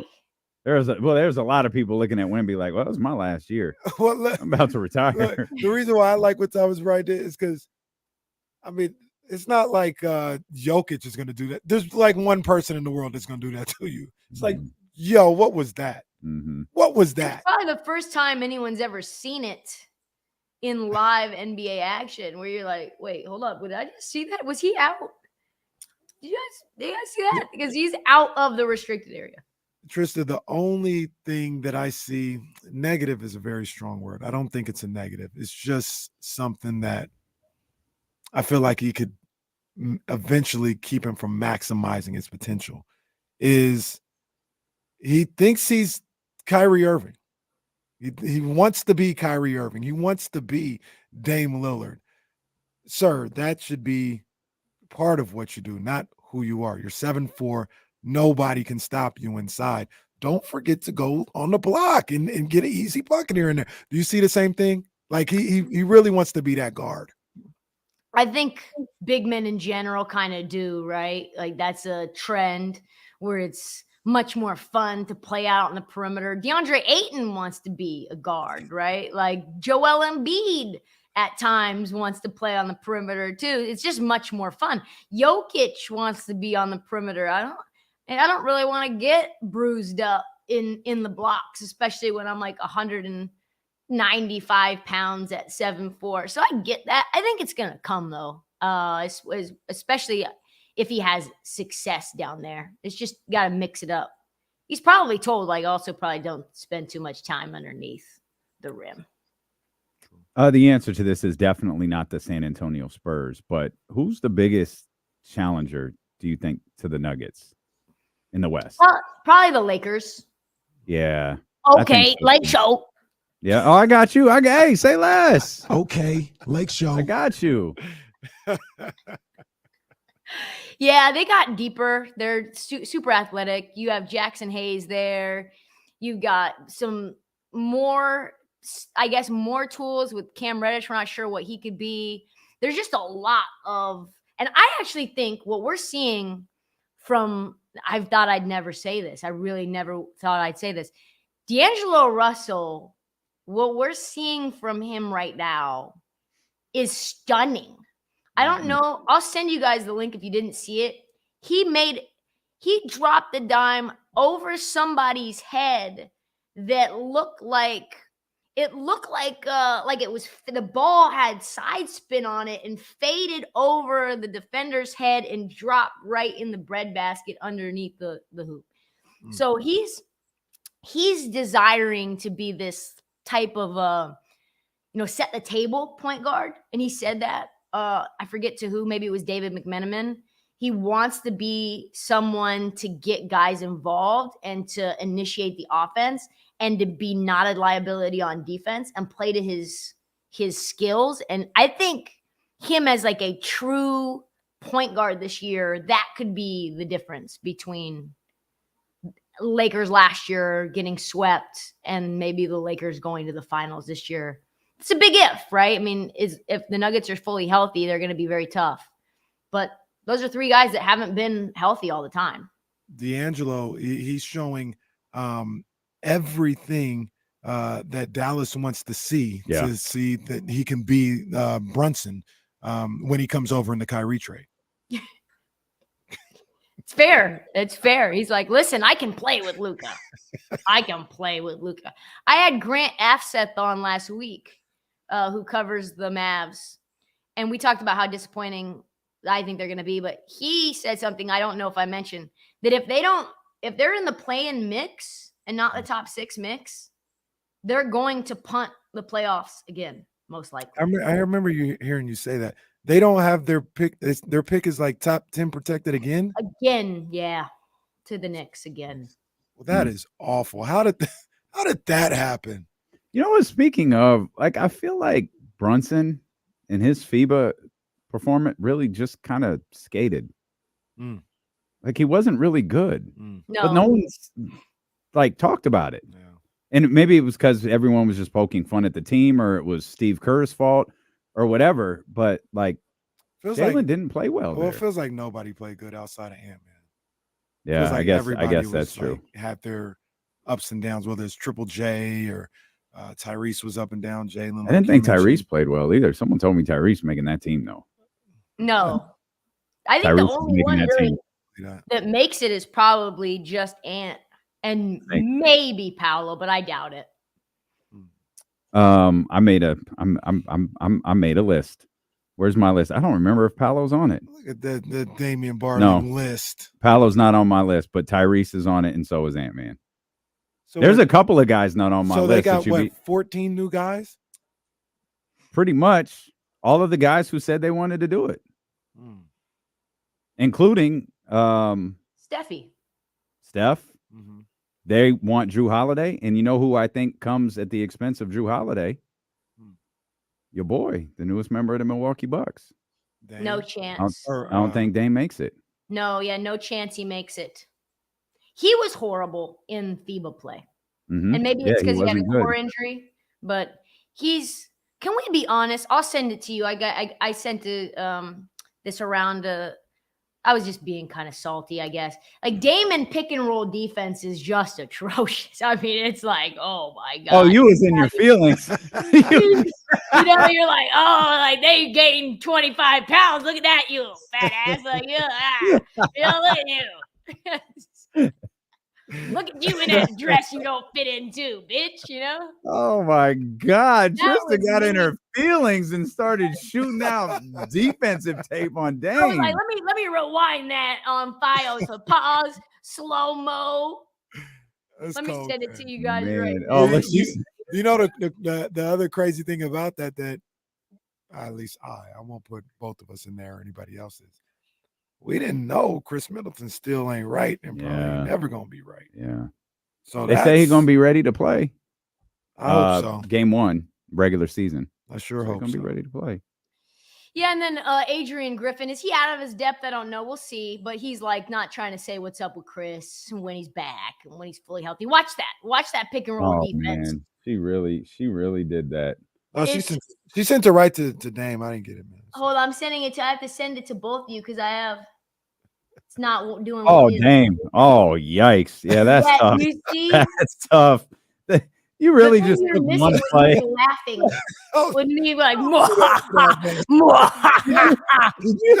Did you tweet? You didn't tweet this out, did you? No, I didn't. Oh man, I'm sad back. Salty Trista. Don't do that to that man. But the point is he was bad in FIBA play, and I think that's going to watch that, Kenny. Watch it. He's nowhere to be found. see what Dame doing. That's why I think they publicly were like, that's cool. We heard Dame. We actually want Drew Holiday. We heard Dame, but hey, Drew, why don't you come Can't play get with us? around that screen, boy. Ooh, Maybe that's the scheme. Go over the top. Work them And stay angles. there. His angles are bad, boy. Ooh-wee. Go over the top and don't fight to get back into the play. Just don't even try. You're like, I don't know. Can I give y'all my Olympic team so it's on wax? Yes, I And want we to can revisit it. because I agree with Trysta. I think Tyrese is making it. Yeah, Tyrese is definitely making it. Oh no, Trysta said Tyrese isn't making No, it. I Tyrese agree is with making you. it. Yeah, I agree Tyrese with is you. making it. Joe. Yep. AD. Mm-hmm. Your boy. Draymond Green is going to make it. Yeah, he is. KD. Yep. LeBron. Tatum. Ant-Man. No. No? No, I just No think on Tatum's Ant-Man? going to be a tweener. Tatum will be a tweener because of that wrist. Oh, okay. Yep. Mikal Bridges. Ooh. Drew Holiday. Yep. Steph. And Yep. Book. Book it has to make it. Book is making Book has been so good in international play. Let I me like let me ask you guys a question. Is there a scenario where Cade Cunningham makes it? No. I heard he was destroying that team. No, I don't in the think so. playoffs. I mean, They had- like or not in the playoffs, Paolo's but not in the even on training this camp. team. Like I think Paolo's better than Cade, and I don't have Paolo on this team. If Cade has a most improved player of the year season, and you combine that with the Over who? training camp. Mikal? Nope. Over who? That's who I did think of, Mikal. I mean, sure. I'm just thinking he's Sure, in but the I don't think system, so. and He will all get zero reports burn. said he was destroying Literally. those guys. No Yeah, burn no. for Cade, even if he did make it. This is the downside to the Olympics, right? Like you got to scrape up a roster for FIBA World Cup, but for the Olympics, LeBron wants to do it. KD's going to want to do it. You know, Anthony Davis is going to want. All the guys who didn't want to do the World Cup are going to want to do the Olympics. Plus, it's in Paris. Yes, that's what I was just about to say. Oh, Wow. Mon-Fri. Oh, baddies. Oh, bonjour. Ma'am, will you stop it? I'm sorry. Oui, What oui. was? Oh, oui, oui. Are you insinuating that baddies in French is baddies? I don't know. I don't know for enough French. No. Baddies. Baddies. Oh, bonjour, buddy. You a wild one for that. Oh, what else do we got here? Okay, so we got I'm glad you said the Lakers because that's a team that I've been uncomfortably Lakers gonna be watching. Like good, I think they're really good. They look scary. Like very Yeah, scary. they look really good. What's Houston? You talked about this on a recent podcast. Like, what do you? And I don't remember if we started this conversation last week or just didn't get to it. But what the hell are the Rockets? I think they're a league pass team for sure. Okay, This is a team that your boy Dylan the villain. I think it all starts with Ime the villain. You know what I mean? Like Ask him what's French for baddies. it's demon time for Ime Udoka. Demon time. Yeah, I think that it all kind of starts and finishes with him, which is I think the defensive assignments will be really strong. It's kind of like what D'Amico Ryans has done in Houston, right? Like I think that's a good way of thinking about overhauling a culture instantaneously, guys deciding that they're going to play their roles. I think Jalen Green is going to fit in a lot better than people think off the ball. I mean, he's a chucker. That's what he wants to do. That's what he's always done. But I think he's going to slot in as being like much more of a glue guy. I think Alperen Şengün is going to be like a must watch in terms of how they use him. Is he a guy that you can really trust to ever play defense? I don't know, but I know that Ime will instill that. And if he doesn't do that, he won't really play for Ime. Dylan fits that mold. Fred VanVleet fits that mold. So they need those veterans. I think Jabari's confidence is like gonna skyrocket. He's gonna do a lot of the same things. I think that Dirk made a living doing. Like I could see him doing a lot of that, like the little dream shake, one leg fade situation. Like Jabari's nasty. And I think Steven Silas did absolutely nothing to build his confidence. In fact, probably depressed it. Like Steven Silas is just a guy that instills confidence in no one around him and his little iPad. Man. You know? I hate to say it, but now he's a nice, fine man. He's a fine guy, but he's just not. He doesn't exude like leader. You know, No, he does not. He doesn't. You know, I'm not going to say that you're wrong. I'm not going to say anybody's wrong. I'm going to say before I crown him, man, I need to see a couple more years. Before I crown him as this game changer and somebody that changes things, I'm going to need to see him do it repeatedly. Oh, Kenny Hollinger over here. Oh, Kenny Hollinger. I think he's a good coach. It's a deep cut. That's a good one. I think he's a good coach, but I mean, I just need to see. I just need to see it. That's all. I'm not saying he's going to get hurt. I'm saying that's fine. I just need to see it. That's all. I just need to see a couple more years. Okay. Well, you better hope that there's no redheaded travel coordinator in the Houston Rockets. Trysta. Oh, Trysta. Hey, Trysta, who's the it's cracking me up on the heat check. Who's the guy with all the cake? Say what? The dude that you was talking about that you're just distracted by his ass. Like you can't even watch his game. You're just distracted. Sissoko? Yeah, from he's got cake. You gotta look him up. Sissoko?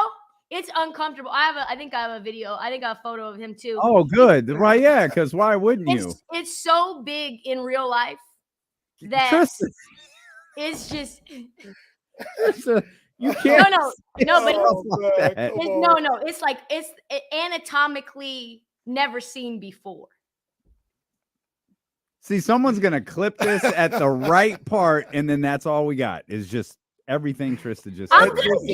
I'm gonna get aggregated at one point or another, and it's probably career ending, you know. Well, this is something that you could speak on. It's just not really my place to speak on. But go ahead, break down the great asses in NBA history. Where does it rank? Wow. In NBA history. Well, I don't even know if it's like an elite caboose. It's just a really big one, right? It's just like a really anatomically. We were sitting courtside, and it was like tap on the shoulder. Like, is it just me, or is City Sissoko is he like really glute dominant? Oh man. I'm gonna find photos. You can't tell in photos because I've looked on Google Images to show people. You can't see it until you see it. You gotta go to a Spurs game. Oh well, forget Wemby. Yes, I'm gonna find it right now. I have photos. We'll go see the rookie in the ass here coming up at the Golden One Center. I'm gonna find it. I will find it. The rookie. Oh, I have it. Let's see. I have it. All right, this is live. This is a live photo. Here we go. It's a live photo, so you have to watch it when he moves. And I have to watch it when he moves. I don't even know if I want to see this, guys. All right. Well, there's. Okay, you gotta watch it when he moves. Oh man! Come on, man. I don't know. Trysta, I'm sending a video. I was expecting like a Kardashian ass. No, it's hard. It's really hard to see on it's really hard to see on film. It's I'm uncomfortable with this too. Like I'm legit looking like you recorded a video just to. Did you see this? Like zooming in, I'm trying. It's so difficult with the iPhone too, because you're like, it's not quite capturing what my eyes can see. You know. I'm gonna take your word for it. Trysta wanted to see some ass at the Spurs game, and she saw it. Buns, just straight buns. I mean, so it's just like comp purposes, who has elite cakes? I don't clock cakes like that. You might think that I do. That's how. Yeah, you just happened to clock these cakes this one time. What she's saying is was that's like, how impressive this was, because that's not even usually on her radar. But she couldn't turn away. Yes, that's true. Well, I don't know where to go from here, so I think CP3 has a lot of junk. He's always had a lot of junk in the trunk. Always. So it's proportionate to size too, right? Because Chris Paul is shorter, that it creates. All right. Kyle Lowry buns as well. Oh man, Robert Griffin III took notice of that. What do you call him? Thick? Thick boy. He said we about to get thick like Kyle Lowry. Oh well, Robert. Robert. Game day wild, because now they got Desmond Howard out here. Wild. I'll also say I'm not taking Robert Griffin's advice on cakes after the video he posted. Right. Also, right. Also, very different definition of cakes. Do you guys feel he's a little overexposed? You know what I mean? Like he's just everywhere, all of a sudden, all at once. He's out there a lot. Yeah, that's their guy right now. You can always tell who their guy is. He's their guy. Him. They crowned him. Like I said, you guys read that article about Shams? Yeah, I saw something about it. I didn't read it though. Like I don't get it. But, he's on his phone 18 hours a day. Bro, I don't. Okay, get life. Yeah, I was about to say I don't care. That's not even admirable. That's not something I'm. Shams is my boy. That's what I want to do. Shams, go watch a movie or something. Yeah, well, one of the first things I thought is like, that is never going to be me. That will never ever be possible for me. That's just. And I ain't gonna lie. Stop playing pickup basketball because I missed an update. I ain't gonna lie. If I'm Shams and I'm bringing in the money that he's bringing in, I'm gonna have people working for me, so I'm not on the phone all the time. Mm-hmm. We have to go. Trysta Krick, this was an unforgettable segment. You can catch on demand. Yeah, they always are. It's Stilo and Casey, brought to you by Sky River Casino here on Sacramento Sports Leader ESPN 1320. I didn't even ask. Where are you? I'm just closer. Oh, you're just in a different spot of the house. Oh, okay. Yeah, so I found a table in the near the dumpster of my apartment complex that I'm still trying out. So it's pretty big. It's kind of awesome. So can you walk me through how this happened? I walked in. You were throwing some trash out. You saw a table and we're like, hey. Let me show you. Let me show you what it looks like. Hold on. Did it say take me or I'm And I was like, wow, this is like kind of nice. I could use this temporarily or maybe not. Who knows? I'll show you. That's some East Coast stuff right there. Yeah, it is. You can see the dumpsters in the background. Check it out. The dumpsters in the background. It's just sitting there. Did you pick up the wrong exit sign? No.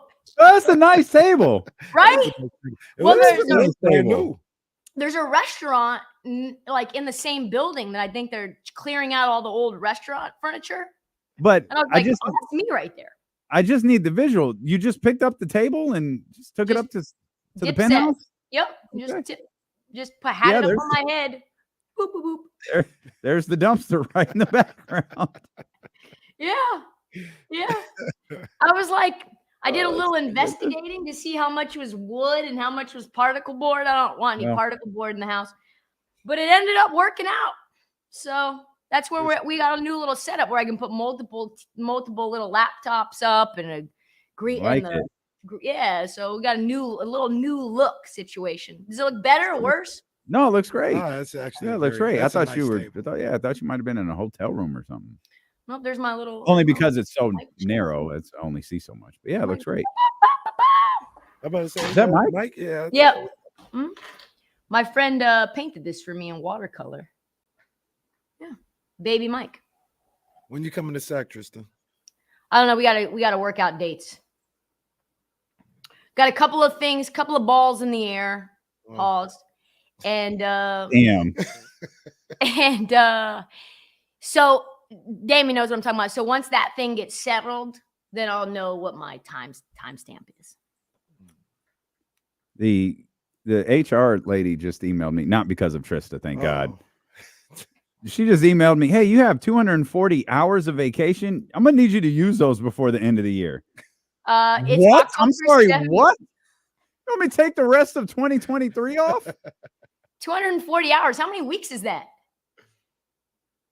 Well, divided by, I guess it's 8. 4 weeks is 160. 5 weeks, 6. That's 6 weeks vacation.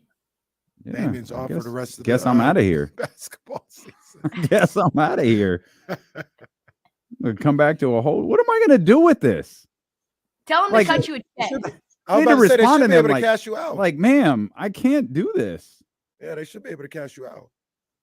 Yeah, tell them to You write mu- you a check. You must exhaust this time before you can begin flexible time away.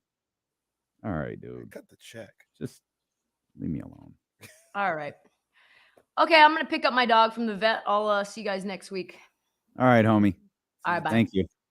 Thank you. What do I name that segment on YouTube? I don't fucking know, Like, bro. best I have NBA ass? Or like- Who's got the best ass in the NBA? Oh, and why that Jada? ass Why in Jada Pinkett those sucks. jeans.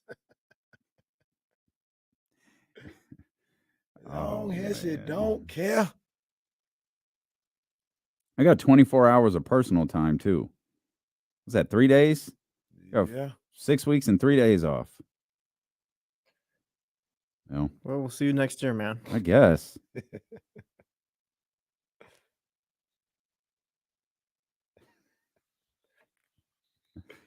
The joke is the name that you just said.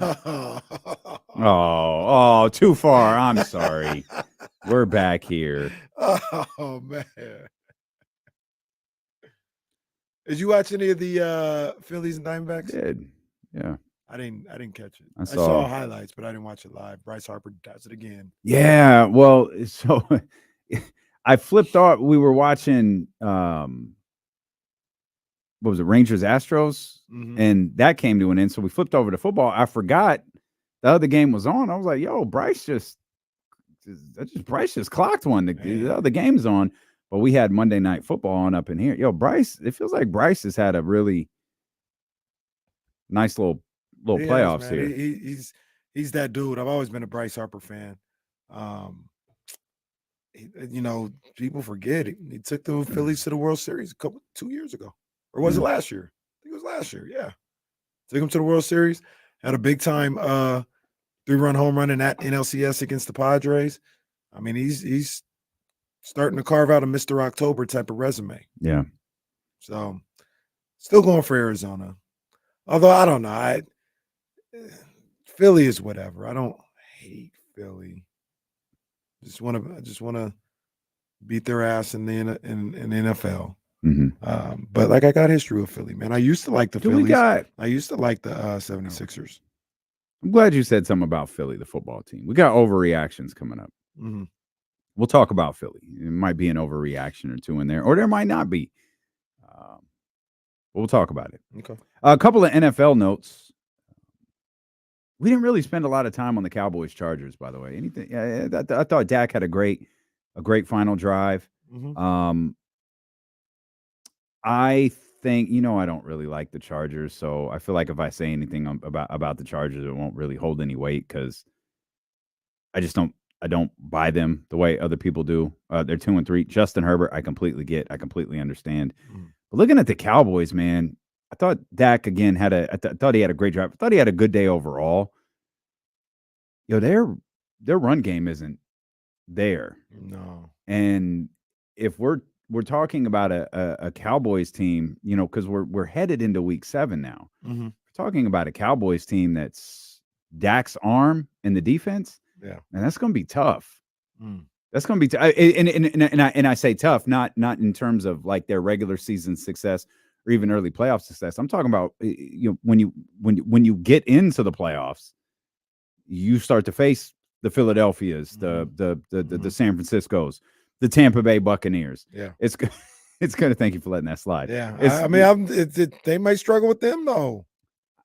but particularly for the Philly and San Francisco. Yeah. Man, I don't know that's you got it. It doesn't feel like there's a lot else there with that team. And you're really hoping you get the good version of Dak, which you got. And I think a little higher of Dak Prescott than you do. I think a little higher of Dak Prescott than a lot of people do. I don't think he's a top 5 quarterback anymore in the league, which I believe at one time he was. We could argue about where he's at 10, 11, 12, 15. It doesn't really matter. I just don't know from a team perspective. I don't know that this is enough. They might not be. We're starting to get to the point in the season where you start to look at some of these teams and go, they might not be exactly what we thought they were. Yeah, I think Dallas is a good team. I don't think they're a championship team. It's a good ball club, but I don't see enough qualities in their roster, enough versatility in how they can play on offense for me to think that they're a championship squad that could beat the Niners, the Eagles, or even the Lions. I was just asking right now, are they even as good as the Lions right now? Because they're not on that top tier of the NFC anymore. No, and I'm not even sure if they're even. So they're a good team though. I mean, we could be talking about them being the fourth. You would team take in the NFC in a playoff scenario right now. You both take Lions over Cowboys? Yeah, I think right now, yeah. Dallas is good, but I don't know if there's a ceiling on that right now. Micah Parsons 1 sack last night, and that was it. Not, and I don't mean that in terms of Micah. That was it. I mean in terms of that defense and getting to the court. That was it. And credit to Justin Herbert for some of that in the Chargers as well. But we talked a lot about this Cowboys defense, and they're just not. I think a lot of the things that some of the stuff we thought could be, flirting with upper echelon is just like, oh, it's good. Cowboys defense, I think, is good. Is it great? I think the 49ers defense is great. I feel like maybe there was more to that loss of Trayvon Diggs than we gave it credit for at the time. Which I think we gave it a fair amount of credit. We did. I won't say we. I was like, yeah, it's a tough loss, but you have that front seven. I think that you can, maybe make up for it. Maybe it might have been inaccurate. That's fair. Maybe. I mean, to be fair to the defense, by the way, they only gave up 17 points last night. It's not like they won, not like they gave 40 up 42. Yeah. Well, all right. We stop. Are they better than Seattle? Yeah, I think they're better than. They're even. The Cowboys are even with Seattle. I think the Cowboys are slightly better, but same tier. They're on the same tier. Okay, yeah, that's what I'm trying to figure out. I just state for the record, I'm not sold that the Lions beat the Cowboys in a playoff game right now. Yeah, I think I'm just gonna have to be late to Detroit. Sorry, Detroit is is fine. weird. I'll deal with it. That's y'all gonna have D-Lo. to pick me up on the way to the stadium. Coach Chris, Will, that's D-Lo, not KC. I'm a believer. Detroit's weird to get into just because it's been like 50 years. Yeah, just it's cool. Like I like Coach and what he's doing. Just pick me up on the way to the stadium. I'm not willing to. What do you mean? Like, I don't think they're better than Philly and the 49ers, but I think they're the third best team in NFC. I mean, on the power rankings, like they're going to get the nod over the Cowboys. But if again in the scenario when all is said and done, I don't know that I'm doing that yet. I don't know that in a scenario I expect both of these teams to be in the playoffs. If they're head to head, I'm probably picking the Cowboys to win. I haven't seen enough from the Cowboys offense all season. Completely understand to make me think that they could beat the Lions. Completely. Yeah, understand. I don't know if Dallas would be able to keep up with the Lions at this point. I mean, have the Cowboys had a good offensive game this year? Yeah, they had the one after the 49ers game. I think they put up. Well, that was 30. yesterday. No, they put a not the Cowboys, the Jets Cardinals. game? Who'd they lose to? They lost to the Cardinals. Didn't they put up 38? Yeah, but they scored three defensive touchdowns that game. Okay. And they couldn't score in the red zone. They kept kicking field goals. I mean, that was the only one I got. I don't know what you want from me. It might be their highest output all year. Well, they had like the 20 Giants. or something against the Jets or something like that. What about opening week? Didn't they put up a bunch of points? Yo, you asked the question. They put up 40. I think they had a special teams touchdown and like maybe so that's what I'm asking. I can't remember how that game went. I just remember they put up 40. Yeah, Dak had 143. Didn't throw a touchdown in that one. Tony Pollard had 2 on the ground. That's the other thing. Like Pollard, Josh Jacobs. Yo, the running. This is why the running back position is dead. These were supposed to be the guys. I'll say this for Tony Pollard. I'll stall him out just a little bit. He is coming back from a broken leg, so maybe halfway through the season. Ain't no owner in the league that's going to stall him out. Nah, that's the truth. You're right about that. Real quick before we leave, Cowboys, Chargers. We'll talk some more football on the other side. I don't really think I have anything on this game last night. No, I do have something. I'll Okay. talk about it on the other side. But Okay. this real quick. Did you see Troy Aikman address the Jay-Z comparisons? Oh yeah, like a week or so ago. No, he did last night because Jay-Z was. Oh, at the I didn't game. see it last night. I didn't hear it last night. Yeah, he was at no. the Jay-Z at the game. And he's like, a lot of people think that's my doppelganger. Can you believe that? That's pretty funny. The side by sides of those two is freaking funny. We'll come back. We'll talk more football. We'll have some overreactions, maybe some more thoughts on this Cowboys. Their offense is not. It's not there, but they're 4-2 here at this point. I have an NFL question in a grand scheme of things that I got a question. I don't think there's any answer to it, but I want to ask you anyway. Okay. Jason Jones also joins us in the 3 o'clock hour here at Steelo and KC, brought to you by Sky River Casino and Sacramento Sports Leader, ESPN 1320.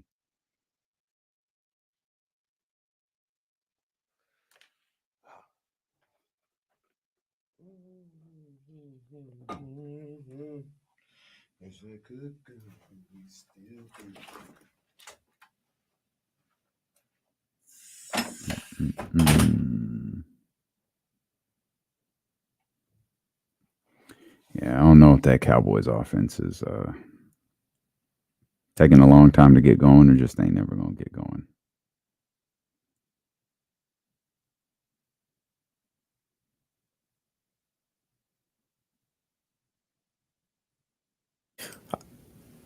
How are we feeling about Justin Herbert after that game? I thought he was okay. I was just just that interception at the end was like, hey, calm down. I see why everyone loves the kid though. Like he's got a great arm. I feel like Keenan Allen has been a Charger for 30 years now. I don't think that's accurate, but it feels like he has. It feels like he's been in the league at least 15 seasons. And his coach sucks. That's true. Brandon Staley's terrible. Just terrible. What did the Chargers do? Oh, I don't want that. That's this year. What did they do last year? 10-7. They blew that game to the Jags. 10-7, 9-8. This is it. This feels like it's 7-9. This is severe underachievement, isn't it? I don't know when Staley took over. I know he's been the coach for a couple of years now, at least. I don't remember if he was in 2020 or not. I blurred that whole year out, except for the start of D'Lo and KC. Beat Minnesota, beat the Raiders, lost to the Cowboys, Titans, Miami. Got Kansas City. Yeah, Chargers ain't it. I didn't like them before the season. I don't like them now.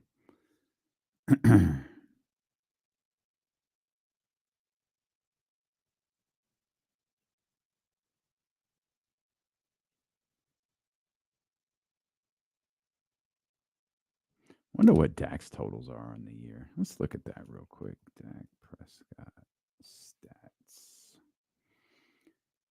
Dak's totals. I don't want career. Come on, man. Dak's totals on the year. 6 touchdowns, 4 interceptions. 69.5% completion percentage.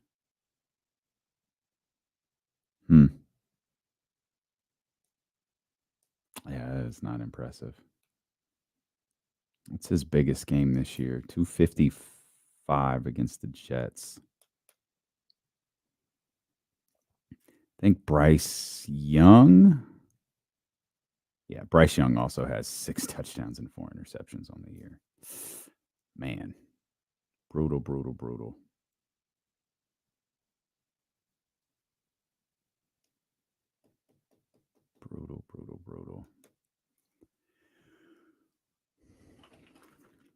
That's a good point, Dave. We saw that live. Dave Garcia.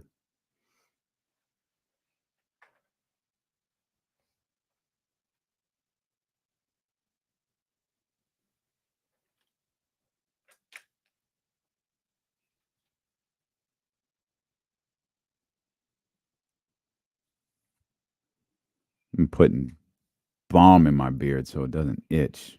I'm trying to stick it out this time. You gonna grow it out? All right, let's I'm go. trying. Let's go. I'm trying. Keeping the shape tight. Let's go. It's looking good, man. Good job. I got a lot of love for it at the Kings game, and I think they were all lying to me.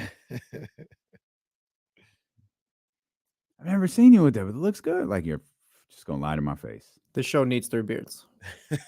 Hmm.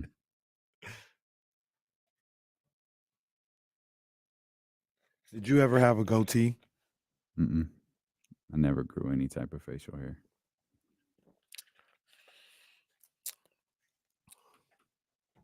As soon as I could have some, I always had some facial hair. Yeah, Dak is pretty much just throwing a touchdown a game. That's all he's doing. And he has that game against the 49ers where he threw 3 interceptions, and I'm pretty sure they were all in the second half. He threw any picks last night? He didn't. Good. 272, 1 touchdown, 0 interceptions. Would you rather have Dak or Brock? Starting I'd rather the team. have Brock. Yeah, I'd rather have Brock. That's easy work. I feel like, I don't know, Dak just, yeah. Dak's not bad, but he's already kind of fallen off what he was before.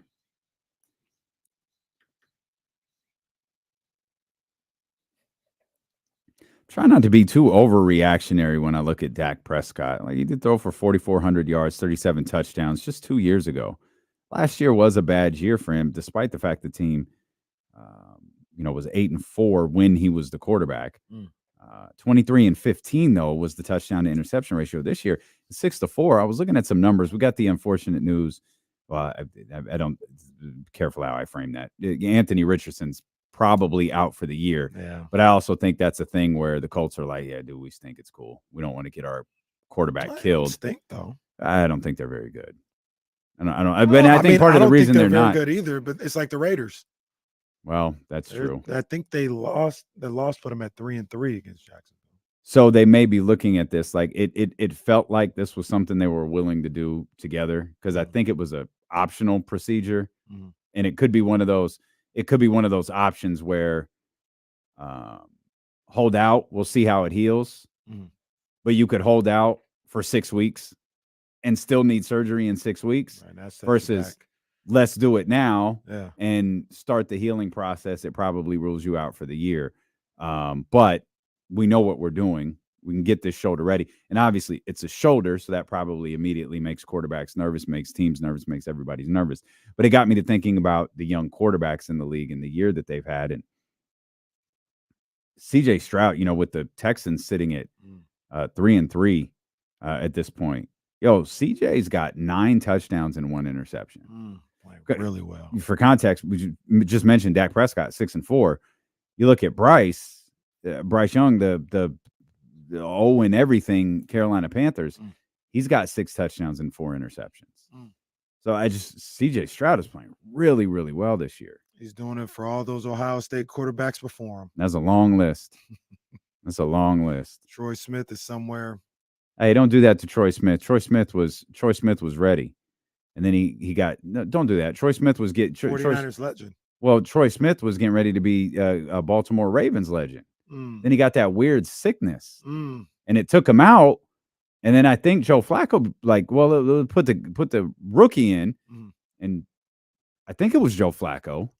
He just wound up being the quarterback. I think Troy Smith won in London. 49ers versus Broncos. I think Troy Smith won that game. Probably put him at like 4-11 or something like that. And I don't know why that made me laugh. I think he yelled at Mike Singletary. Okay. Those are 2 things I remember from Troy Smith. Who didn't yell at Mike Singletary? Well, nobody in their right mind except for Troy Smith. Troy Smith was 3-3 as the 49ers quarterback. 500. Where's he at today? I'm Sign trying him. I don't know. Well, no, that was a long time ago. Yeah, that was A long probably time ago. like 06, 07 maybe. The 49ers year was 2010. His first year, you were right, was 07. But he had that really, really good preseason with the Ravens where it was like, hey, yo, okay, there's the Heisman Trophy winner. Well, and he got sick. Well, then I apologize to Troy Smith. JT Barrett is somewhere. Oh, no, you could put Troy Smith on the list because that run with San Francisco was the end. He didn't play after that. There is a long list of quarterbacks who did not play well. Justin Fields obviously not playing well. I credit that to where he was drafted, just like I nearly cried when Dwayne Haskins was taken by the Washington football team. Urban never prepares those guys. They never did prepare those guys for NFL. He always had them running his little, I don't want to say gimmick offense, but I mean, it's the same Was Justin thing. with Ryan Day? Justin Fields? Yeah, he might have been with Ryan Day. He might have been with Maybe he Ryan. was. I can't. This time he might have been with. Well, he was probably with both. Yeah. Given that draft was what 3 years ago. This is his fourth season. No, his third. Trey Lance 1, 2. Yeah, this is his third season. I can't remember when Ohio State finally got rid of Urban Meyer. Were we on the air during the Urban Meyer story? Yeah. Okay. Well, in Jacksonville, yeah. Oh, the Jacksonville story. Yeah. Okay. So. All right. Yeah. So there's two doors here. You want the macro picture NFL story first? Or you want the in-depth 49ers story first? I love that I'm on the outside looking in of the D'Lo and Casey show. That's my favorite part about what he just presented because this isn't a work. I have no clue what he's talking about. This wasn't on the rundown. I have no idea. So Well, let's go with One of the 49ers thing was on the rundown. Well, the topic was. Let's go with the macro stuff, and then we'll talk 49ers. This is something I saw throughout this day. Looks like overreactions getting put off another day. NFL overreactions on Thursday. What do you mean? Don't we do that on Friday? What you talking about? We didn't even do it Friday. That's true. We didn't do any. We have overreactions. We have to freaking make up now. We got overreactions from week 5. We got to do. We got to overreact to week 5. No, we got to read those today. We'll do it. So overreactions to week 5. So are the Raiders back if they beat the Patriots this week? Hold on. No, Where are they? Hold on. I got to find them. They were, here we go. Well, no, these aren't crazy. These aren't too crazy. Overreactions headed into week 6 from last week that never got done. Justin Fields will not be the Bears quarterback in 2 years. Well, probably not. I talked to my homie who's a Bears fan. Shout out to my man Alan Knox. He was like, move on, bro. Move on. He can't throw. He can't see it. He doesn't anticipate. And he loved Justin Fields when he drafted him. He said, time to move on. The Steelers are a legit playoff threat. Well, they didn't play last week. So. Well, these are into week 6. Who wrote these? These stink. This is Bill Belichick's last year as the Patriots head coach. Ooh, that's a good one right there. Oh, that's an overreaction. Yeah, he gets one more chance at picking a quarterback. Yeah. One more chance. He was kind of stuck with Mac Jones, to be honest. Bobby, give me one. That might be all that made the cut because they got moved so often. I think I was 6. I thought we had like 6 or 7 in there. Lost in Is Mac Jones going to lose his job? Yes. Oh, how about this one? The Cowboys are no longer Super Bowl contenders. Not an overreaction. The 49ers won't lose more than 2 games this season. Not an overreaction. Tua is the MVP frontrunner. Not an overreaction. That's all. This is very generic stuff. That's all last week. So go NFL into the 49ers. So this was something that I kind of saw during the show, and I'm kind of flabbergasted with what to do here. Okay. This literally, we're not even joking. This is a weekly occurrence. You saw there was like another damn near brawl at the Cowboys Chargers. I did see that. Yeah. What do they do? Yeah, I don't know. They need to. Like at the very least, I don't know if they can stop it, so to speak. But I kind of feel at this point the NFL needs to address it. No, you can. You're the NFL. You could stop it. Don't do that. We'll find the whole damn franchise. But it's both teams. No, yeah, it's not just you. I'm sorry, you don't send that memo to just the Cowboys. That Cowboys that memo goes to the 32 NFL teams. How do you find the teams for something like that though? That doesn't seem right. You find the schools when kids rush the field. Like that's but just they're the way doing it this is. in the concourse. The schools don't get fined when they fight. Wait, in the concourse. Wait a minute. What are you talking about? Maybe we might be talking about two different things. What are you talking about? I'm talking about these fan fights. Oh, I thought you were talking about the player fights. Oh, I thought you were talking about the scuffle that happened before the game. No, that's whatever. Oh, these fan I fights. don't even know what you. Oh, I don't know. They had a brawl in the concourse last with night. The Chargers and the Cowboys. Were they Dodger fans? Probably. That was unnecessary. I think that's just the state of where things are right now. It's just fights are happening everywhere. That can't happen though. Like that's got to it's every week like this. Okay, then you probably ban tailgating and stop selling alcohol. I don't know how you. I don't know how you do that. I thought I heard the 49ers Cowboys game. I thought I heard they stopped selling alcohol in the middle of the third quarter. Well, what was the NBA thing after Detroit was they stopped selling alcohol in the fourth quarter. That sounds about right. I thought somebody had tweeted it out. But the fight probably already happened by then. Yeah. I mean, were they fighting in the bathroom again? No, they were just in the concourse. It was like 20 people. Like it was a lot of people. I didn't even see this. And it's like, yo, this is kind of crazy. And he's gonna chaotic sports fights. Some other stupid ass channel Kenny has me. Is that a Twitter ad? I need to watch. No, it's not. But or at least not that I know. So now that you know I'm talking about this, do you think the NFL needs to say something? Like I don't know if they can stop it, but they got to say, hey, guys, can we not, when you come to these games, like you're asking sports fans to no. Well, the NFL, I do think they got to say something. Well, what are they can't control it. What are they gonna say, guys? Please don't. Yes, please say that instead of just not doing anything and letting people die because of fan fights at your games. So I'm at least come out PR wise and say, guys, can we just enjoy the game, without fighting? So there's the concourse fight you were talking about. Jesus Christ. All I see is a bunch of thugs. Yeah. I just see a bunch of thugs out here fighting in Chargers and Cowboys jerseys. But I'm looking at one. This wasn't even the one you were talking about. It's Chargers Cowboys. Yeah, but the video starts when 4 guys go tumbling downstairs, and then some ass turns around and just starts punching another guy in the head. And what's the worst part about this is at the very top of the venue. Come on, man.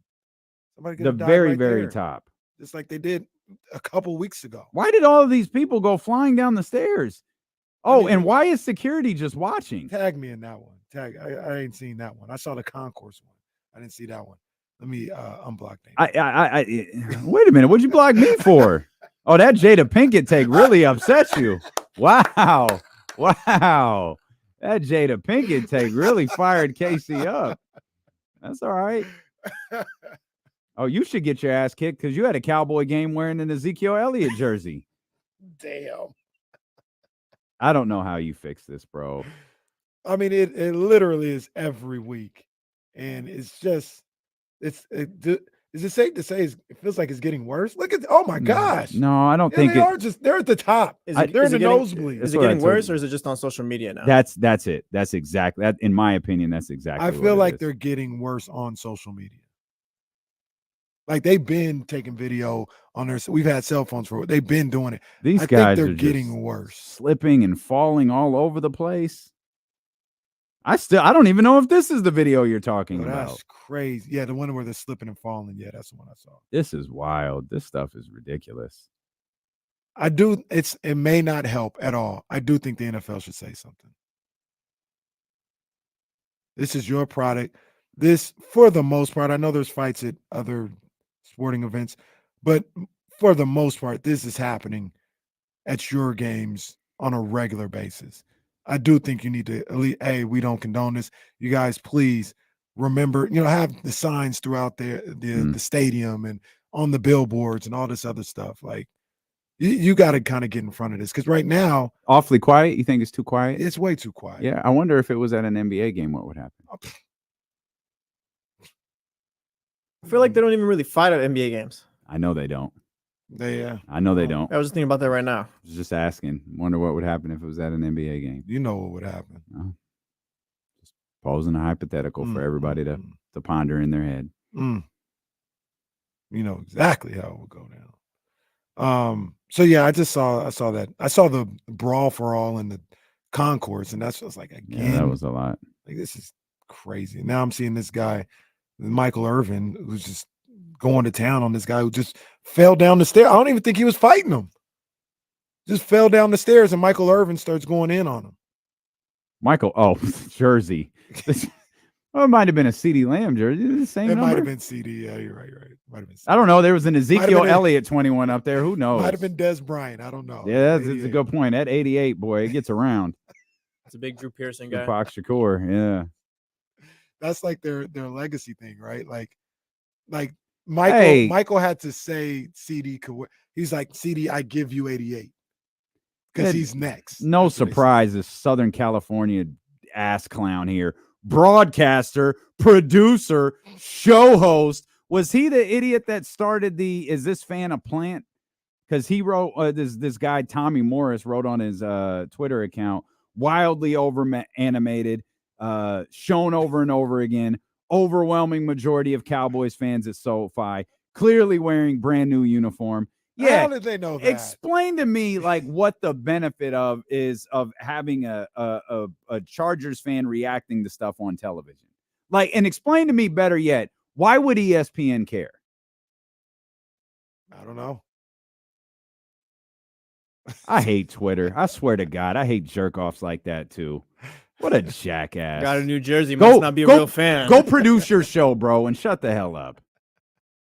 Dudes are idiots, man. Oh, did you see, speaking of Cowboys Chargers, Every did you damn see thing the, is a work. Did you see the poor Spanish announce team for the Cowboys had to be in Someone the press get put area? through a table? No, they had to be in the press area. So it's like as if like Spanish announce team for the Warriors had to sit next to you and me and announce the game because they didn't have a booth for them. Saying hella loud, Draymond sucks, bro. That dude's what an ass. Oh, that's funny. So in the quiet press area, Yeah. and for these football games, they were like enclosed. Yeah. Touchdown Cowboys! Let's get TC in here. You're listening to D-Lo and KC on KIFM West Sacramento 98.5 FM KRX QHD2 Sacramento ESPN 1320. Always live on the free Odyssey app. 916-909-1320. TC, what's up, baby? Yes, sir. What's up with my two brothers? We good, big dog. How you doing, man?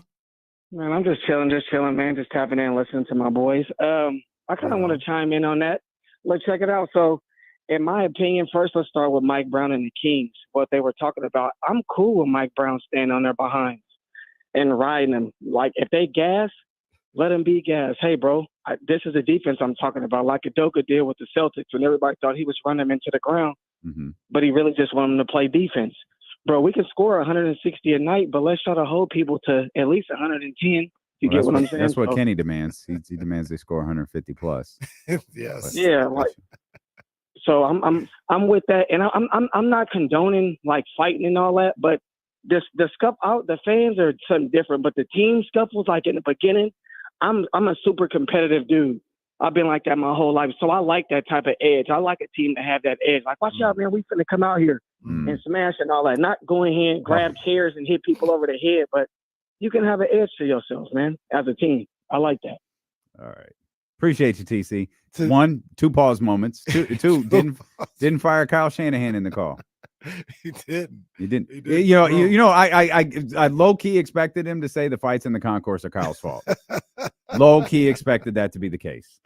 What you thought I was talking about. Yeah. I would say the NFL got to speak on that too. And like, is it ridiculous to draw a correlation between the two? It's probably a stretch, but I don't know. I don't feel like I think I can't remember before the Browns and Niners and before yesterday. I can't remember when that happened though. Like it's not a regular occurrence. I don't feel. Well, I feel like the Browns and Niners one. I actually didn't get too much into yesterday's. The Browns and Niners one was kind of a lot. Like Austin Eckler got. Yeah, they was really the one it was yesterday. Really, see, I didn't see that one yet. Well, I mean, I saw it. I know it happened. Eckler But caught a nasty little right hand, knocked his helmet off. I think. I was gonna say well, he caught a right hand with his helmet on. It's unclear. When it was all said and done, his helmet was off. Oh, it was unclear whether his helmet was already off or whether it got knocked off. Okay. But the right hand was vicious. I tell you all the time, I prefer to watch football at home. That's a big reason why. Yeah, I mean, so for instance, the Kings are having a fan fest on Saturday. I talked to, wife was like, hey man, let's go, let's take the kids, good time out. I'm planning on taking, the baby and Reese to a couple of games, hopefully throughout the season. I have no problems taking them to basketball games.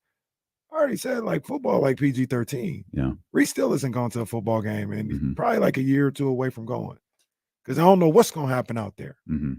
And that's legit. Yeah, that's tough. a shoot. Yeah. And that's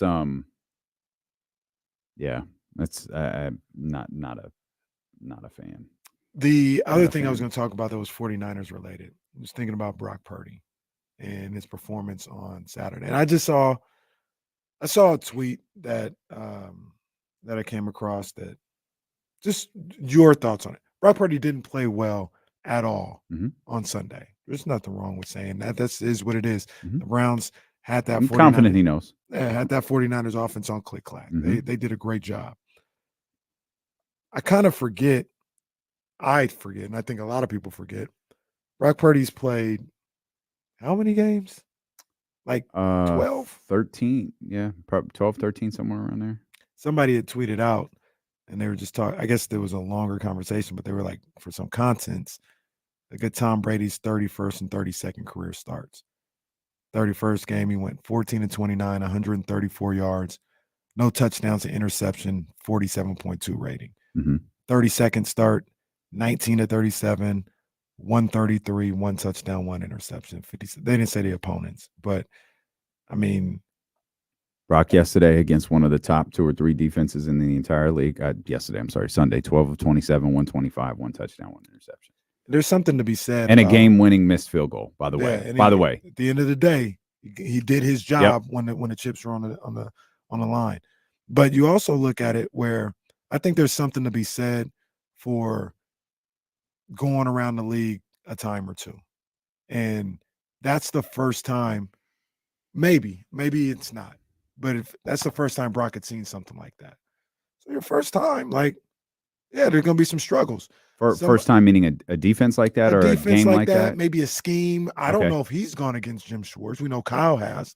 As a matter of fact, I don't imagine he has. Yeah, I know Brock Purdy hasn't gone against Jim Schwartz. So these are things that you see for the first time, and sometimes it gets you. Sometimes, they throw things at you that you're not used to, a lot of window dressing or just ruthless aggression, something like that. And you're like, all right, I don't know how to handle it. 13 career starts. I forget that. I lose sight of that. I look at Brock and be like, he can handle anything right now. But he hadn't even played a full season worth of games, So that's something I thought about last night when I saw that. I was like, yeah, he is still very early in his career as a starting quarterback. I low-key wanted him to get the Ben Roethlisberger's record just for fun. What was Ben 14-1 or? I think it was 15 straight. 15 straight. I think it was 15 straight. But that has nothing to do with nothing. I mean, for those, Brock didn't play well. That's not like Brock didn't play well. That's the end of the sentence right there. The discussion about the game, though, if we're being honest about the way if we're being real with ourselves, KC, the discussion about this Browns 49ers game, there's a lot more to it. It's one, the Browns, which is a very important factor in this. You lost Christian McCaffrey, who we've argued is we can talk about MVPs in the league if you want to. Feels like Christian McCaffrey has been the most valuable player on this team since arriving. You lost Deebo Samuel as well. So if you were to label 2 guys as playmakers rather than wide receivers or running backs, you lost your 2 playmakers in that one. Trent Williams played virtually the entire game injured. And am I missing one? No, that was it. Trent, Deebo, and Christian McCaffrey. There's no Drake Greenlaw in that and game. then again, without Drake, but then again, You had an opportunity to win the game at the end. Your kicker didn't. I thought Brock did a good job. I mean, we could dissect a ton of stuff. This team was up 10-0. Yeah. Then the offense went cold. And 19 points isn't a ton, but it was scored in a row. And so the offense went cold. Or excuse me, the defense went cold. So there's a greater story to the game. If you just want to dumb it down to Brock Purdy didn't play well, that's fine. Brock Purdy didn't play well. He's got to respond on Monday against Minnesota. It's an entirely different type of defense. And, we'll see. I say you got Danielle Hunter. You got plenty of guys in purple uniforms you've got to account for and be aware of. But it's far from what the Cleveland Browns are. Yeah, you ain't going to see that again this year unless you play Cleveland in the Super Bowl. Right. That's the only time. And in that case, everybody's won. Right. Everybody was right. And just real quick, I mentioned it yesterday in passing, but I mean, these games happen. These games happen. The team that went to the Super Bowl in 2012 with Jim Harbaugh, they went 11-4, I think it was. 11-4-1 is what it was. They didn't win 3 games in a row all year. That means they would win 2 games, and they would lose a game, or the other one was a tie. Like the thing I just get stuck on, and it's why I keep repeating it. So forgive me, but like if they had lost 19-7, or if they had lost in some other form, there might be a deeper conversation to have about Brock Purdy. I don't think there would be, because you had a bad game, lost, really good defense, you move on. I'm just hung up on the fact that they were in a position to win the game at the end. With 9 seconds left, they were kicking a field goal to win the game. This isn't a hypothetical where they would have tied it. And boy, that 49ers offense would have going if they tied it. No, they would have won 20-19. The game would have been over. There'd be no conversation today. Absolutely none. But that's kind of what I get hung up on. They put him in a position. He put his offense, his team in a position, despite how bad he had played, to win. They didn't. All right. Keep it moving. You got Minnesota coming up on Monday. Yeah. When it's you have to have a conversation about the quarterback when the bad games start to add up. And that hasn't happened yet. Not at all. Some news from the Dodgers. Perfect time because Jason Jones joins us when dealing with Casey. Lots to talk to Jason Jones about, as a matter of fact. When dealing with Casey return here on Sacramento Sports Leader, ESPN 1320. We got a couple that are getting moved over to tomorrow. Also got power rankings tomorrow. They say this is a big. Well, that's what they say. Yeah. The new bit should just be how many weeks can we go without doing this planned segment? I just come from the Bruce Park. Still haven't started Force yet. I think I'll start it this weekend. I already started rewatching Snowfall. Mm. It's cool when you know how it ends. Watching all the characters and stuff. I can't wait for the Tigers to come back. That part I won't get used to. The hell is Aaron wheeling in here? I don't know what anybody's doing in this office. Oh, it's alcohol. Oh. Hey, alcohol. Kim looks like she is sick of everyone's shit.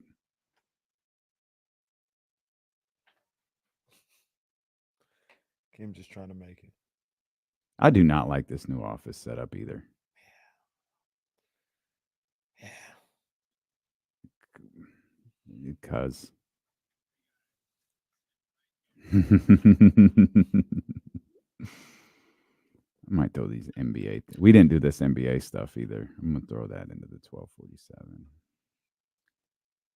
We could use one more guest tomorrow. See if Andy's available. Coach Thompson. Yeah. Check with Eddie. See if he wants to. Oh yeah. Tomorrow. Yep.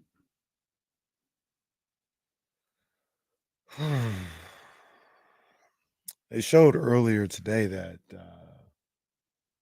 LSU women's basketball, they start the season as number 1. Mm-hmm. I think number 2 is UConn. Number 3 is Iowa. I can't remember 4 and 5. 4 is UCLA. 5 is I can't remember. Story being South Carolina 6, and it ends a 38 straight week run of them being number 1. Wow. And that's without them playing the game yet? Mm-hmm. All right. number 5 is going to bother me. Who is that? So UConn's time as far as like being like the top team, just dominant. That's over, right? Everyone's caught up. Yeah, I think the sport is kind of. Or are they still? Are they still there? Yeah. NIL. They're still in there, NIL. Yeah, no, they're very good, but NIL changed everything, and they played last year without Paige.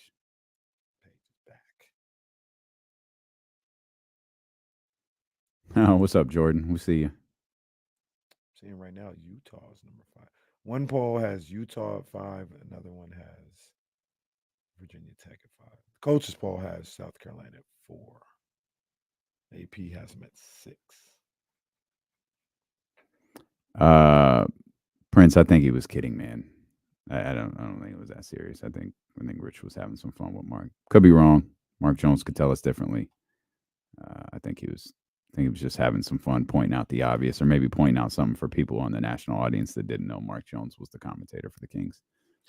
I think about LSU gonna be crazy. I forgot they got old girl from Louisville, Haley Van Lith. Yeah, Mm. they about to go crazy with my girl. Fucking Kim Mulkey, man. Name, Faji. The number 4. Oh, super nice. Who's a rapper? no, it's not Faji. It's is it Faji? Faji or something. Yeah, it's something different than that.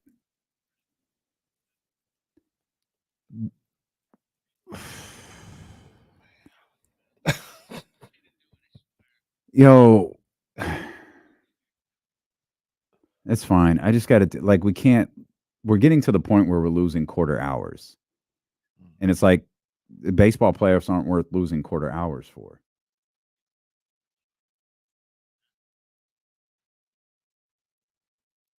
Yeah, that would probably be the answer. Yeah. Yeah, we can't take this stuff for granted. Like 3:00 is a huge hour for us. To end it at 8 minutes early is tough. I'll go yell at Charlie when we're done. John Paul's Michigan's women's team is actually ranked 25th in the coaches poll. So get your mind right. Michigan's women's team is actually pretty good. It's been, at least the last few years, it has been good. Y'all hit the thumbs up, by the way. Should we to 300 plus in here? I think most of that is on YouTube. Yeah, she looks amazing. Can y'all hit the thumbs up? Y'all can go back and watch yesterday's video. They finally fixed that.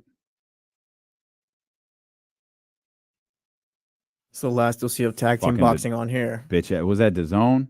Oh, they got us? Yeah, like full blocked it. Oh my God. And it took almost 30 hours to clip a 8-second segment out. Oh my gosh, bro. It was 8 seconds that blocked the 6-hour video. It's not even his fault, but yeah, screw Oscar De La Hoya too. Yeah, just for fun. Oscar's trying to bring everybody together. So we can take everyone's money. Gosh, I can't stand that guy. Mm-hmm. Appreciate y'all for hitting the thumbs up, man. Good luck. Warriors forward Draymond Green, who suffered a sprained left ankle during offseason workouts, has missed the first 3 preseason games. Is making good progress. He's been Appreciate Jesse trying to distract me from how long this break is. He's been cleared to begin light on-court workouts. Well, thank goodness. And his return to full team practice and scrimmages will be based on his continued progress. He will be reevaluated again on Sunday.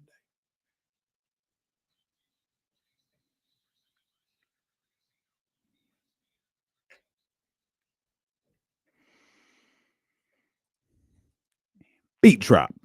Our man Jason Jones going to join us coming up here in just a couple of minutes.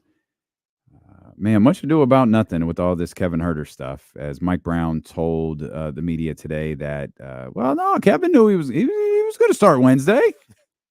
Of course, Trysta Krick is out Wednesday. He's out Thursday as well. And Mike says, the biggest problem with that is, much like the rest of these guys, he needs the reps. So I was going to ask this earlier, and I'll ask this question, as Jason, gets ready to join us here in a few minutes.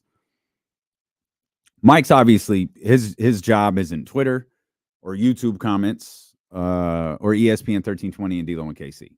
It's or Locked On Kings or Kings Beat or any other podcast. His job is to put together a basketball team that wins. Whether this was, hey, I'm gonna try Trysta Krick, see what this looks like. It sparked a conversation, and as we noticed, people took sides in the Trysta Krick, Kevin Huerter thing. I don't think I had ever heard anyone say like a truly negative word about Kevin Huerter. Now all of a sudden he's getting fired at and comments and all of these different things. Did Mike start a conversation that needed to be had, or did Mike perhaps start a conversation that maybe didn't need to be had? Again, that's not his job. His job is to put together the best basketball team that he can. But the idea the starting Trysta Krick and then the idea of starting Trysta Krick certainly sparked the conversation. We get and I'm just saying we as just people outside of that locker room get caught up in storylines and like storylines being stuff like that. Mike Brown is looking at that situation as, I don't know about no storyline, but I feel this needed to be done to get the attention of my starting shooting guard and my team. Do you think that's why he did it? Yeah, because he wasn't happy with how the defense was coming there. And he's like, look, let me see what else is going on. It could have very well have been, I'm gonna do this. Kevin is still my starting shooting guard. But while the games don't count, let me see what this looks like. Because if this continues, I can't have that. I can't have that. And I don't know when he'd be moving on, but I can't have that. So while it don't matter, let me see what's going on right here. He felt like he needed to do that. He needed to see that. And he needed to get that message across to Kevin Huerter and the rest of the team or whatever. Like, hey, nothing's guaranteed here. Nothing is guaranteed. There's a video that we were tagged in that he was going in on the somebody said the caption said Malik Monk, but during practice, like going in, like he is making it known, whether it's yelling during practice or changing the starting lineup. This stuff is unacceptable. Okay. Let's bring in our man Jason Jones of The Athletic, who I believe is rocking a Mankind t-shirt. Have a nice day. Yeah, it looks like that's what it is. What's up, Jay? Not much. I was having some random speaker issues, but I'm good. Yeah, you good. Mankind shirt, Raider Nation hat, 2 in a row for the Raiders. Ain't no Dodger blue in this picture. Well, Dave Roberts is coming back. Well, I knew he was. I don't see no Halloween colors, and it's that time of year. You got the wrong team on. What you talking about? Our time of year, we out here doing work. See, we come from an era where you bought the fitted to go with the shirt, so I'm not offended. You know, I got all type of fitted hats in here. I got every team except the Giants and the Phillies and the Pirates, and I can't have the Pirates do to you. Wait a minute. No, I'm from LA. I don't wear Phillies, Pirates, and Reds. Yeah. Oh, yeah. Got you. Got you. I always tell the story. I always tell the story. When I first moved to LA and I was staying in Carson, I had a Phillies hat. And the guy I was staying with the time, he's like, hey, bro. He's like, don't wear that hat no more. I'm telling you. So I was like, yo, why? He's like, don't wear that hat no more. I got some hats. I don't have a Houston Astros hat. It has nothing to do with 2017. I just have some hats I just can't own. Like, in terms of the coordination, I have a bunch of teams. In terms of sports fandom, I don't have a Giants or a Niners anything. That's a shame because the Pirates hat would look nice with the Mankind shirt. Great. The color. I can probably wear it up in the Bay. I can wear it in the Bay. Oh, you definitely could. I can wear it in the Bay. But I also have a black and gold Long Beach hat. But the whole black and gold Steelers color, like I said, we dive into a whole different world that has nothing to do with. I saw a spreadsheet where essentially there's not a Major League Baseball hat that you can wear. Like they all represent something. Yeah, your hat represents something. Yeah. It's really, like that old D.L. Hughley jokes that he just wore plaid and the golfers jumped him. Yeah, I don't know if it may not be as wild as it was when I was growing up, but I'm like, I probably need to go see a therapist about this. I'm probably just preconditioned to be like, hey, I can't It's wear still that. there. I can't wear that. I can't wear that. And so but yeah, it's have a nice day. Have mankind love. Yeah, and I knew Either Dave way, was coming back. I knew that. I mean, your coach is coming back, so yeah, I think of all the teams he's had get to the postseason, this was probably the worst in terms of pitching.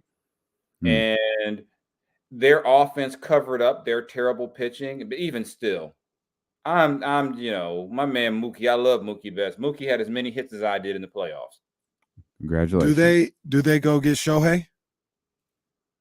I think they do, but I want to see him get 2 starting pitchers before that. I mean, their problem has not really been the bats. I mean, except in the postseason. But even then, you as much as you're paying Freddie Freeman and Mookie Betts, you shouldn't need Shohei for the offense. Right. I mean, Dave Roberts' top 2 hitters have given him nothing for 2 consecutive postseasons, basically. And I mean, and I've been critical of Dave at various points, but I can't blame him if his 2 best players just don't hit at all. At all. So, I'm tough, you get conditioned, I'm used to this pain. I didn't think they were the best team in baseball this year. I didn't think they were going to win it, but could you at least get me a game? God.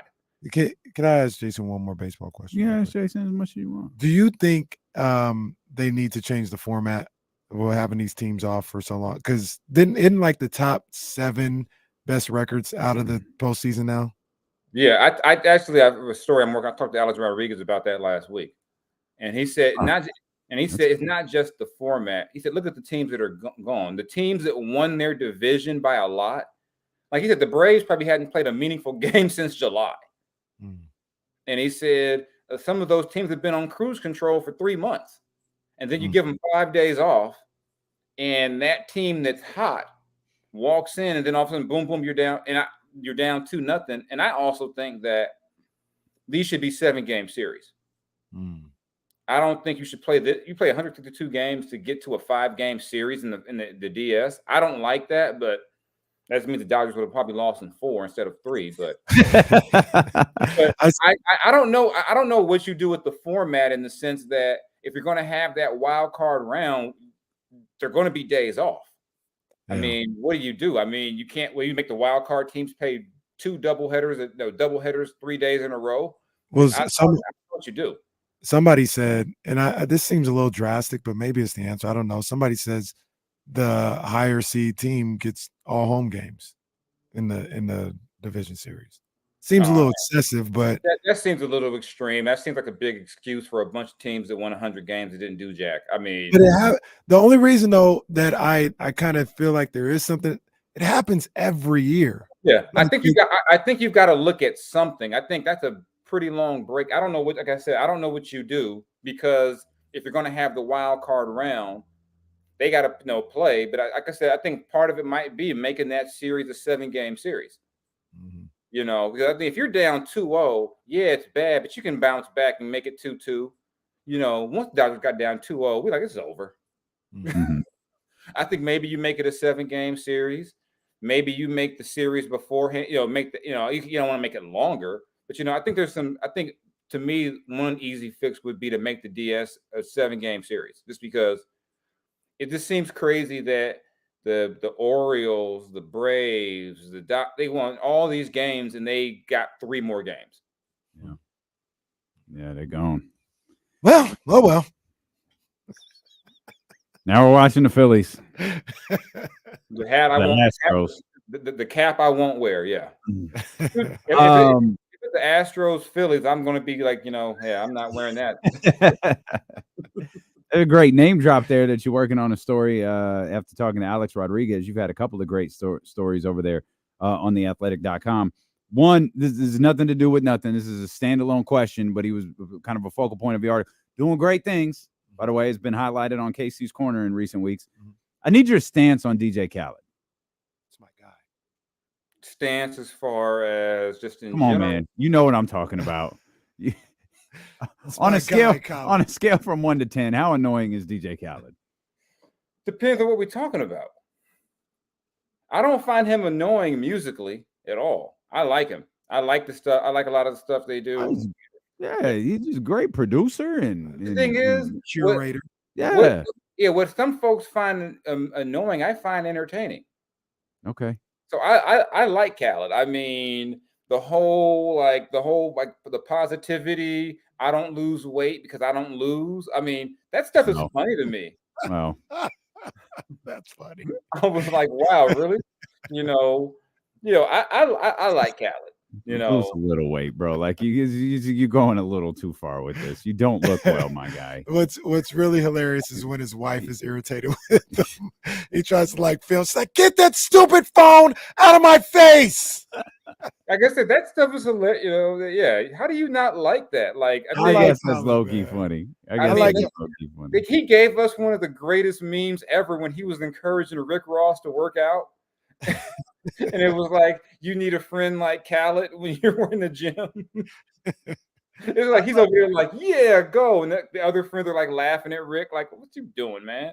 I like Khaled because he's consistently and routinely positive. Yeah.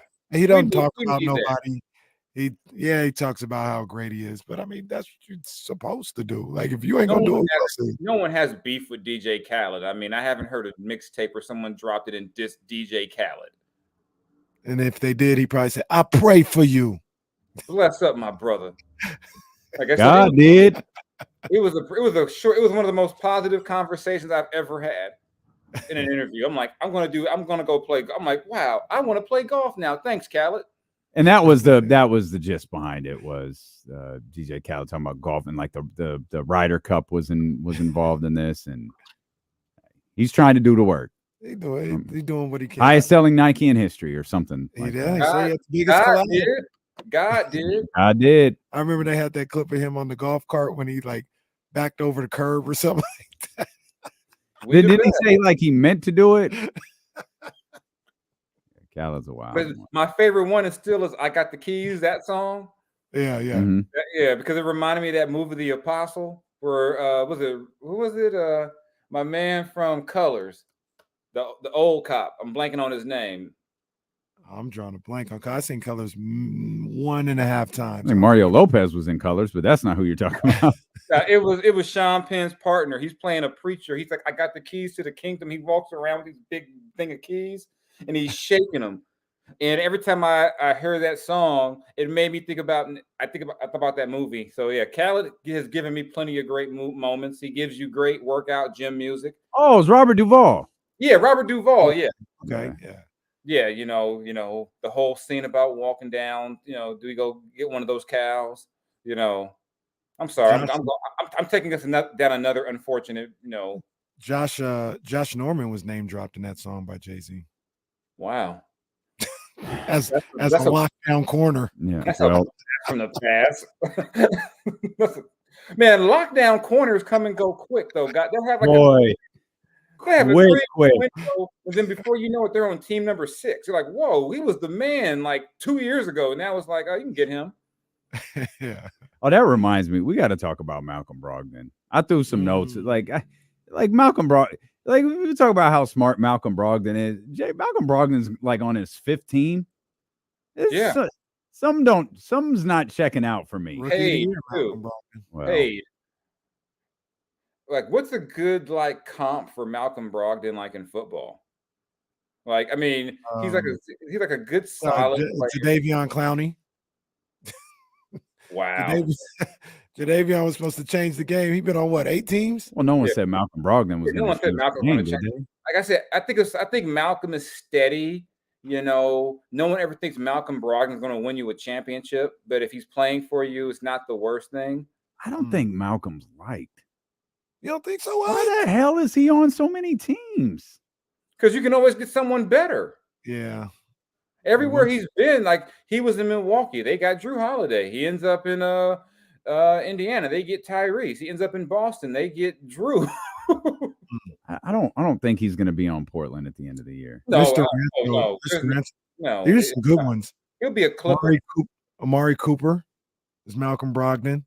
Brandon Cooks is Malcolm Brogdon. This is a good one. Latavius Murray. Amari Cooper is a good one. Latavius Murray. Jimmy Graham. There's some good ones.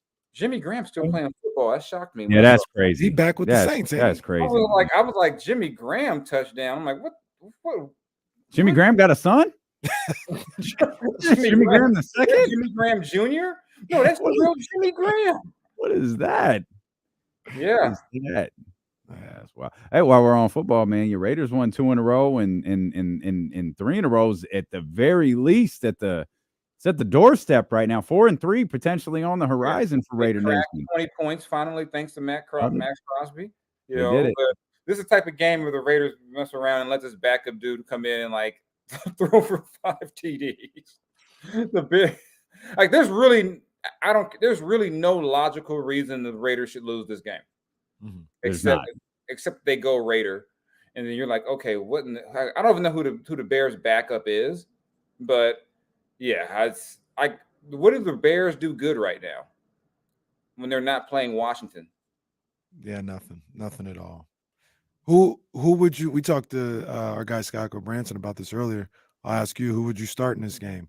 Alex O'Connell, the rookie, see what you got at quarterback with him, or would you go with the vet and Hoyer? That's assuming Jimmy can't go, which I don't think he'll be. I probably would go with the young guy again. I don't think.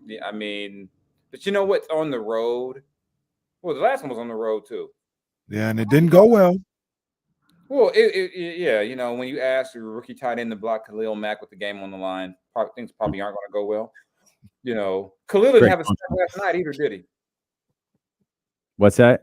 Khalil didn't have a sack last night, right? I don't think Khalil Mack has had a sack since. Yeah, I don't think he has. I think Khalil Mack still is that sick.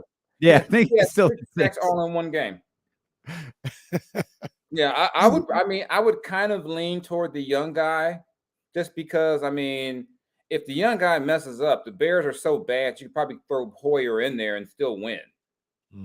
But I think you need to, let him build on what he did against the Chargers, and it's got to think big picture. If you're going, you get through this season, you need to know what you got with him. So when you go into the draft, we don't know where they're going to pick, but you got to at least have an idea what you got with him. I don't think this game is gonna cost the Raiders the AFC West. So I'd probably rock out with the young guy again, and see what you got. It's set up well for him. The Bear, no Justin Fields. Aren't the Bears out the running back? There's a lot. There's a lot of reasons I think I should go with the young guy. The Raiders defense has actually not been an embarrassment most of the year. So I think, and there's this clip on Twitter I saw, wherever it's called X or whatever, where they had a play where the Bears offensive line, the center snaps the ball, passes off, doesn't block the man to his left, and then blocks his own teammate. Oh, come on. If their line is that confused, this is the game to start a rookie. This is the game to start a rookie. Khalil Mack did get Dak last night, bringing his sack total to 7. He'll have maybe 1 or 2 more, and then he'll get another 6 against the Raiders. In the Pro Bowl. He's going to get 2 Defensive Player of the Year votes because of his games versus the Raiders. It'd be both Raider beat writers going like, God, he's amazing. I have 13 sacks on the season, 12 against the Raiders. That would be a record. He had 17 last year, and now I have to look up his game log because I need to know how many of them were against the Raiders. Has he routinely killed the Raiders since the trade? He was with the Bears before, so yeah. And I think the first time they played him after the trade, I think Khalil was hurt. Yeah, so I don't know if anybody won in that one. Obviously Khalil is still playing and he's doing good, but he's not Khalil Mack like he was. I would have kept Khalil Mack. I don't care. I would have kept. As somebody in the league told me, he's a generational talent. You don't get those guys every day. You keep him. You keep him. You figure something out. And that felt like the beginning of the end for that era Raider. Well, maybe you could say Derek Carr. Derek Carr breaking his leg seemed like for that era of Raiders football. And then you get John Gruden, like, let me get all these guys with personality out of here. Let me get all these leaders out of here. I remember it was all back when Donald Penn was about to fight that fan outside of Oakland College. Oh yeah, that was bad. Yeah, That was so tough. and why you would step to Donald Penn is beyond me. That was so tough. Yeah, I would But not. it's all in the past. Raiders about to be 4-3. See, Well- because you said that they're going to lose. Well, I think they are going to be 4-3, but they do have to get a win. But They should be together. I know that they say any given Sunday, you never know. Yeah, not this Sunday. The Bears are awful. They're not very good. Yeah, the Raiders should be able to win that one on defense alone. It should be that type. I want to give a shout out. Can we get some air horns for my guy Jason Jones, the professor? In the New York Times, man, that was dope to see, man. The article was on the guy who made NBA Jam. Yeah, it was on the anniversary of NBA Jam. Yeah, so yeah, and on the Instagram post, you kind of told a story about how a full circle moment about how you almost signed with the New York Times, you decided not to, and here we are, 20 some odd years later, here in the New York Times. Yeah, I thought that was pretty dope. Yeah, it was pretty cool. Like I said, full circle moment. My homegirl was so mad at me for turning down. Oh, my kids just got home. Come in. Yeah. yeah. There's the tall one. Yeah, watch out, Jay. He about to take you out. You about to get jumped. Yeah. They walked in like, what you doing? I moved my whole setup around, and they got home. They're getting home later than normal. So they're like, what are you doing? But yeah. Looking at you annoyed, like. Yeah, he's like, whatever. Where's the food? It's not my refrigerator. My fridge is about to take a big hit right now. So wow.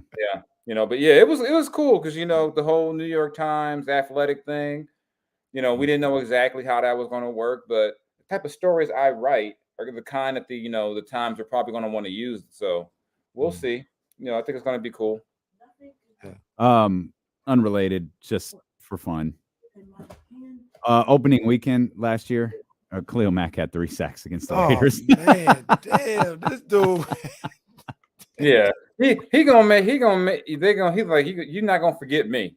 He's like, that's amazing. And it's like, yeah, he was like, you're not gonna forget me. So he probably got about 10, 12 sacks in his career just against the Raiders. It looks like we got some news on Jason's buddy. This, according to Yahoo, Buddy Hield will begin the year with Indiana. As trade rumors after the two weren't able to come to a contract extension. Or Buddy is perpetually about to be traded.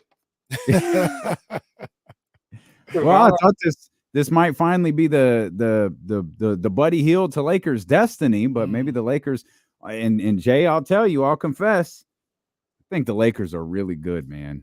I do too, and I got great concern about how good that team is. Yeah, now they're not gonna. They don't have a need or room for Buddy. Buddy's becoming like the what's my man's name? Like he's like the Jeff Green of this era, where everyone's like, this trade for that guy, he might help you.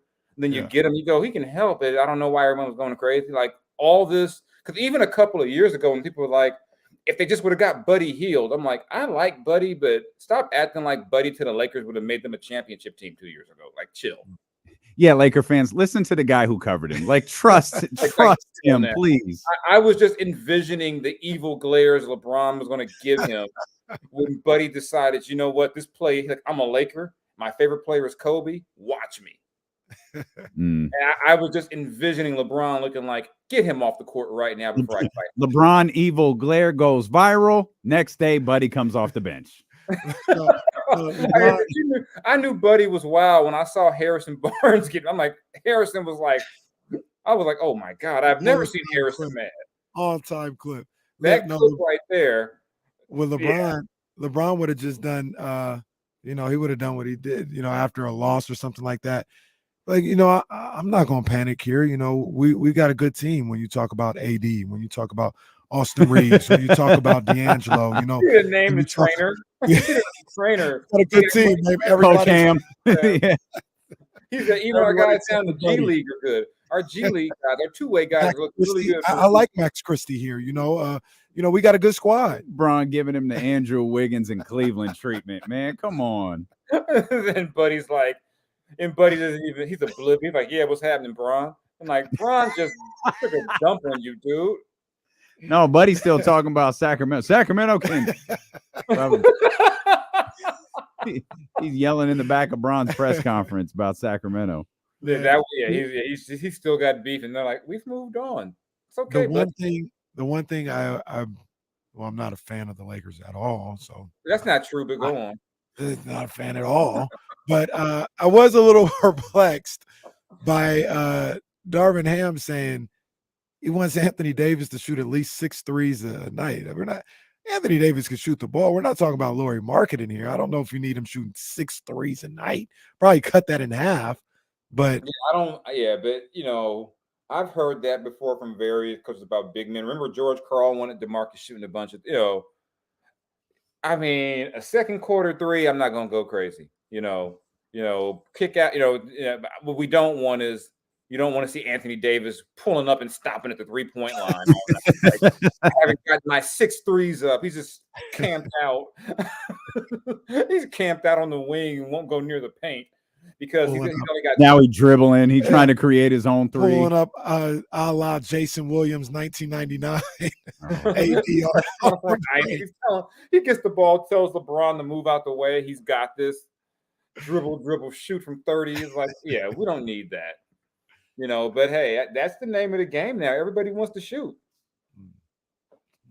So hey, I need JaVale McGee shooting threes. Oh well. That's what I need. I need JaVale to get his threes up. I'm there for that. I'm there for Domas hit 2 the other night. I'm saying, if he hit a couple, if you get JaVale shooting 2, Alex Lynn hit 1. If your center can't shoot threes, why is he in the league? That's going to be the new thing. Like, why is he around? Like, that's why one of my favorite offseason quotes was about Anthony Edwards. He's like, if Rudy Gobert shoots the 3 in a game, I'm walking off the court like right then.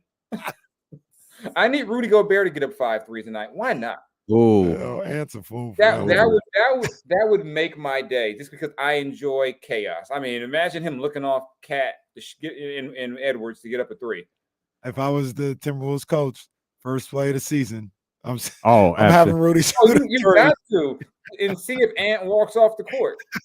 You got to. That's the Pop Shaq play. That's one of the great moments in NBA history. when what was, I think Shaq was on the Suns. Yeah. When Pop did Hack-a-Shaq after the opening tip of the season. Yeah. Looks to Shaq and gives him the thumbs up. That's one of the great moments in NBA history. You got to do that. I mean, we got to come up with like 10 things that shouldn't happen, but we need Ben Simmons to shoot like 5 threes and not like things that you don't know. Hey, Ben's playing well. Ben is playing. I love the preseason Ben's had. But if he's shooting 5 threes, that's what we need. Well, no, we don't need that. Yeah, we don't. I mean, we need things that just make no sense. Like we need, I don't know.